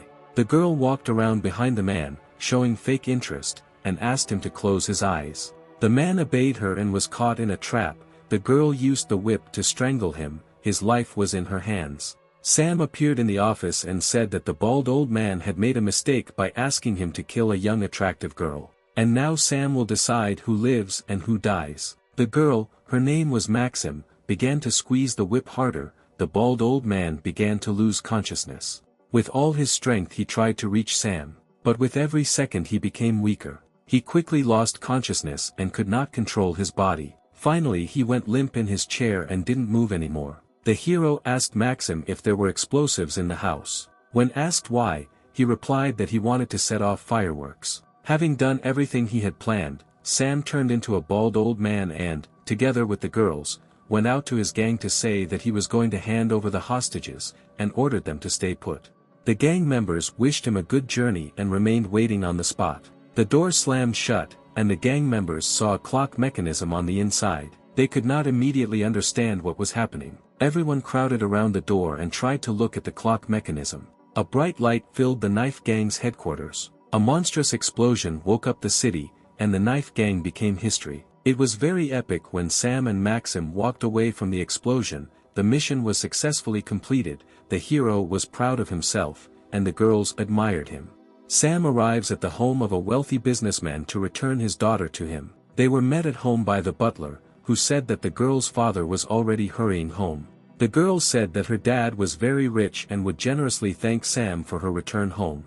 The hero said that this was not necessary, but he himself remembered that he had changed her appearance beyond recognition, and now it is unknown whether her father will now recognize her. The door swung open and the girl's father ran into the house. Yes, this is the same Mr. Stone who likes to have fun with girls of easy virtue. The hero was also a little shocked by the realization that he had just recently been left tied, naked, and gagged in his carriage. Mr. Stone began to cry, hugging his daughter, and saying that he would not be able to live further if something happened to her. The only thing Sam didn't understand was how he recognized his daughter when her appearance completely changed. The man replied that any parent would recognize his child among thousands of others. Their family also has a distinctive mark, star-shaped birthmarks on their necks. The man began to take a closer look at Sam and asked where he could see him. Sam said that there are a lot of people in the world who look alike, and he is sure that he is seeing Mr. Stone for the first time. Stone's daughter said that whether they had seen each other before or not does not matter, now the main thing is to thank the hero for saving her life. Stone said that in honor of saving his daughter he was organizing a banquet today and inviting Sam, where he would give him a big gift. Sam accepted the invitation and said that he would definitely attend the celebration. Meanwhile, at Stan's house, the maid brought him a fresh newspaper with news. On the front page he saw the man he hated most. Every news of his victories aroused Stan's ire. He crumpled up the newspaper and threw it at the wall. He believed that it was inappropriate for a smelly hillbilly to act on behalf of the Church of Divine Light. He took out his anger on the demon slaves chained to the wall in the basement of his house. The girls asked to stop, begged for mercy, but Stan began to beat them even harder, saying that they were unworthy to live. All this was observed by a servant girl who wanted to stop the violence. In her hands was a small mirror. Meanwhile, the hero returned to the castle. He called his girlfriends to him. He asked the girls to help him prepare for the evening event. They were glad to be useful to the master. They quickly moved into the room, and the girls said that they wanted to relax him first. Sam didn't immediately understand what they were hinting at. But the girls had already decided that the gentleman should be pleased. They immersed him in their magical illusion. He felt good. In the illusion, the gentle water caressed the hero's body, but in the present, one of the girls made him feel good. Sam received the next achievement card and with it the Bull Rush skill. And the next card with the Dragon Transformation skill fell into his piggy bank. A girl from the Dragon clan said that the hero needs to contact Ginevra in the evening via a magic mirror, and be careful so that no one sees it. The hero asked her this magic mirror was. The girl said that she was in a hurry when she was getting ready here and forgot it in the toilet. Sam didn't know how to react to this, but there was nothing he could do. He had to go to the toilet. In the toilet, he opened the lid of the toilet and saw a golden mirror glued to the inside. Ginevra appeared in it and greeted Sam, her appearance stern. The girl was clearly angry. She called him a poorly educated demon who doesn't even know about magical objects, like a magic mirror. The hero still found it funny, because Ginevra didn't know from which part of the room she was talking to him now. The girl said that a few days ago, the scout troop was attacked by the Divine Light Sword, and the entire army was destroyed, except for the 3 demon girls. They were captured and taken to the Divine Light prison. She said that this was done by Stan, who keeps them in his dungeon and mocks the prisoners, and is also preparing a conspiracy against the hero. She found out this, since her spy was able to get into his house. Sam told Geneva to be very careful because this guy has a good nose for demons. The connection was interrupted. This could have happened if someone entered the room where Sam was negotiating. The butler entered the toilet. He was very surprised that Sam was sitting over the toilet. He asked what he was doing. Sam said that he felt sick, so he sat down near the toilet. The butler sympathized with him. The time has come to celebrate the miraculous rescue of the daughter of a wealthy businessman. The hero was dressed in a very beautiful and expensive suit, which made him feel not very comfortable. Irina reassured him, saying that he did not need to worry around her, because everything would go fine. She was wearing a gorgeous dress with a deep slit on her right leg and she looked amazing. Stan appeared in a business suit, complimented Irina and bowed.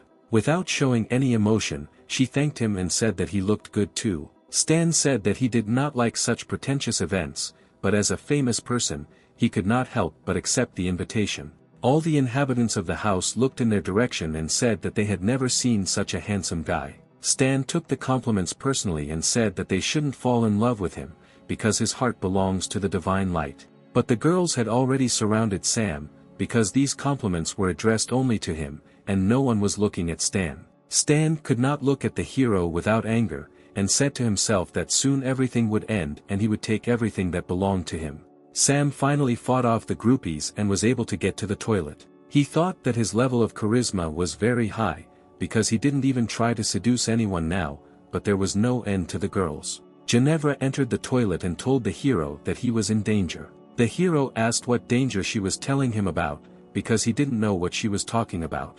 The girl said that Stan received evidence that Sam participated in the slave auction, and Stan is going to make this information public at the holiday in front of everyone.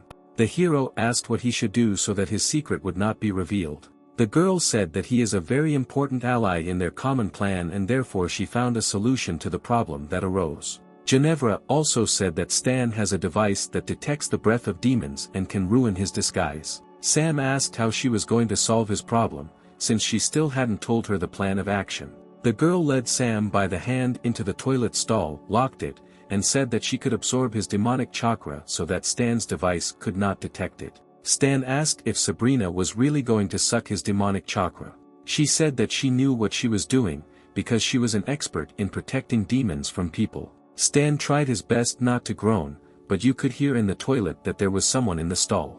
At this time Stan came into the toilet. He was thinking about how sweet a victory over this village upstart would be. He heard moans coming from the toilet stall and became wary. He began shouting to the entire toilet, calling for whoever was hiding in the toilet stall. Sam came out of the booth. He began to clap his hands and say that he had heard about Stan's great plans. Stan said that his knowledge of this situation will not help him in any way, it will still reveal his true face. Sam did not argue with Stan, but simply said that he should be more careful.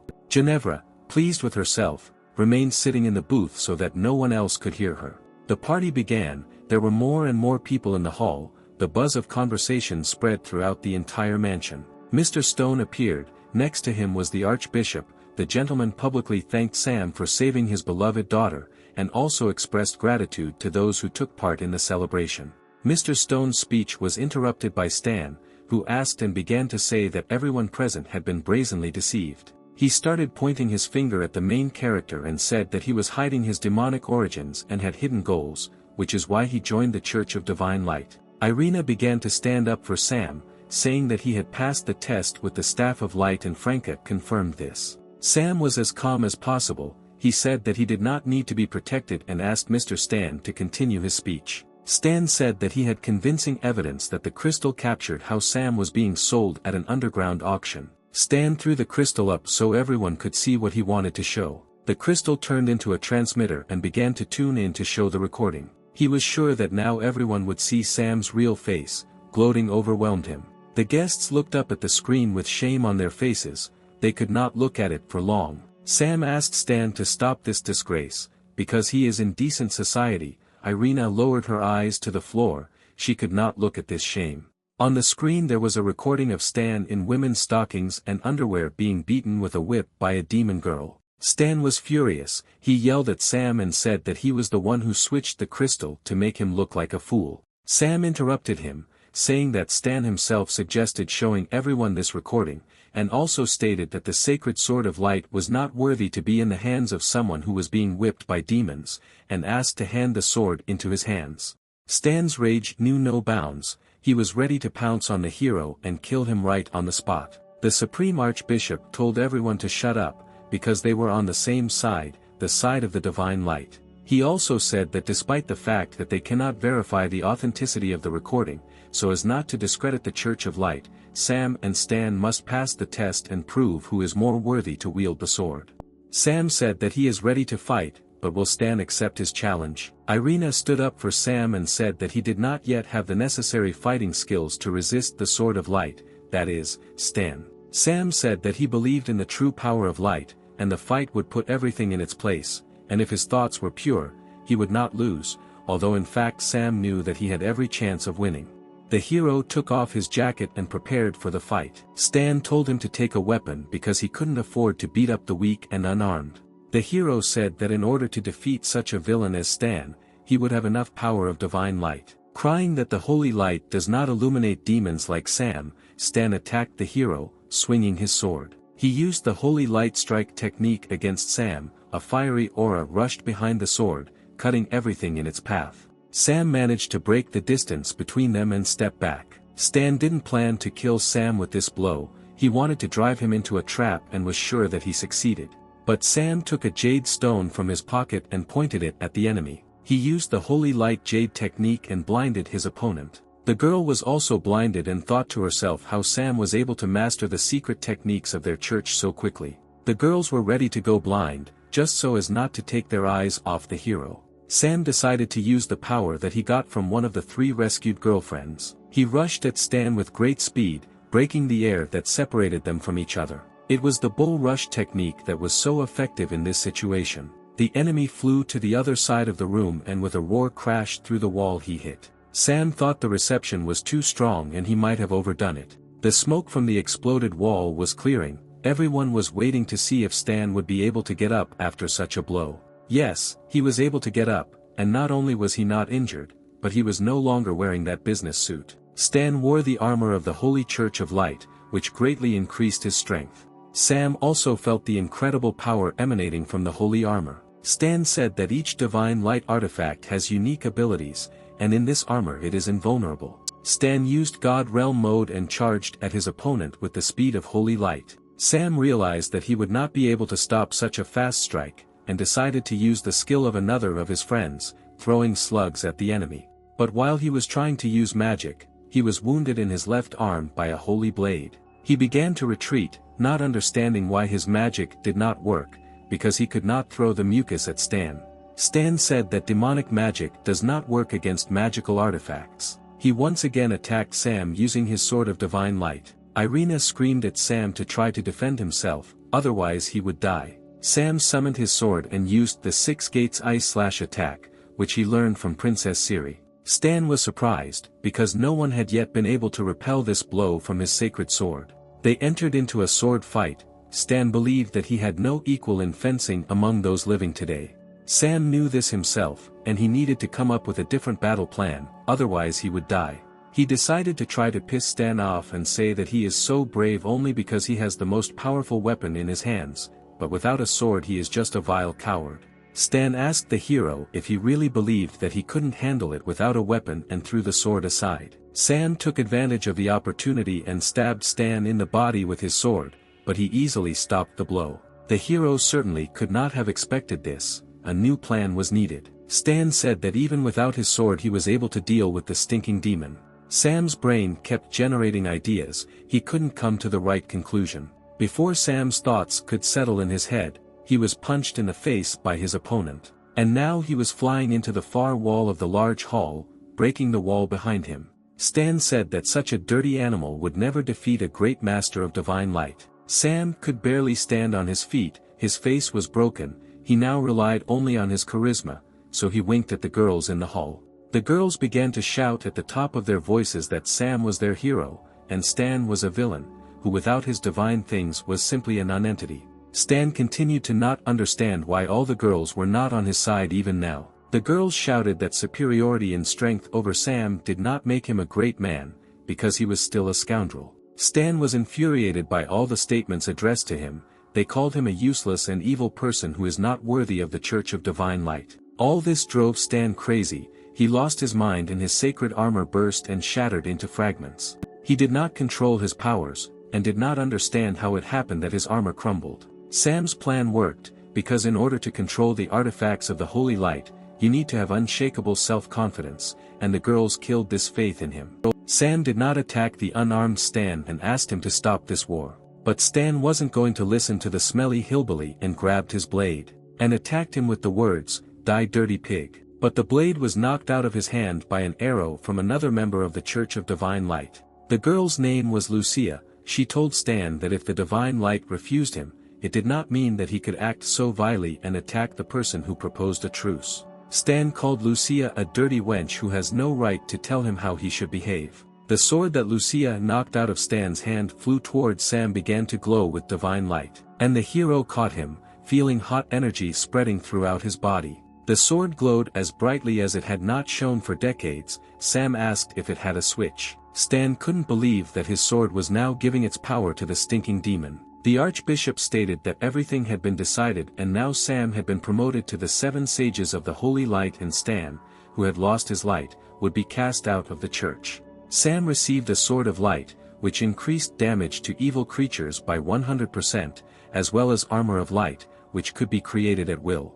When it was all over, Sam walked up to Lucia, the bow of the Holy Light, and thanked her for her help. The girl grabbed the hero's hand and pressed it to her chest. She said that she would be happy to receive his gratitude this evening at her home. Irina took Lucia's words as a joke, but Sam knew that it was far from a joke. Lucia asked Irina if there was a relationship between them. The girl replied that there was nothing between them. She said with sadness in her voice that they were just friends and nothing more. The hero also felt sad from these words of Irina. But Lucia was an experienced girl and understood that Irina would not even admit it to herself. The clinking of glasses was heard. The celebration spread throughout the castle.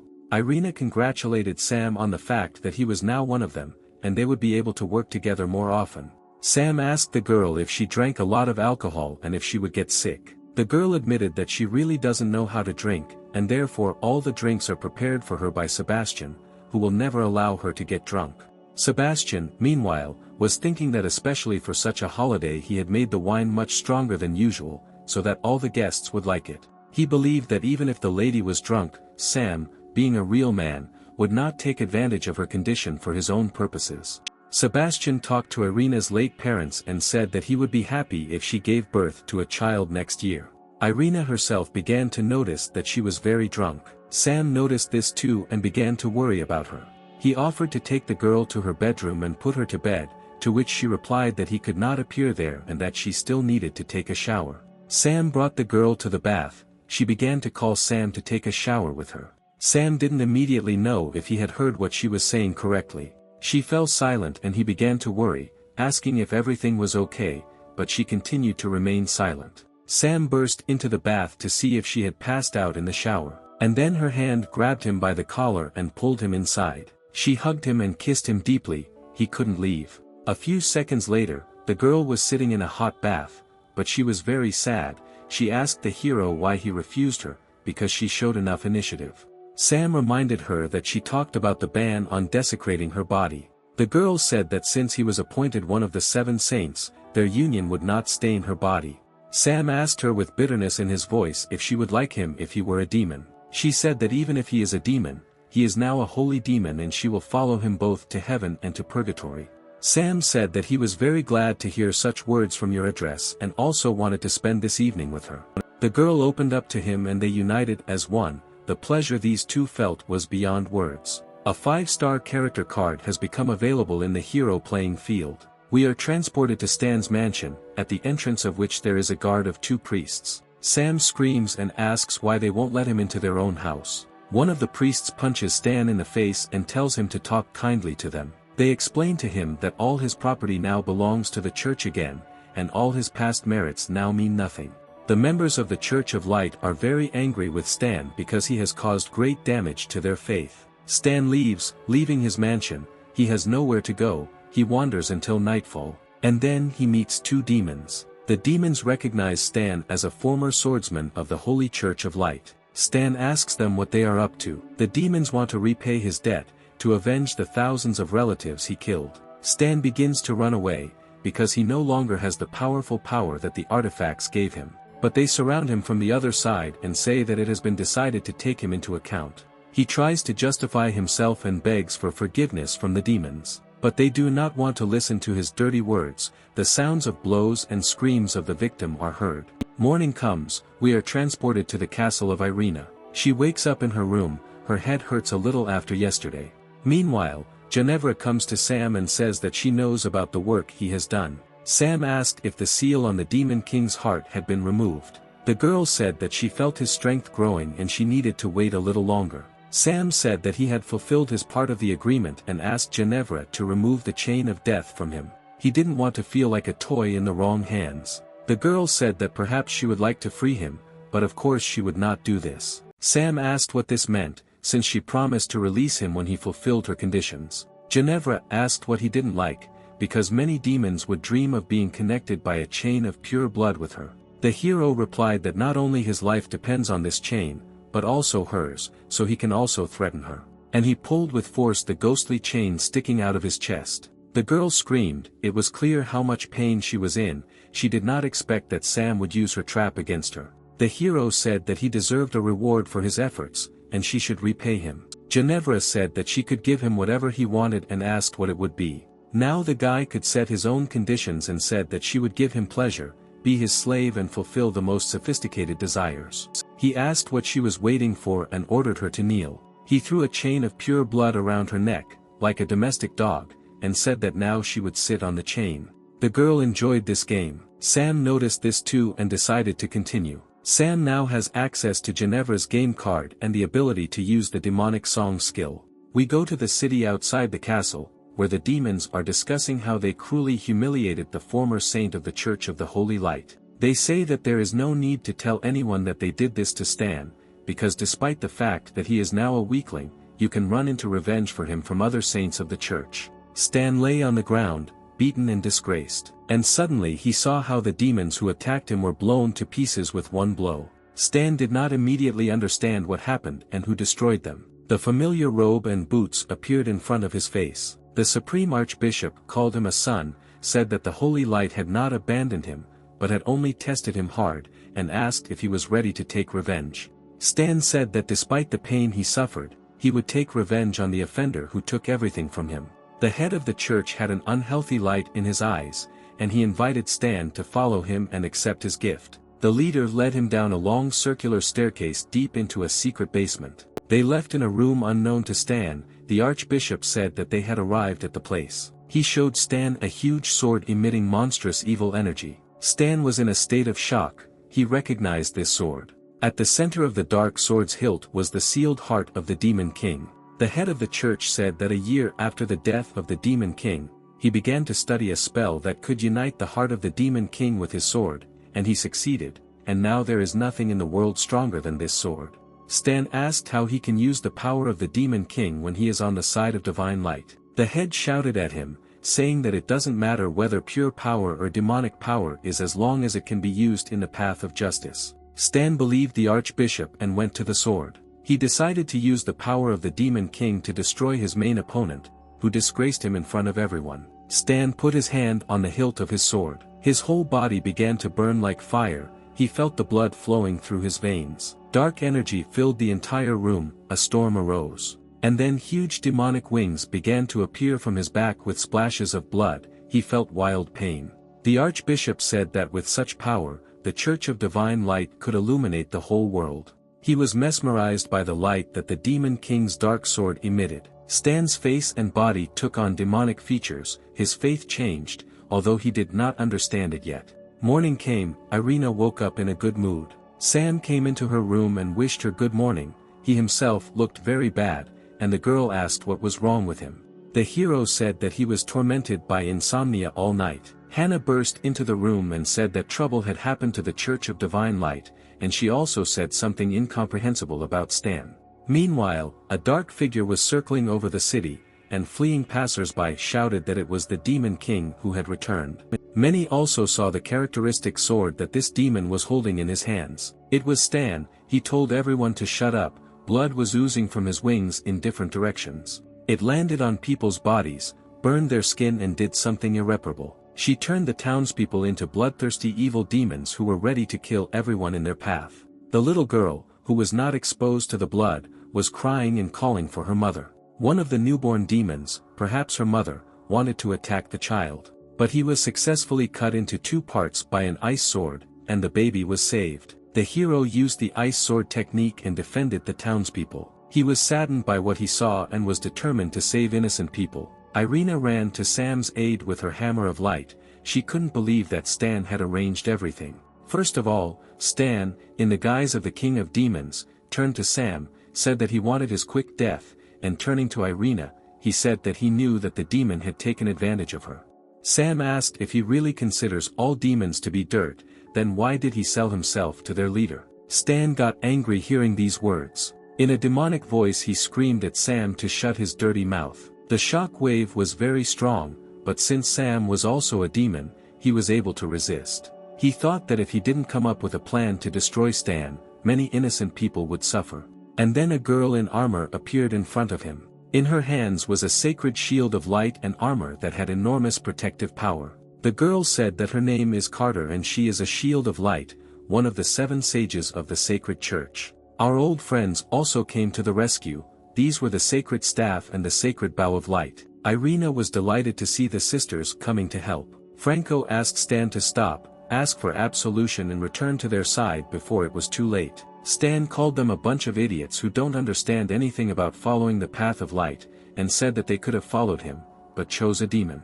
He summoned 100 flying demons to help and said that it was time for his former colleagues to disappear. Bow of Light fired a sacred arrow straight at Stan and said that she would not allow him to destroy this world. Her arrow hit the target. Stan was there, but he was protected by dozens of demons who covered him with their chests. She destroyed several dozen flying creatures with one shot, but Stan managed to dodge. Then the Staff of Light came into play. She concentrated enormous power into her weapon. And with a beam of incredible power, she shot straight at the new Demon King. And again, dozens of demons died defending their king. The powerful blow struck nearly 100 demons. It was Vanessa, the Fist of Light of the Sacred Church, who also decided to join the fight against a dangerous opponent. A new batch of demons protecting their king was sent to another world. The girl's name was Trosi. She was the Spear of Light of the Sacred Church. Stan was angered by the unity with which the 7 sages of the Church of Divine Light fought and protected the people. In one leap, he reached the place where Vanessa and Trosi were and used a demonic strike of darkness against them. The girls had no chance to stay on their feet, so great was its power. The girls flew, hitting the ground. Having landed and risen to their feet, they began to plan how they could defeat him. While Stan was distracted by Vanessa and Trosi, the bow of light went around him from behind and delivered a powerful blow. However, the enemy was able to easily dodge the flying cleansing arrow and caught it at incredible speed. The girl did not understand why her arrow had no effect on Stan,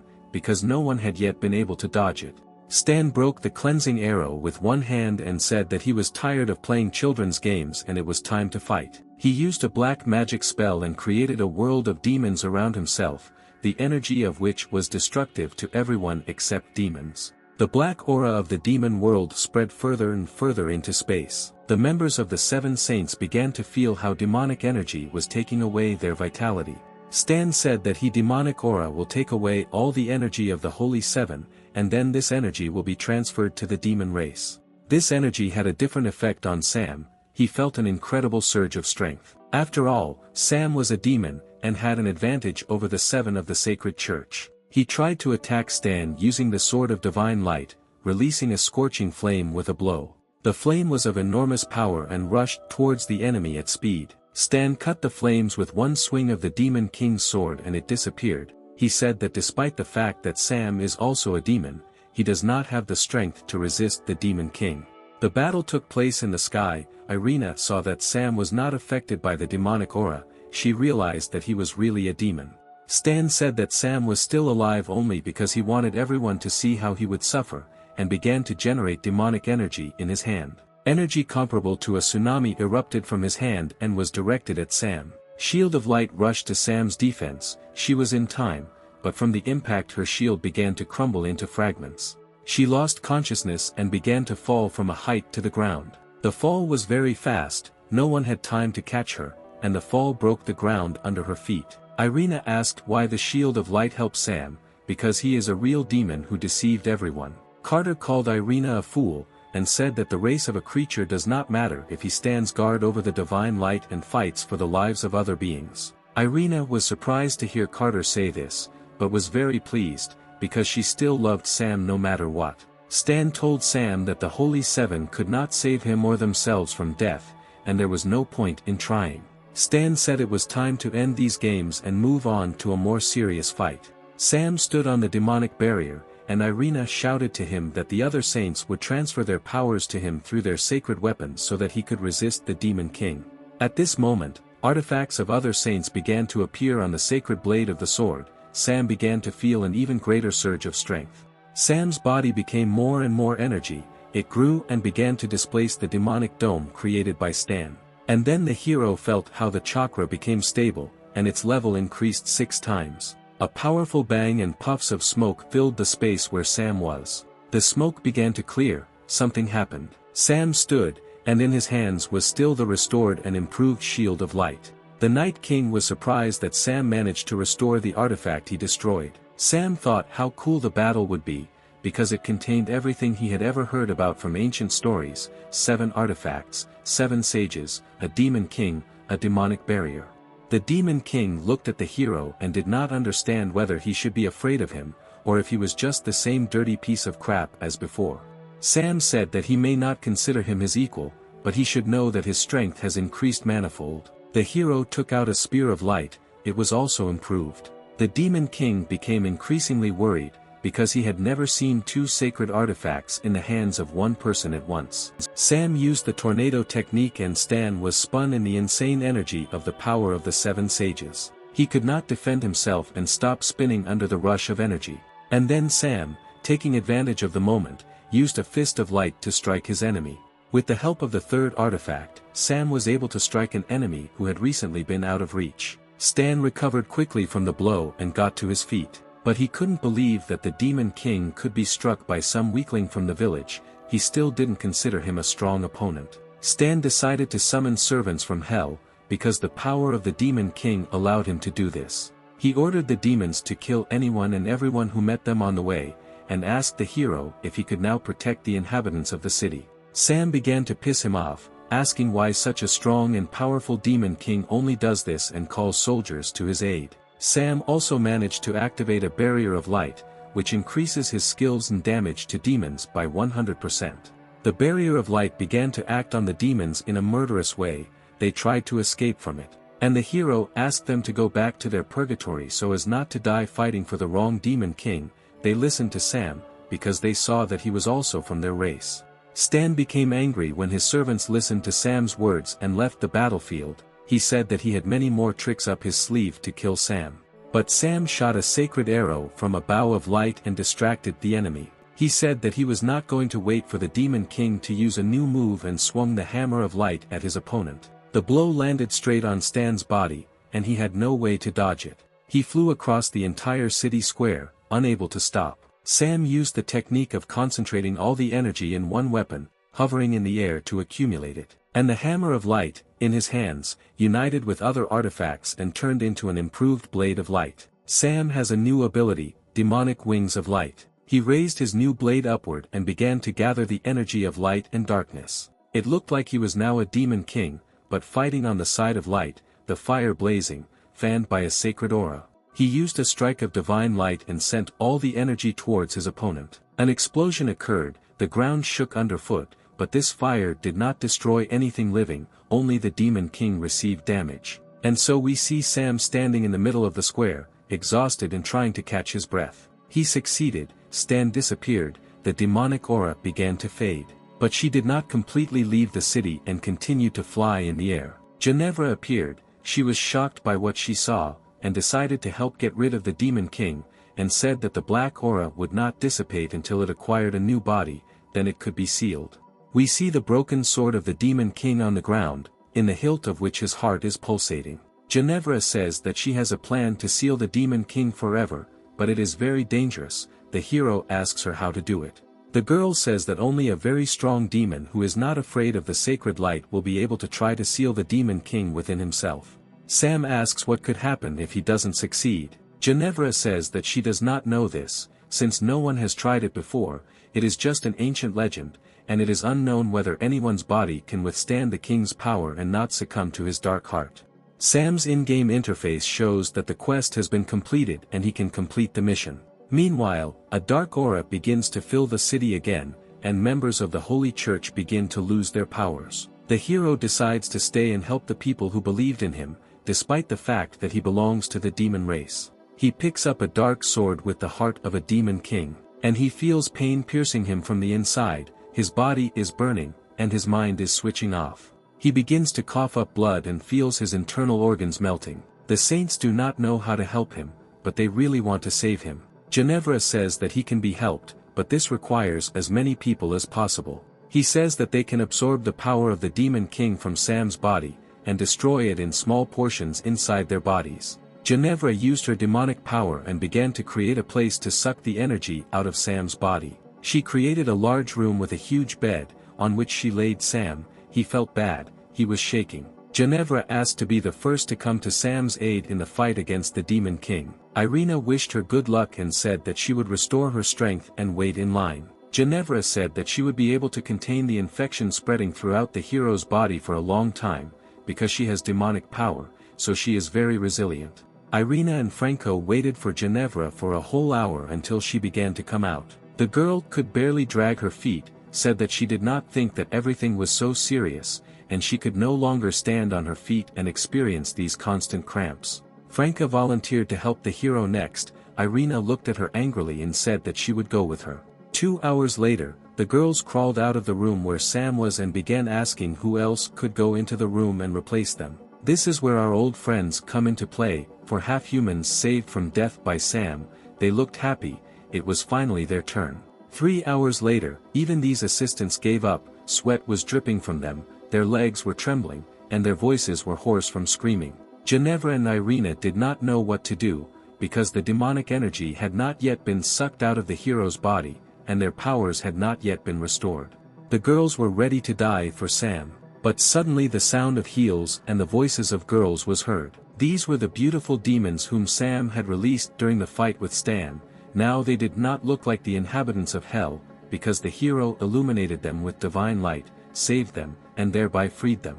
Ginevra asked the girls if they knew that helping the hero is very dangerous. The girl replied that the hero gave them a new life and they were ready to sacrifice it for him, especially since quite a lot of them came. Ginevra thanked the girls and said they were just in time. The demon girls tried their best, they were young and full of strength and energy, and a large number of them could decide the outcome of the battle. Suddenly, the members of the Holy Seven felt an earthquake. Irina was the first to notice the Church of the Holy Light. A huge figure was moving towards them from the direction of the church. She looked like a 100-meter stone sculpture made according to sacred motives. This monster was controlled by the Archbishop. He admitted that his goal was to combine the holy light with the magical energy of the great demon realm to create the ultimate power. The stone sculpture moved towards the place where Sam was, destroying everything in its path. She pulled out a huge sword to destroy Sam and allow the Archbishop to absorb the power of the Demon King from his body. A huge devastating blow was sent to the house where the hero was helped to free himself from the evil chakra. Debris of earth and buildings flew in different directions. Irina began to scream in panic. But Ginevra told her not to worry because she could feel the next level of energy coming from the house and knew it was going to be fun. We see a hand stopping a huge sword of a stone statue. Who would have thought? This is Sam in a new guise and a new demonic suit with horns. He holds the enemy's sword with one hand. A split second and he still breaks this sword with one hand and it crumbles into small fragments. The Archbishop is furious. He does not understand how Sam managed to cope with such strong energy. He generates light chakra in the hands of the statue and is about to send it towards the enemy. Sam says that it is difficult for him to control this energy in his body for a long time, so he will finish everything very quickly. He creates a spinning sphere of celestial energy in his hands, and he shoots it straight into the giant's chest, where the Archbishop is. The result is a fireball of such power that even Itachi would envy it. The fire, created by combining the energy of light and darkness, leaves no chance for the Archbishop to win. The mission is completed, the enemy is defeated. Sam fell to his knees, his demonic god suit began to fade, he still found it difficult to control such power. A few seconds later he was lying on the ground unconscious. Irina quickly ran up to him and tried to help him, but he did not come to his senses. And then she heard someone tell her not to worry and leave the matter of saving Sam to them. Sam's most important friends, two princesses, Siri and Maggie, and the former owner of the salon, Alice, appeared and asked how this guy got into trouble again. Irina clearly didn't trust them and asked how they got here and what they had to do with Sam. Maggie said that the three of them were able to help him, and Alice said that Irina did not know them at all and could not talk about whether they could really save the hero or not. Siri said that she would tell Irina some secrets about Sam and she would understand everything herself. We are transported to the system space of the game. Sam wakes up and doesn't immediately realize where he is now. He got dressed and left the room in the hope that someone would explain to him what was happening. Before he could leave the room, he saw a huge table flying towards him. Out of surprise, he did not have time to dodge and the table flew right into his face. This table flew into Sam from a blow from Irina, who was trained by Princess Siri, who did not even notice how the table hit the hero. They apologized to him, as they did not expect that their training could harm him. Sam's nose was bleeding. Irina asked Sam how he was feeling, whether he was able to conquer the power of the Demon King that settled inside him. Ginevra explained that Sam could not yet fully control the power of the Demon King.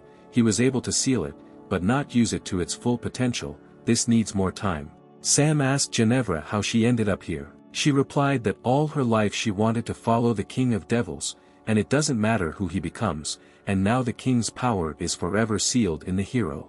Sam said that he understood why Ginevra was here, but why Irina was here too, why she didn't stay to guard the sacred Church of Light. She replied that after what the Archbishop did, the church lost its authority, and also all the power of the Holy Seven was absorbed by the hero, and now there is no point in the girls being in the church. Also here were the rest of the girls from the members of the Holy Seven, who said that they did not regret losing their jobs, because they were able to find a new worthy leader. Then Hannah, who suddenly appeared, rushed to hug the hero. She stated that the half-human girls whom he saved from slavery and death would also serve him faithfully and follow him to the ends of the earth. Sam became more and more surprised by the number of people who followed him. The rest of the rescued people also confirmed Hannah's words and said that he couldn't escape them. Sam said he wouldn't have any problems feeding a few more friends and finding a home for them. Princess Maggie told the hero that everything is not as simple as he thinks. Siri did not want to keep the intrigue and said that they were not the only ones who returned to the gaming space for Sam. Sam couldn't remember who else might have gone after him or who he had saved to make it happen. And then several hundred demon girls from hell appeared, whom Sam did not kill, but shed sacred light on them and freed their consciousness from the control of the Demon King. Ginevra said that these 200 girls helped free his body from the evil energy of the Demon King, and without them he would have died. Sam said, although it is very difficult, he cannot leave the girls in a difficult situation. If they want to follow him, then he will help. Sam decided to use the game system to build a house that would accommodate the required number of people so that they could live in comfort. He spent several thousand game points to build a magnificent palace, with a capacity of 500 people and complete infrastructure.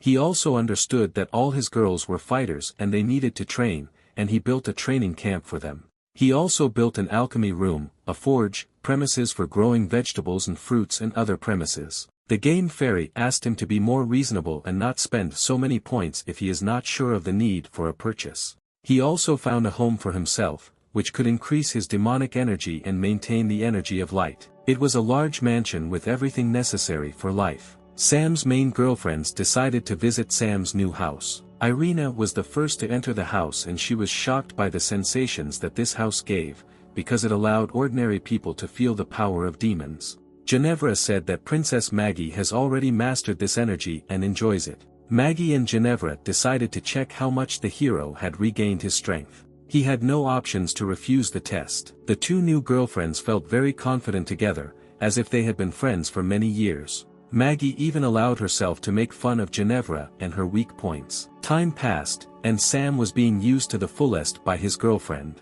Princess Maggie said that she felt that in this magical house her energy continued to grow and her stamina increased. Ginevra also liked the feeling the house gave. Due to the fact that the girl's stamina had increased, it was difficult for the hero to cope with them, since his body had not yet fully recovered.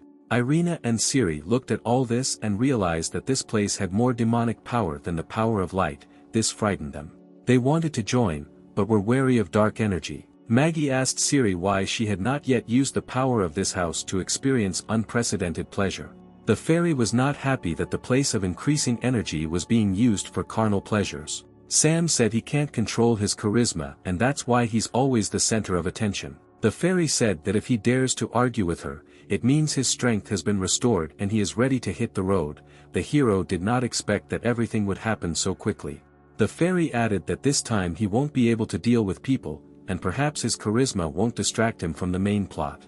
The floor under his feet began to glow, and a transfer portal opened to complete a new mission. The hero thought about the fairy's words while the space around him took on a new look. He was in a big city with high-rise buildings. This city was similar to the city from his world, perhaps it was a copy of it. On the screen at home, the girl was telling the news, saying that attacks related to infectious diseases had recently become more frequent, and residents were being asked to take protective measures. Sam was familiar with everything in this city. He decided to take a walk and enjoy the atmosphere.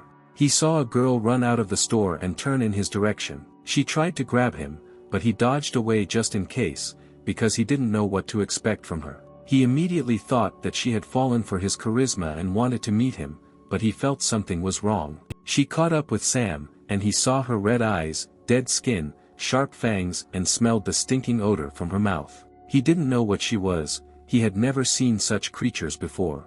And then this creature, at full speed, was kicked in the head by an unknown girl in a bright outfit. She braked effectively, leaving marks on the asphalt. Sam asked the girl what happened. She asked how he could afford to walk around the city when such things were happening around him. And why didn't he even try to escape from this creature, or he doesn't know what zombies are. Sam was a little unprepared for this development of events. She said that her name was Samantha, she was a member of a special rescue squad, and she would take him to the shelter so that other zombies would not kill him. The girl said that she would not deal with why he did not know about the infection of the population, but he must be careful if he did not want to die.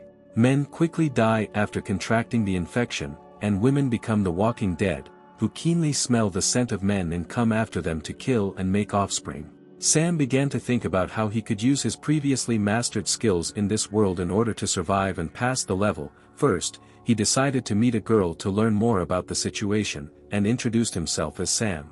But as soon as he said this, sharp tentacles flew at them from above. The girl with a quick kick brought him out from under the attack of the tentacles. An agile zombie with tentacles stood on a lamppost and was ready to attack again. The zombie was not going to let Sam and his new girlfriend Samantha think. She screamed for Sam to run away, and she would delay the enemy. She pointed the gun at the zombie and started shooting. But the bullets flew off him like from a steel wall, and she failed to harm the enemy. The pistol was knocked out of Samantha's hands by the blow of the tentacles, and it flew towards Sam. He caught it with a flick of his hand. He decided to use a pistol since his magical skills were blocked. The girl shouted at him not to try to shoot at the zombies, because without training he would not be able to hit the target accurately, but would only anger the enemy. Sam told her not to worry and quickly logged into the game interface to improve his shooting skills. He traded several of his magical skills for his marksmanship skill. He received confirmation of the skill he had acquired, and he applied it.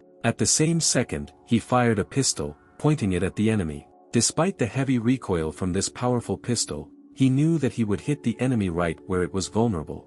And so it happened. From the very first shot the hero hit the zombie with an accurate shot in the heart. Sam was glad that he could be useful in this fight even without magic. But while the hero was distracted, Samantha grabbed him by the collar and dragged him along with her. Sam did not understand what had happened. But a crowd of zombie girls were already running behind them, ready to pounce on him. Sam realized that his charisma was working against him here. Because of it, more zombies were trying to take over his body. He started running quickly and was able to get into the car. There were keys in it. He started the car and he and Samantha drove to meet the zombies. They rushed at the car and died under its wheels. The hero asked where he should go in order to leave the area of a large concentration of zombies. The girl said that she did not know for sure, but she needed to go to the hospital, since she was wounded and the infection had begun. Sam pressed the gas pedal and began driving at full speed through the crowds of zombies. Several of the monsters tried to rush at the car, but they were unable to stop it. Sam looked at the dead girls trying to get into the car. He felt sorry for them. But we had to rush to the hospital to save our new girlfriend from infection. The girl thanked the hero and praised his shooting and driving skills. Sam said it was all thanks to the computer racing game Mario. And so they got to the hospital. It was surprising why there was no one in the hospital, because just a day ago there was a rescue squad base here. And then it became clear why there were no people here. A zombie was running towards them at full speed, and again Sam was the target. Before reaching a few meters, the monster was destroyed. The girl asked how early she came to them. Sam thanked the unknown girl and asked who she was. The girl said that her name was Lena and she was the head of the surgical department. She said that her job requires her to know how to use a scalpel, and she also learned how to kill zombies with it. Samantha asked if they could meet later, because she needed help from a doctor. And then Sam remembered why he was driving so quickly across town to the hospital. Lena said that she doesn't know if she can help Samantha, since a lot of time has passed since the infection, but she will try to see how bad it is. As they walked into the operating room, Sam asked where all the people who were supposed to be in the hospital were. Lena said that everyone was evacuated when zombies attacked the hospital, but they couldn't get through to her because she was sleeping in the morgue, and there was no mobile phone service there. She was forgotten. Lena told Sam to remove Samantha's clothes so the examination could begin as soon as possible. Sam said that he didn't want to offend her, but she needed emergency medical attention, otherwise she wouldn't be saved. The girl had no choice. She did not have the strength to undress herself, but had to hurry. The hero undressed the girl and laid her on the operating table. She was very beautiful. Sam could see the infection spreading through his arm. It would be a shame if this girl turned into a zombie. Lena warned that the infection could also be transmitted sexually, and that he didn't even think about it. The examination of Samantha began. Lena tried to identify significant changes in her body. Sam asked what was wrong with Samantha. Lena replied that she should have taken an antiviral drug earlier, but now it is unknown whether something will help her or not. She said that we need to go to the place where antiviral drugs are stored and bring it here.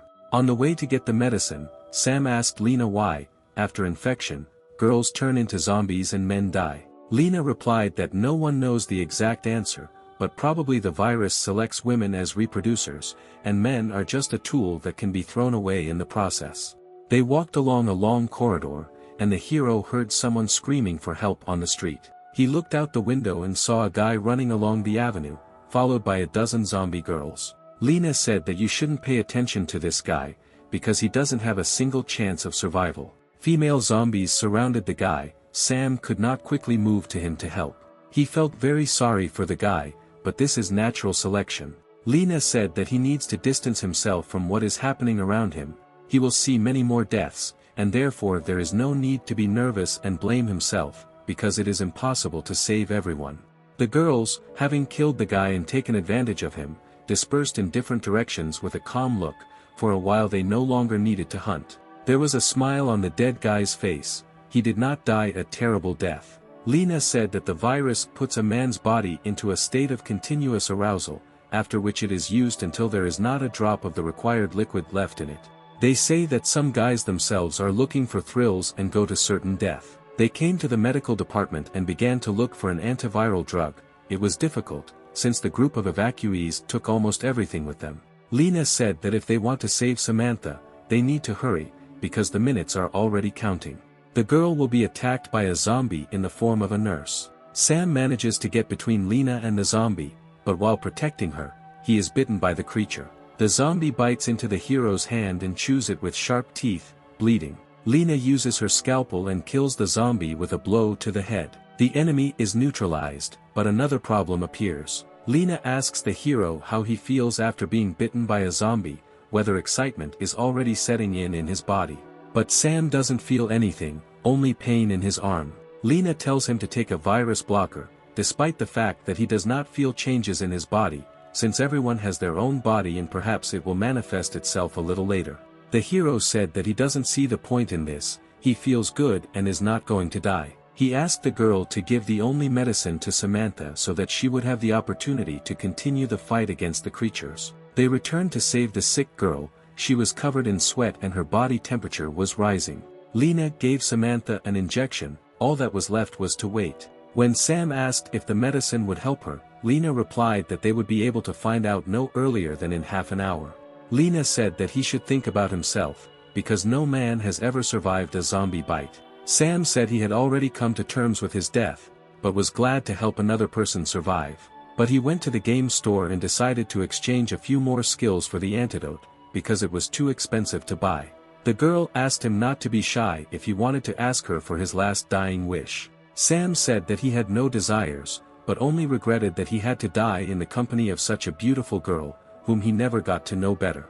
The girl asked him if he really wanted this. Lena began to take off her robe, revealing only her underwear underneath. The hero was a little embarrassed, but inside he was sincerely happy. The girl said that he was bitten because he saved her from death, and now she must repay him if this is truly his last wish. Sam pretended to fulfill his last wish, but had already taken the antidote and knew that he was in no danger.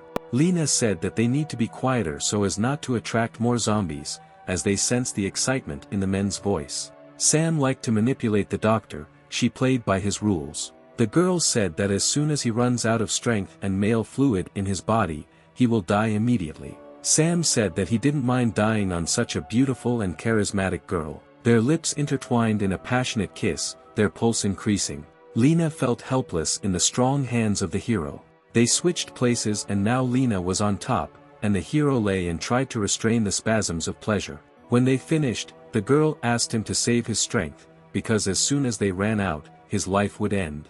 She looked at Sam lying on the bed. It seemed that he was no longer breathing. The girl said that she would try to spend her life for the good of people, because he did this for her sake. She began to cover his body with a sheet and said goodbye. Lena didn't understand why she was so sad about this parting, because she was used to seeing people die so often. The hero's hand began to move. She got scared. With an angry look, he got out from under the sheet and rushed at Lena. But at that very second he was stopped by a powerful kick to the head. He flew across the entire ward, unable to stop. When he landed, he broke the doctor's desk. Lena didn't wait for the hero to recover from the blow and attack again. She grabbed a wooden chair and prepared to plunge it right into Sam's heart. The beaten Sam managed to stop the girl at the last second and say that it was a joke. The girl repeated once again that men do not turn into zombies, but simply die. Sam asked Lena if she was a zombie, because she had so much strength and great speed. The girl said that these were all her reflexes, which she had developed over the years. Sam was a little surprised at how quickly and easily she dealt with him. But he was rewarded with her character's game card, as well as the ability to quickly heal. They began to discuss how to use his unique body power, which is capable of resisting the zombie virus. The girl said that it is necessary to conduct a series of studies to understand how his body acts on the virus and create an antidote, or use the hero himself as an antidote. Meanwhile, Samantha woke up. She was not visible behind the screen. Her skin was the same human color, only a little pale, but her eyes began to turn red. Sam did not immediately notice these eyes and began to greet the girl and rejoice that she had come to her senses. But suddenly he still paid attention to her. Her essence demanded a man. She rushed at the hero to grab him. But he dodged and pushed her straight into the wall of the room. Lena shouted to Sam that Samantha was under the influence of the virus and they urgently needed to leave. But Sam did not want to leave the girl in this state, because he already knew that his body was immune to the virus, and he could try to save her. Lena said that until a full medical examination, they can only guess whether he is immune or not. Sam said that now is the best time to check it out, since he is not going to leave Samantha. He threw his clothes at the girl sitting on the floor to attract her with the smell of his body. She paid attention. The hero began to attract her with his charisma and athletic physique. He called her to him. And then the girl attacked him. He lay on the floor and did not resist, and the girl lay on top of him. Sam was ready to have fun and let the girl do what she needed so much. But nothing happened. The girl froze on him like a stone sculpture and did not move. It was clear that she was lost in thought and did not know how to behave. Lena said that if a girl has never tried to unite with a man during her life, then even in the guise of a zombie she will not know how to do it. Sam didn't know what to do to make sure everything went according to his plan. The girl hid in a corner and did not approach the hero, but he tried with all his might to call her to him. He began to explain to the zombie girl that this was the only way he could try to help and return her to her human form. He told her not to worry, because he would guide her. Samantha trusted the hero and began to follow his instructions. Lena watched what was happening in embarrassment. She saw that she was conducting an experiment under her control. Sam also received Samantha's game card. He achieved his goal. After the rescue ritual, the girl slept for several hours. At some point, she jumped up sharply on the bed and screamed that she didn't want to turn into a zombie. Lena and Sam informed her that she had been saved and now the threat of turning into a zombie had passed. Samantha asked how this could be true if she remembered how the infection spread throughout her body. Lena said that Sam helped her turn into a human, and for this he sacrificed his body for her. The girl was embarrassed. The girl said she remembers attacking Sam. Sam acted as if it was difficult for him to remember what happened, and it was very difficult for him. The girl grabbed him by the collar of his t-shirt, and she told him not to pretend that something humiliating had been done to him, because he was the one who took advantage of the situation. The hero said that it was just a joke and there was no need to react so strongly to it. Samantha screamed. Her hand, which had been bitten by a zombie, began to hurt sharply. This hand suddenly reached towards the hero and tried to grab him. Samantha grabbed the hero between his legs. He was shocked by this development of events. He asked the girl what he was doing, but the girl answered in fear that she could not control her wounded hand. It moved on its own. Lena examined the girl and said that the virus had not yet completely left her body. Sam said that he had an idea on how to fix the situation and protect Samantha from the remaining virus. He called her with him into a separate room. Lena heard voices coming from behind the door, Samantha asking Sam why he would take off her clothes. Lena waited for the heavy breathing and moaning to stop. She did not understand what was happening behind the closed door. And then the hero appeared. He looked very joyful, and said that he had succeeded. A new Samantha came out of the door. She looked like a fighter from a science fiction action movie. Her infected hand was in a metal glove. Sam said that he created this combat suit specifically for Samantha. It will be able to increase her strength and destroy the virus in her body. Lena asked who he was, that he could make such complex inventions. She was delighted with his skills, but Sam replied that he studied a little robotics. Sam decided to show what his super suit was capable of and pointed the gun at Samantha's chest. She was scared. She did not fully believe that the hero would shoot her point blank with a pistol. But the hero was determined. he was confident in his abilities and fired a shot. The bullet hit the girl right in the chest near the heart, and the shot knocked her slightly off balance. She remained unharmed, and the hero thought that she would now be grateful to him. Sam said that now she is not afraid of ordinary bullets, and, accordingly, any blows that are weaker than a bullet. But Samantha did not look happy. It was clear that she was filled with anger. The girl grabbed the gun and stuck it in Sam's mouth, and said that if he shot her again, she would tear it apart with her new multi-purpose hand. Lena said that now is not the time to argue, because the world needs to be saved, and Sam is best suited for this. Samantha asked Lena what plan she had developed to save humanity. Sam, wiping his drool, also began to ask questions about how soon Lena would be able to develop an antidote. Lena said that it is high time to understand that the same thing should be done as was done with Samantha, since he is not only not susceptible to the virus, but can also treat people through close contact, then this must be done. Samantha said that first he needs to save 100 people who were part of the resistance unit and were infected. Now they are in quarantine. Sam's sweat dropped when he learned that spending time with 100 zombies was just the beginning of a mission to save the world. Lena said that he would not be able to save so many people with his body, so she needed to develop an antidote so that this virus could be destroyed en masse. Samantha asked Lena if she knew how to create an antidote, to which she replied that she was the best student at her university, and also wrote a dissertation on the topic of viruses, but in addition to Sam's blood, she needed the source code of the virus. Samantha said that the source code couldn't be bought now, even on the black market, and asked her they could look for it. The source code was located in the Central City Laboratory, on the 3rd floor in room 308, Lena said. Lena said that she has a twin sister who participated in a secret project related to viruses, and told her about it, and then disappeared. The hero told Lena not to worry and leave the investigation of her sister's disappearance to him. He will try to find traces of her presence in the laboratory. The girl said that she has already come to terms with the loss of her sister, because if she can stop the zombie apocalypse, then her sister did not live her life in vain. And if Lena manages to make an antidote, then she will not only save the world, but will also gain eternal fame and wealth. And he will also be able to become the chief physician of the hospital and stop obeying stupid bosses. Samantha was surprised by this answer. Sam and Samantha arrived at the laboratory. Many monsters were roaming around it. They understood that with so many zombies around, it would be difficult for them to get inside the building. But Sam, as always, came up with a brilliant plan. He was going to distract everyone so that his partner could get into the building unnoticed. He took off his t-shirt and invited all the zombies to try a small piece of fresh young meat. They could smell Sam's body and were very excited. Some of them shouted at him to stay where he was. Sam told Samantha that once he got away from them, he would meet her inside, and he sped up. He ran faster and hurried the Walking Dead. He needed to take them as far as possible from the entrance to the building.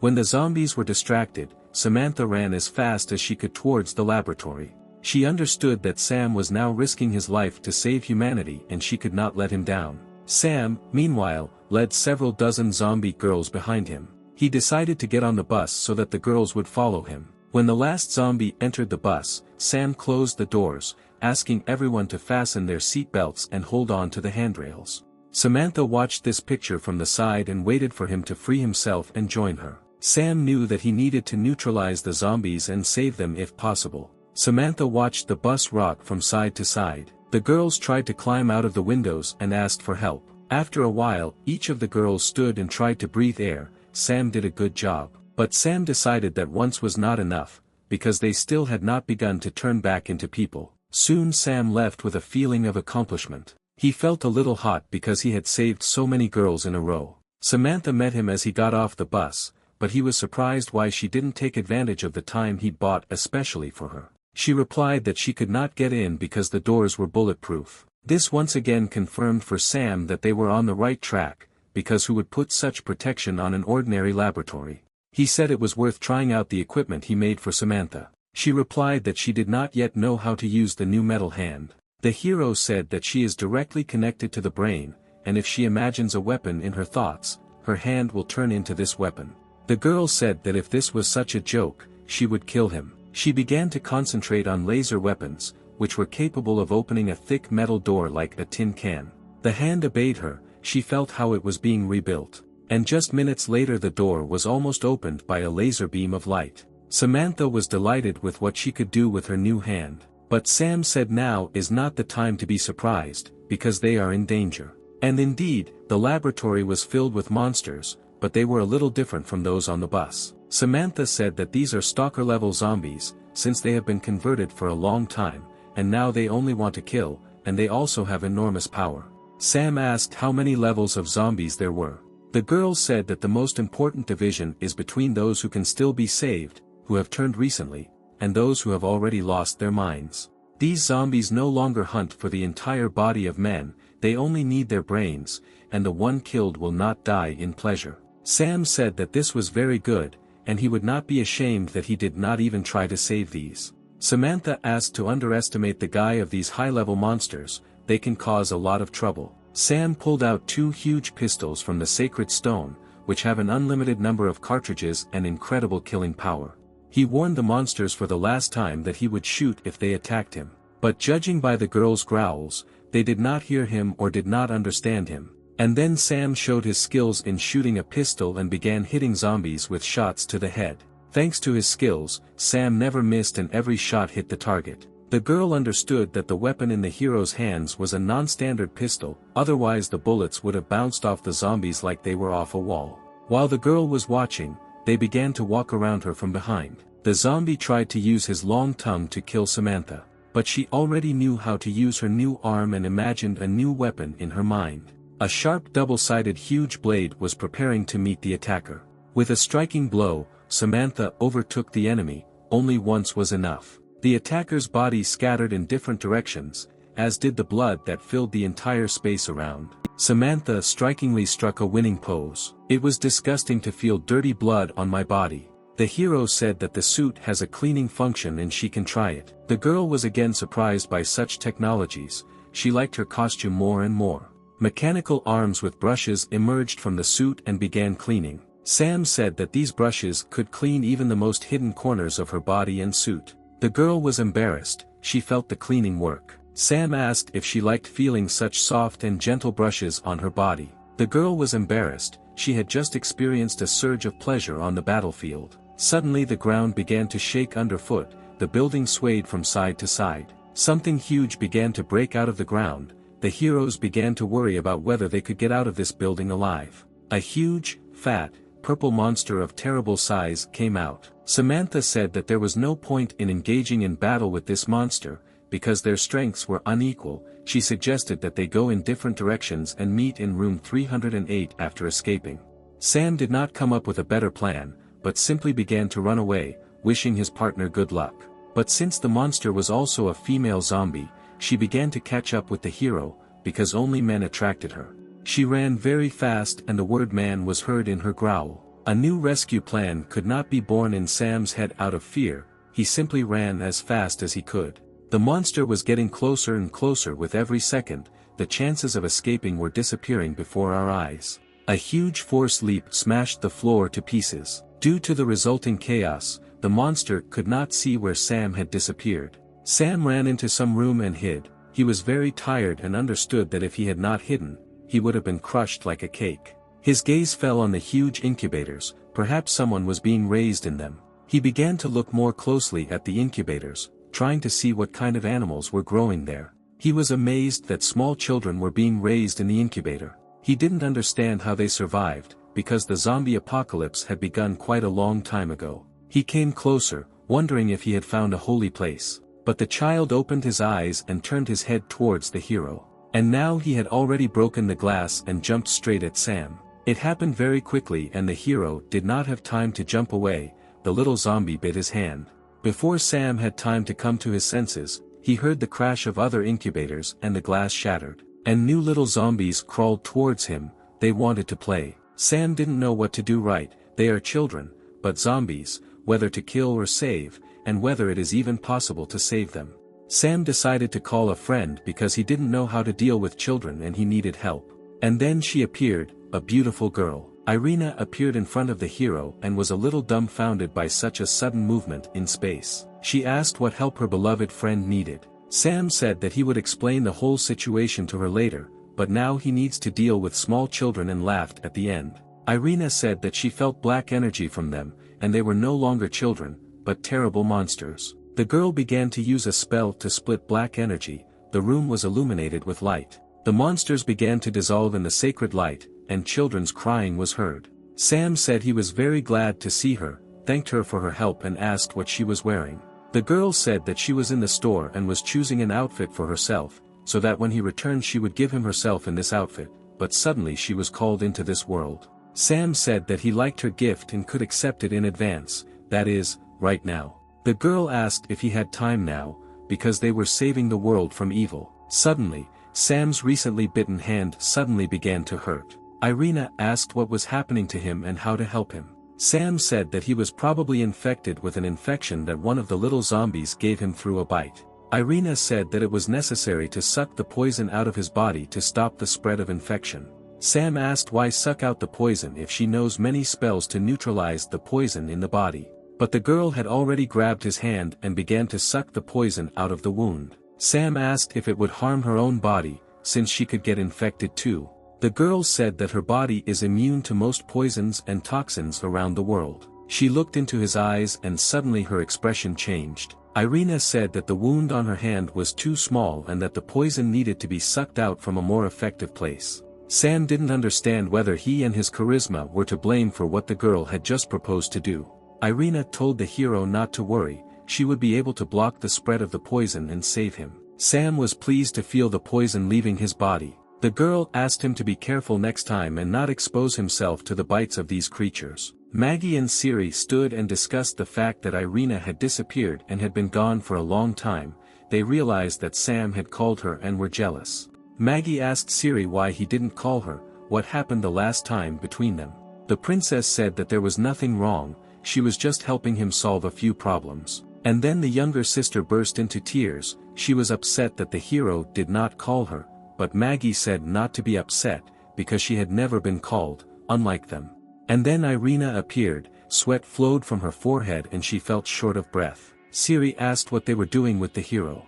The girl could not answer, because she had poison from Sam's body in her mouth. The girls continued to ask questions, but Irina still could not answer. And so the girl swallowed the contents of her mouth, winced and was able to answer.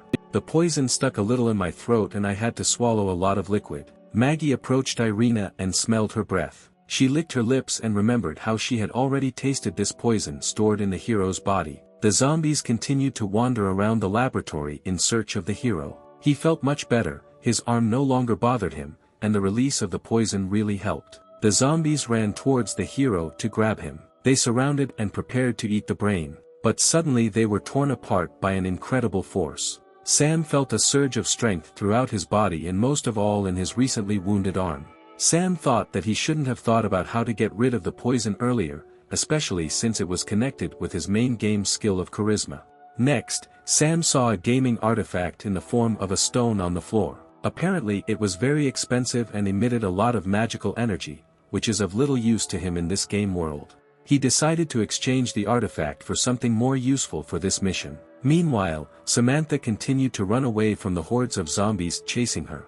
She tried to fight, but they did not end. Every minute there were more and more of them and she had to run. While running away, she tripped and fell. She no longer had time to recover and start running. The zombies were advancing. Like a friend, a grenade flew over the crowd of zombies. A monstrous explosion lit up the room, red liquid from the zombie bodies flying in all directions. As the smoke cleared, Samantha wondered who had saved her. She peered into the smoke, and a new batch of zombies was already approaching. A hero appeared. In his hands he held a huge machine gun, and over his shoulder hung a belt of large caliber cartridges. He told the girls to bend down, and he began, without releasing the trigger, to release the entire clip towards the walking dead.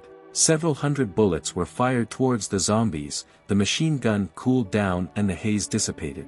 The zombies had no chance to withstand so many shots, they lay dead on the floor. Sam placed another light stone in the piggy bank for the game inventory. Sam knew that these stones would still be useful to him, because they were so expensive in the game store.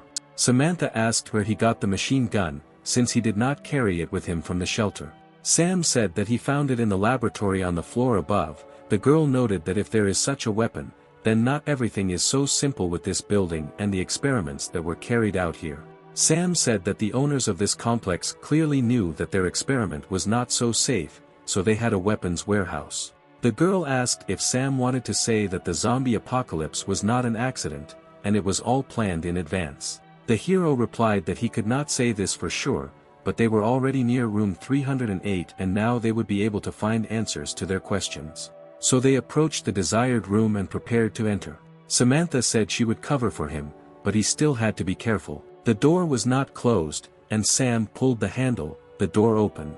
When the door opened completely, the trap was triggered and the rope broke. A dozen sharp blades flew at the hero at great speed. Thanks to good reaction and physical preparation, the hero managed to dodge the flying knives. He thought that the defense had been passed and the path was clear, but he felt the cold muzzle of a pistol pressing against his temple and the trigger being pulled down. Sam asked not to shoot at him, because he did not come here to steal something. A small copy of Lena, a girl with a double-barreled shotgun, lowered it and said that if he was not a zombie, she would not harm him. Sam said that he really wasn't a zombie and thanked her for her prudence. Samantha asked why the girl looked like Lena's younger sister if she said that she had a twin sister.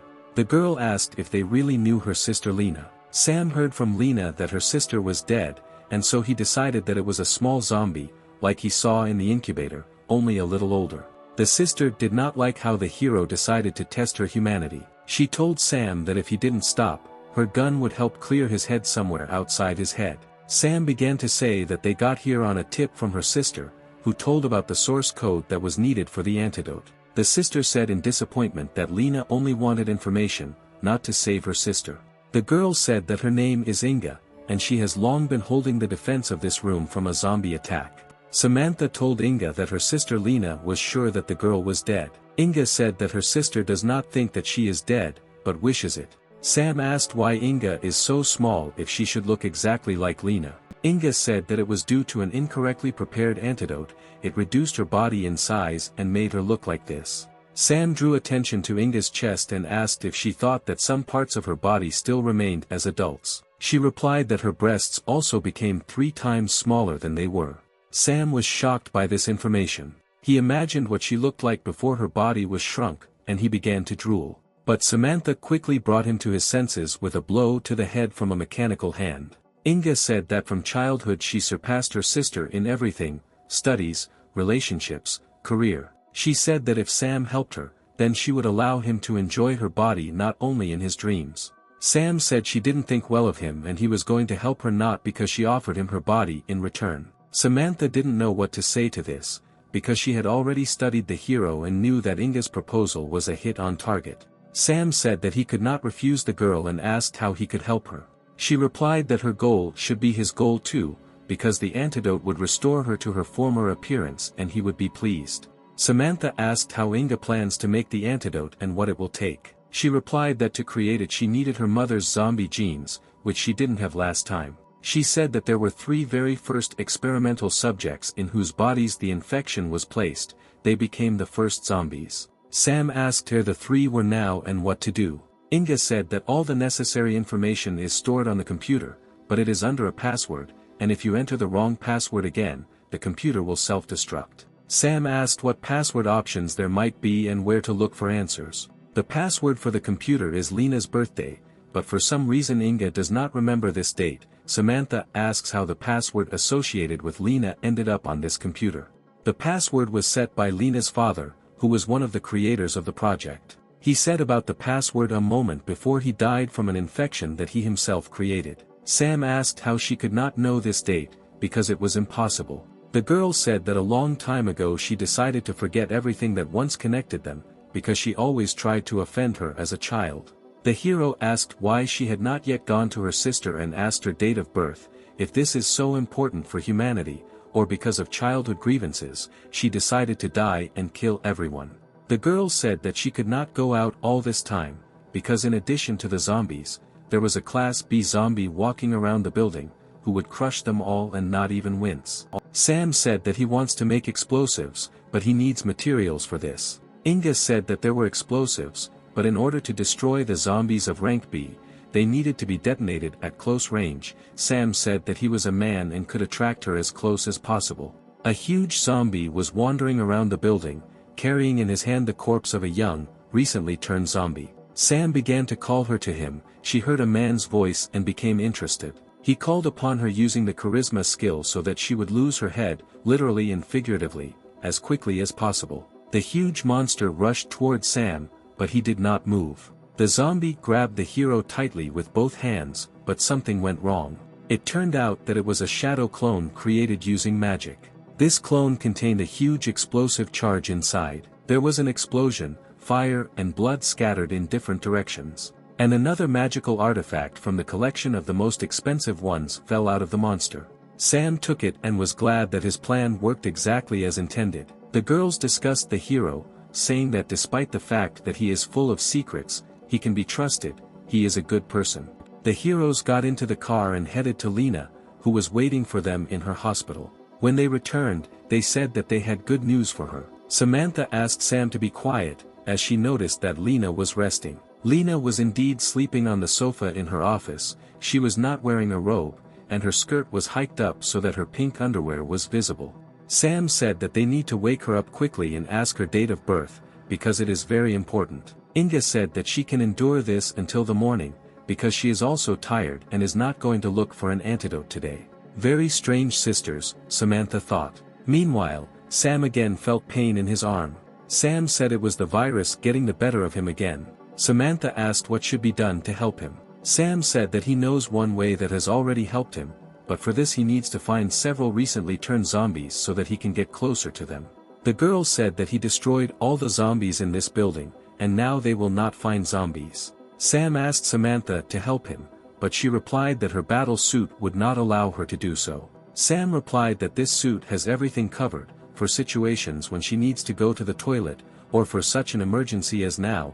There is a button on the back of her neck to rebuild the suit. Samantha pulled her hand behind her neck and felt the button there and pressed it. And indeed, all her private parts were freed from the costume. She was embarrassed, because in her memory this was the first time Sam saw her without clothes. Sam placed Samantha near the bed where Lena was sleeping, placed her upper body on the bed, and began to work on releasing the virus from her body. Lena was fast asleep and did not hear the heavy breathing of Samantha, who was covering her mouth with a blanket. Sam asked her to be patient so that loud noises would not wake Lena. Sam enjoyed the process. Samantha sighed heavily. She felt good and at the same time ashamed that she had become just a toy. He released the poison from his body directly into Samantha. She felt the zombie poison fill her body, and for a split second she began to act like a monster. And she even bit Sam on the shoulder through his clothes. He said that he is not against such games and it even turns him on. The girl apologized. She did not understand how a strange force took over her consciousness. Sam said it was okay, but if she wanted to make amends, she could do it. Samantha said that she thought Dr. Lena was awake and could hear everything. Sam said that everything was fine and she was sleeping like a baby because she was tired after all this time. He noticed her gorgeous form and thought that he wouldn't mind trying to leave his poison on two girls at the same time. In fact, Lena was not sleeping, but she was embarrassed to admit it and disturb these two. It was still dark early in the morning. Sam meditated, tuning his internal energy so that in an emergency he could quickly use one or another technique. He didn't know what he had to do next, because the salvation of the world was at stake and his mind had to be sober. To begin with, he decided to go for a walk, to be alone with his thoughts. Suddenly he saw a girl, thought it was Dr. Lena, and decided to go to her and ask what to do next. He came up from behind and hugged her. He decided to tease her. But I realized that something was wrong. The girl was bigger than Sam. He asked her when she got so big. She said that this is also the effect of the wrong antidote for the virus. Sam realized that it was not Lena, but Inga, whose body took on a small and then a large form. The girl said that this is normal. Her body is constantly changing in size, and nothing can be done about it until she creates an antidote to the virus. The girl said that if he told her the secret of his resistance to the virus, she would reward him. Sam said he doesn't know why, but his body is rejecting the virus. That is, after infection, it is enough for him to release the infection through another male opening in order to return to normal, Inga asked. The girl said that she was not against providing him with such help so that he would stay alive as long as possible. While they were talking, Lena came up from behind. She asked Inga how it happened that she was still alive. Inga asked whether her sister was more disappointed that the guy she liked was trying to establish contact with her sister or that her sister was still alive. Sam asked the girls to be more friendly, because they are relatives. Two girls attacked him. It seemed like he could die at any second due to his unsolicited comments. Inga said that there was no point in sorting things out and asked Lena to tell her her date of birth in order to unlock her father's computer. There was a photo of one of the sisters on the computer. Lena asked if her father said that this was the date of her birth. Inga said that he simply said about the date, and she concluded that this was the date of birth of his beloved daughter. Sam listened to the sisters' conversation and understood that it would be incredibly difficult to reconcile them. Lena said that what surprises her more than her father's death is that Inga doesn't remember her date of birth. Lena said that, unlike her sister, she remembers her birthday and reached for the computer. Inga tried to stop her, saying that she needed to enter Lena's date of birth, and that there was only one chance left to enter the password. Lena said that she herself knows what she is doing and there is no need to interfere. She entered the expected password. It was Inga's date of birth. A photograph appeared on the computer screen of two sisters standing next to their father. Inga was shocked that the password was her date of birth, and not her sister's. Lena said that as a child she had the wrong impression about their father's attitude towards his daughters, because he treated her so warmly so that Lena would not feel inferior compared to Inga. One day Lena heard her father say that he considered Inga a genius who would change the world. Inga had tears in her eyes. She didn't know that all this time she had been thinking badly about her loved ones in vain. When she calmed down, she said that even if this was all true, it did not cancel the difficulties she faced in childhood. Lena said that she was not interested in her speculations, and now it was only important to find the first experimental subjects and create an antidote.